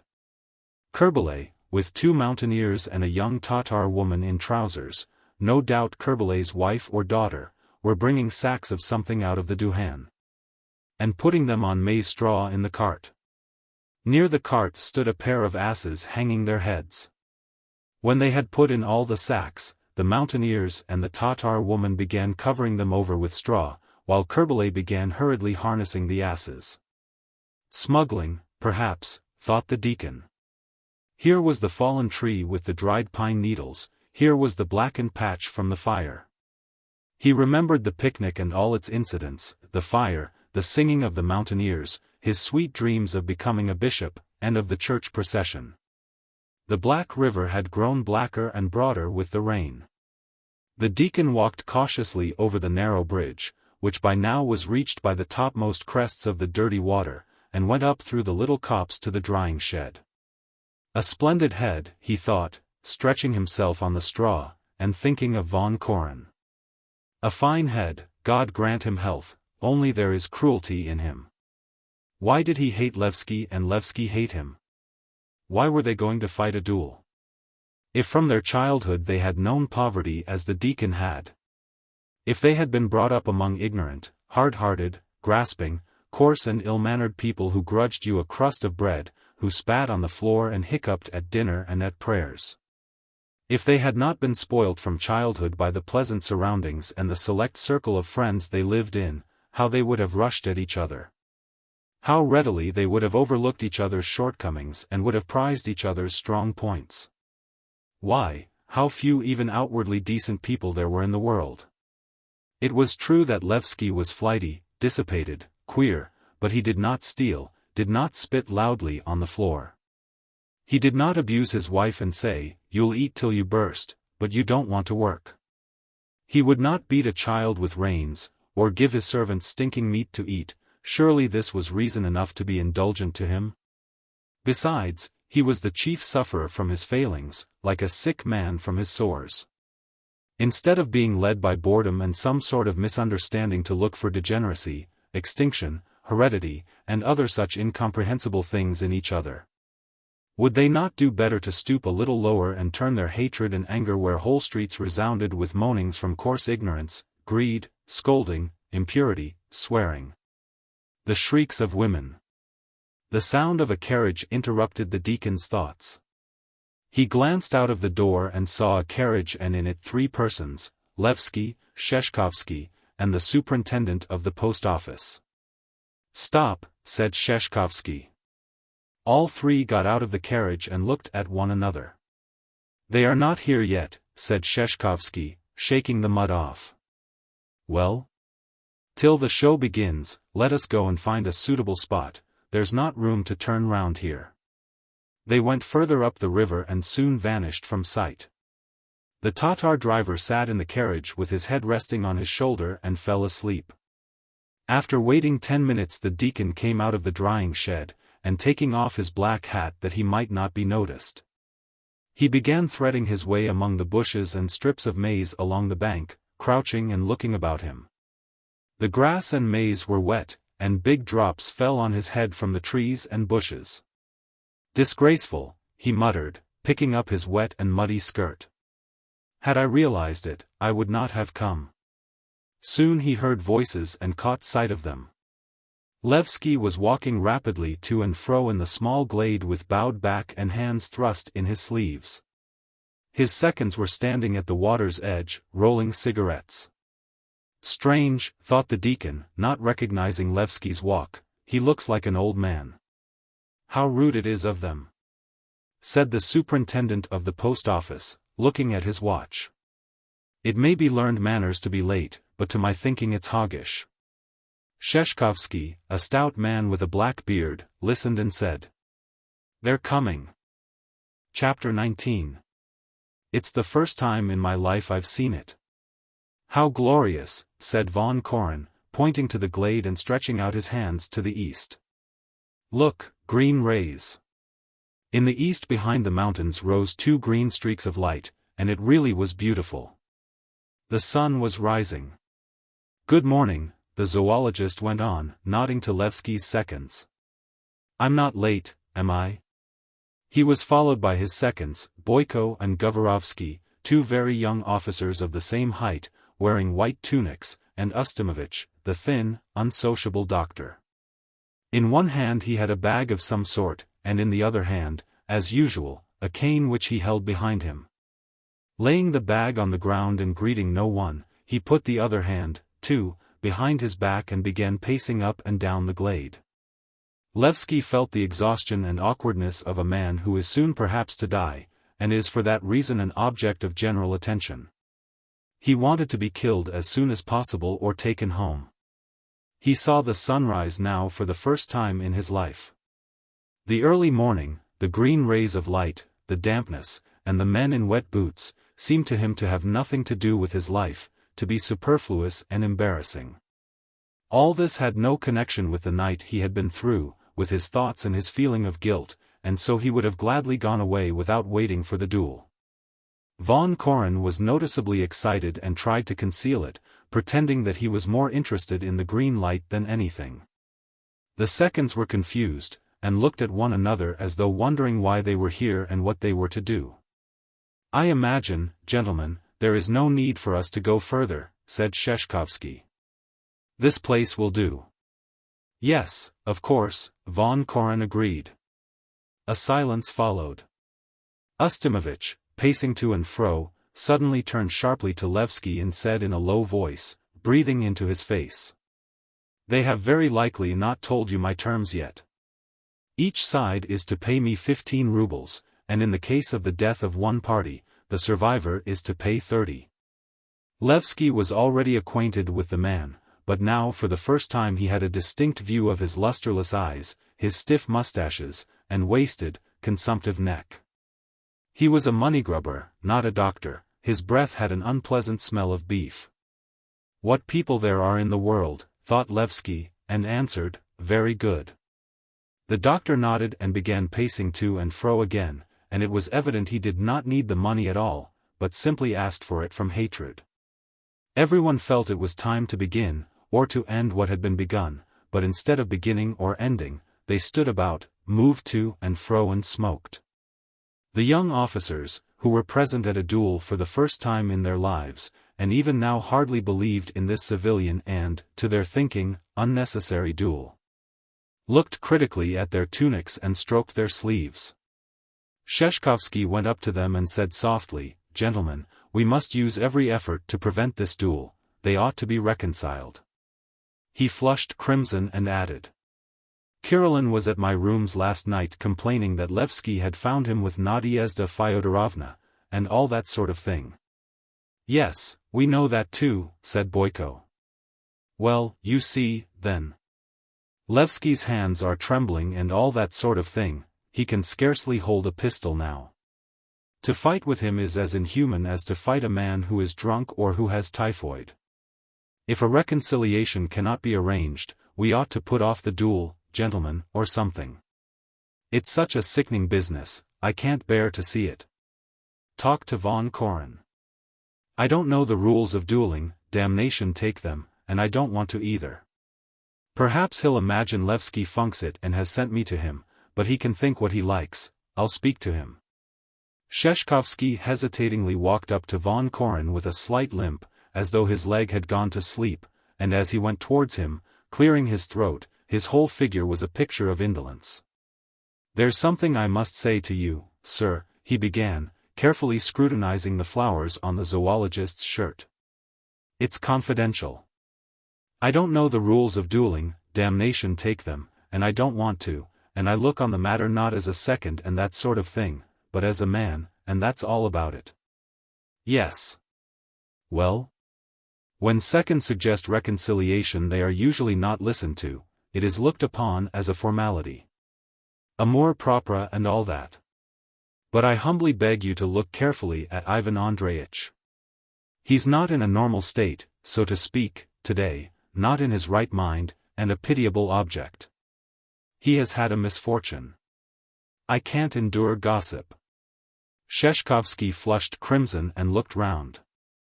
"But in view of the duel, I think it necessary to inform you, Laevsky found his madam last night at Muradov's with another gentleman." How disgusting, muttered the zoologist. He turned pale, frowned, and spat loudly. Tfu! His lower lip quivered. He walked away from Sheshkovsky, unwilling to hear more, and as though he had accidentally tasted something bitter, spat loudly again. And for the first time that morning looked with hatred at Laevsky. His excitement and awkwardness passed off. He tossed his head and said aloud. Gentlemen, what are we waiting for, I should like to know. Why don't we begin? Sheshkovsky glanced at the officers and shrugged his shoulders. Gentlemen, he said aloud, addressing no one in particular. Gentlemen, we propose that you should be reconciled. Let us make haste and get the formalities over, said von Koren. Reconciliation has been discussed already. What is the next formality? Make haste, gentlemen, time won't wait for us. But we insist on reconciliation all the same, said Sheshkovsky in a guilty voice, as a man compelled to interfere in another man's business. He flushed, laid his hand on his heart, and went on, Gentlemen, we see no grounds for associating the offense with the duel. There's nothing in common between dueling and offenses against one another of which we are sometimes guilty through human weakness. You are university men and men of culture, and no doubt you see in the duel nothing but a foolish and out-of-date formality, and all that sort of thing. That's how we look at it ourselves, or we shouldn't have come, for we cannot allow that in our presence men should fire at one another, and all that. Sheshkovsky wiped the perspiration off his face and went on, Make an end to your misunderstanding, gentlemen, shake hands, and let us go home and drink to peace. Upon my honor, gentlemen. Von Koren did not speak. Laevsky, seeing that they were looking at him, said. I have nothing against Nikolai Vassilitch. If he considers I'm to blame, I'm ready to apologize to him. Von Koren was offended. It is evident, gentlemen, he said, you want Mr. Laevsky to return home a magnanimous and chivalrous figure, but I cannot give you and him that satisfaction. And there was no need to get up early and drive 8 miles out of town simply to drink to peace, to have breakfast, and to explain to me that the duel is an out-of-date formality. A duel is a duel, and there is no need to make it more false and stupid than it is in reality. I want to fight. A silence followed. Boyko took a pair of pistols out of a box. One was given to von Koren and one to Laevsky, and then there followed a difficulty which afforded a brief amusement to the zoologist and the seconds. It appeared that of all the people present not one had ever in his life been at a duel, and no one knew precisely how they ought to stand, and what the seconds ought to say and do. But then Boyko remembered and began, with a smile, to explain. Gentlemen, who remembers the description in Lermontov? Asked von Koren, laughing. In Turgenev, too, Bazarov had a duel with someone. There's no need to remember, said Ustimovich impatiently. Measure the distance, that's all. And he took 3 steps as though to show how to measure it. Boyko counted out the steps while his companion drew his saber and scratched the earth at the extreme points to mark the barrier. In complete silence the opponents took their places. Moles, the deacon thought, sitting in the bushes. Sheshkovsky said something, Boyko explained something again, but Laevsky did not hear, or rather heard, but did not understand. He cocked his pistol when the time came to do so, and raised the cold, heavy weapon with the barrel upwards. He forgot to unbutton his overcoat, and it felt very tight over his shoulder and under his arm, and his arm rose as awkwardly as though the sleeve had been cut out of tin. He remembered the hatred he had felt the night before for the swarthy brow and curly hair, and felt that even yesterday at the moment of intense hatred and anger he could not have shot a man. Fearing that the bullet might somehow hit von Koren by accident, he raised the pistol higher and higher, and felt that this too obvious magnanimity was indelicate and anything but magnanimous. But he did not know how else to do and could do nothing else. Looking at the pale, ironically smiling face of von Koren, who evidently had been convinced from the beginning that his opponent would fire in the air, Laevsky thought that, thank God, everything would be over directly, and all that he had to do was to press the trigger rather hard. He felt a violent shock on the shoulder. There was the sound of a shot and an answering echo in the mountains, ping-ting. Von Koren cocked his pistol and looked at Ustimovich, who was pacing as before with his hands behind his back, taking no notice of anyone. "Doctor," said the zoologist, "be so good as not to move to and fro like a pendulum. You make me dizzy." The doctor stood still. Von Koren began to take aim at Laevsky.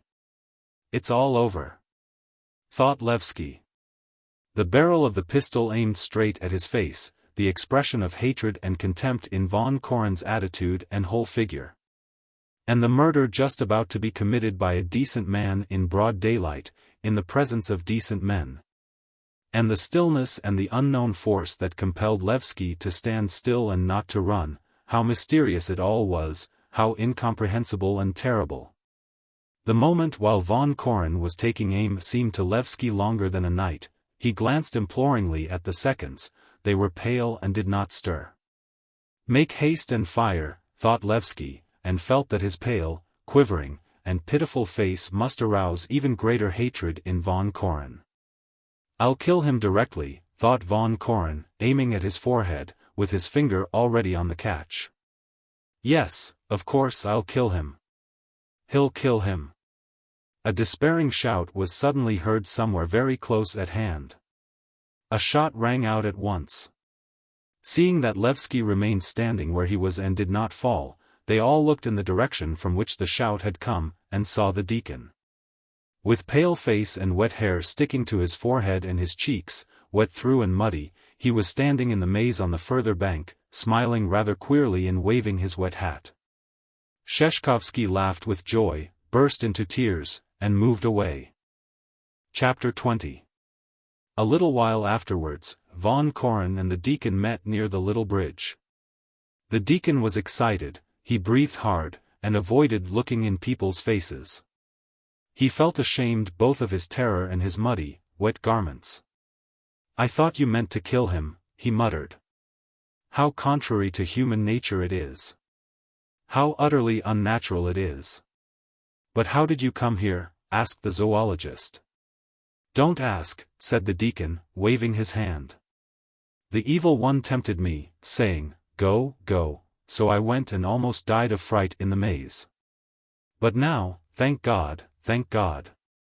I am awfully pleased with you," muttered the deacon. "Old Grandad Tarantula will be glad. It's funny, it's too funny. Only I beg of you most earnestly don't tell anybody I was there, or I may get into hot water with the authorities. They will say, the deacon was a second." "Gentlemen," said Von Koren, "the deacon asks you not to tell anyone you've seen him here. He might get into trouble." "How contrary to human nature it is," sighed the deacon. "Excuse my saying so, but your face was so dreadful that I thought you were going to kill him." "I was very much tempted to put an end to that scoundrel," said Von Koren, "but you shouted close by, and I missed my aim. The whole procedure is revolting to anyone who is not used to it, and it has exhausted me, deacon. I feel awfully tired. Come along." "No, you must let me walk back. I must get dry, for I am wet and cold." "Well, as you like," said the zoologist, in a weary tone, feeling dispirited, and, getting into the carriage, he closed his eyes. "As you like." While they were moving about the carriages and taking their seats, Kerbalay stood in the road, and, laying his hands on his stomach, he bowed low, showing his teeth. He imagined that the gentry had come to enjoy the beauties of nature and drink tea, and could not understand why they were getting into the carriages. The party set off in complete silence and only the deacon was left by the duhan. "Come to the duhan, drink tea," he said to Kerbalay. "Me wants to eat." Kerbalay spoke good Russian, but the deacon imagined that the Tatar would understand him better if he talked to him in broken Russian. "Cook omelette, give cheese." Come, father," said Kerbalay, bowing. "I'll give you everything. I've cheese and wine. Eat what you like." "What is God in Tatar?" asked the deacon, going into the duhan. "Your God and my God are the same," said Kerbalay, not understanding him. God is the same for all men, only men are different. Some are Russian, some are Turks, some are English, there are many sorts of men, but God is one. Very good. If all men worship the same God, why do you Mohammedans look upon Christians as your everlasting enemies? Why are you angry? Said Kerbelay, laying both hands on his stomach. You are a priest. I am a Mussulman. You say, I want to eat, I give it you. Only the rich man distinguishes your God from my God, for the poor man it is all the same. If you please, it is ready. While this theological conversation was taking place at the Duhan, Laevsky was driving home thinking how dreadful it had been driving there at daybreak, when the roads, the rocks, and the mountains were wet and dark, and the uncertain future seemed like a terrible abyss, of which one could not see the bottom. While now the raindrops hanging on the grass and on the stones were sparkling in the sun like diamonds, nature was smiling joyfully, and the terrible future was left behind. He looked at Sheshkovsky's sullen, tear-stained face, and at the two carriages ahead of them in which von Koren, his seconds, and the doctor were sitting. And it seemed to him as though they were all coming back from a graveyard in which a wearisome, insufferable man who was a burden to others had just been buried. Everything is over, he thought of his past, cautiously touching his neck with his fingers. On the right side of his neck was a small swelling, of the length and breadth of his little finger, and he felt a pain, as though someone had passed a hot iron over his neck. The bullet had bruised it. Afterwards, when he got home, a strange, long, sweet day began for him, misty as forgetfulness. Like a man released from prison or from hospital, he stared at the long-familiar objects and wondered that the tables, the windows, the chairs, the light, and the sea stirred in him a keen, childish delight such as he had not known for long, long years. Nadyezhda Fyodorovna, pale and haggard, could not understand his gentle voice and strange movements. She made haste to tell him everything that had happened to her. It seemed to her that very likely he scarcely heard and did not understand her, and that if he did know everything he would curse her and kill her, but he listened to her, stroked her face and hair, looked into her eyes and said, I have nobody but you. Then they sat a long while in the garden, huddled close together, saying nothing, or dreaming aloud of their happy life in the future, in brief, broken sentences. While it seemed to him that he had never spoken at such length or so eloquently. Chapter 21. More than 3 months had passed. The day came that von Koren had fixed on for his departure. A cold, heavy rain had been falling from early morning, a northeast wind was blowing, and the waves were high on the sea. It was said that the steamer would hardly be able to come into the harbor in such weather. By the timetable it should have arrived at 10 o'clock in the morning, but von Koren, who had gone on to the seafront at midday and again after dinner, could see nothing through the field glass but grey waves and rain covering the horizon. Towards the end of the day the rain ceased and the wind began to drop perceptibly. Von Koren had already made up his mind that he would not be able to get off that day, and had settled down to play chess with Samoylenko. But after dark the orderly announced that there were lights on the sea and that a rocket had been seen. Von Koren made haste. He put his satchel over his shoulder, and kissed Samoylenko and the deacon. Though there was not the slightest necessity, he went through the rooms again, said goodbye to the orderly and the cook, and went out into the street, feeling that he had left something behind, either at the doctor's or his lodging. In the street he walked beside Samoylenko, behind them came the deacon with a box, and last of all the orderly with 2 portmanteaus. Only Samoylenko and the orderly could distinguish the dim lights on the sea. The others gazed into the darkness and saw nothing. The steamer had stopped a long way from the coast. Make haste, von Koren hurried them. I am afraid it will set off. As they passed the little house with 3 windows, into which Laevsky had moved soon after the duel, von Koren could not resist peeping in at the window. Laevsky was sitting, writing, bent over the table, with his back to the window. I wonder at him, said the zoologist softly. What a screw he has put on himself. Yes, one may well wonder, said Samoylenko. He sits from morning till night, he's always at work. He works to pay off his debts. And he lives, brother, worse than a beggar. Half a minute of silence followed.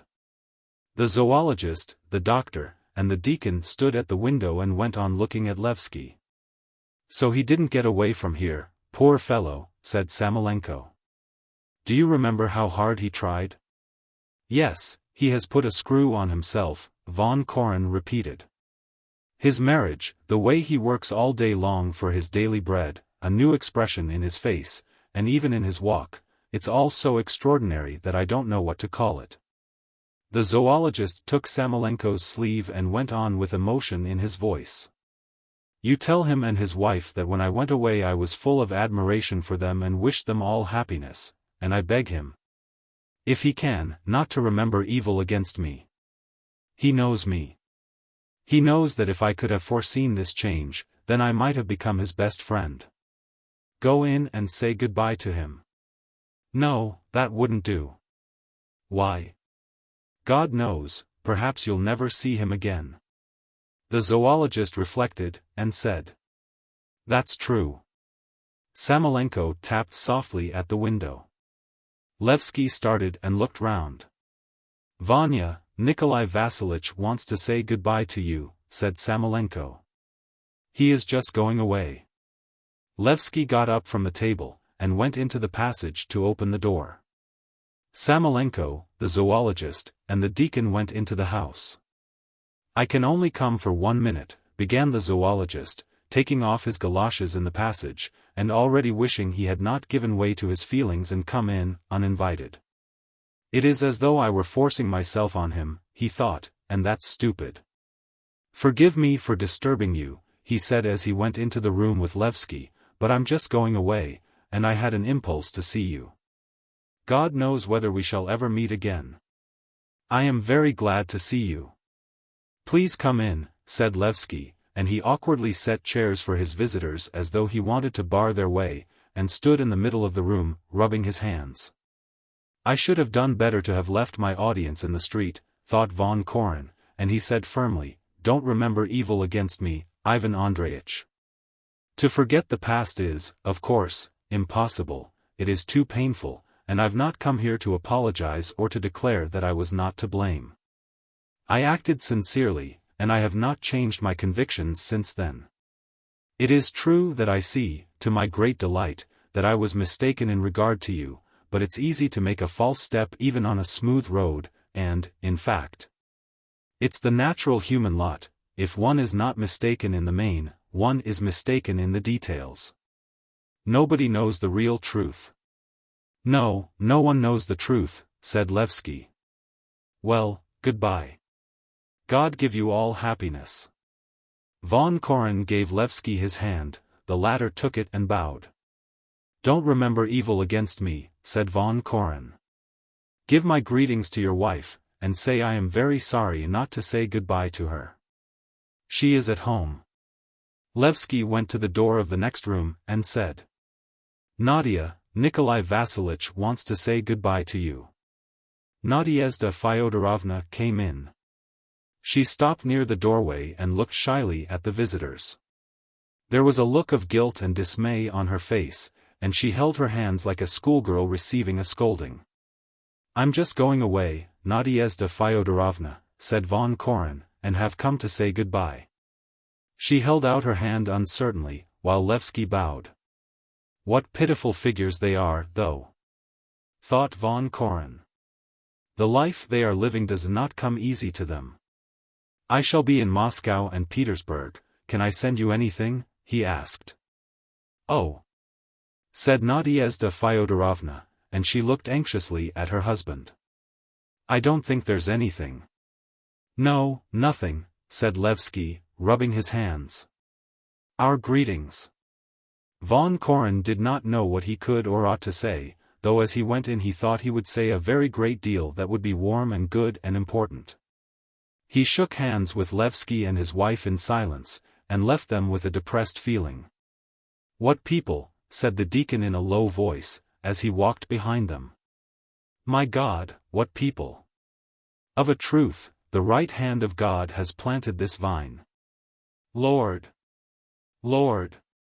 One man vanquishes thousands and another tens of thousands. Nikolai Vassilitch, he said ecstatically, let me tell you that today you have conquered the greatest of man's enemies, pride. Hush, deacon. Fine conquerors we are. Conquerors ought to look like eagles, while he's a pitiful figure, timid, crushed, he bows like a Chinese idol, and I am sad. They heard steps behind them. It was Laevsky, hurrying after them to see him off. The orderly was standing on the quay with the 2 portmanteaus, and at a little distance stood 4 boatmen. There is a wind, though. Error, said Samoylenko. There must be a pretty stiff storm on the sea now. You are not going off at a nice time, Kolya. I'm not afraid of seasickness. That's not the point. I only hope these rascals won't upset you. You ought to have crossed in the agent's sloop. Where's the agent's sloop? He shouted to the boatman. It has gone, Your Excellency. And the customs house boat? That's gone, too. Why didn't you let us know? Said Samoylenko angrily. You dolts. It's all the same, don't worry yourself, said von Koren. Well, goodbye. God keep you. Samoylenko embraced von Koren and made the sign of the cross over him 3 times. Don't forget us, Kolya. Right. We shall look out for you next spring. Goodbye, deacon, said von Koren, shaking hands with the deacon. Thank you for your company and for your pleasant conversation. Think about the expedition. Oh Lord, yes. To the ends of the earth, laughed the deacon. I've nothing against it. Von Koren recognized Laevsky in the darkness, and held out his hand without speaking. The boatmen were by now below, holding the boat, which was beating against the piles, though the breakwater screened it from the breakers. Von Koren went down the ladder, jumped into the boat, and sat at the helm. Right. Samoylenko shouted to him. Take care of yourself. No one knows the real truth, thought Laevsky, turning up the collar of his coat and thrusting his hands into his sleeves. The boat turned briskly out of the harbor into the open sea. It vanished in the waves, but at once from a deep hollow glided up onto a high breaker, so that they could distinguish the men and even the oars. The boat moved 3 yards forward and was sucked 2 yards back. Right, shouted Samoylenko, it's devilish weather for you to go in.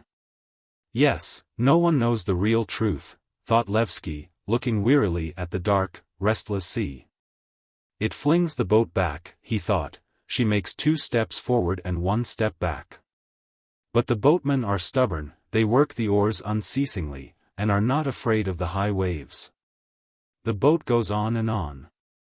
Now she is out of sight, but in half an hour the boatmen will see the steamer lights distinctly, and within an hour they will be by the steamer ladder. So it is in life. In the search for truth man makes 2 steps forward and 1 step back. Suffering, mistakes, and weariness of life thrust them back, but the thirst for truth and stubborn will drive them on and on. And who knows? Perhaps they will reach the real truth at last.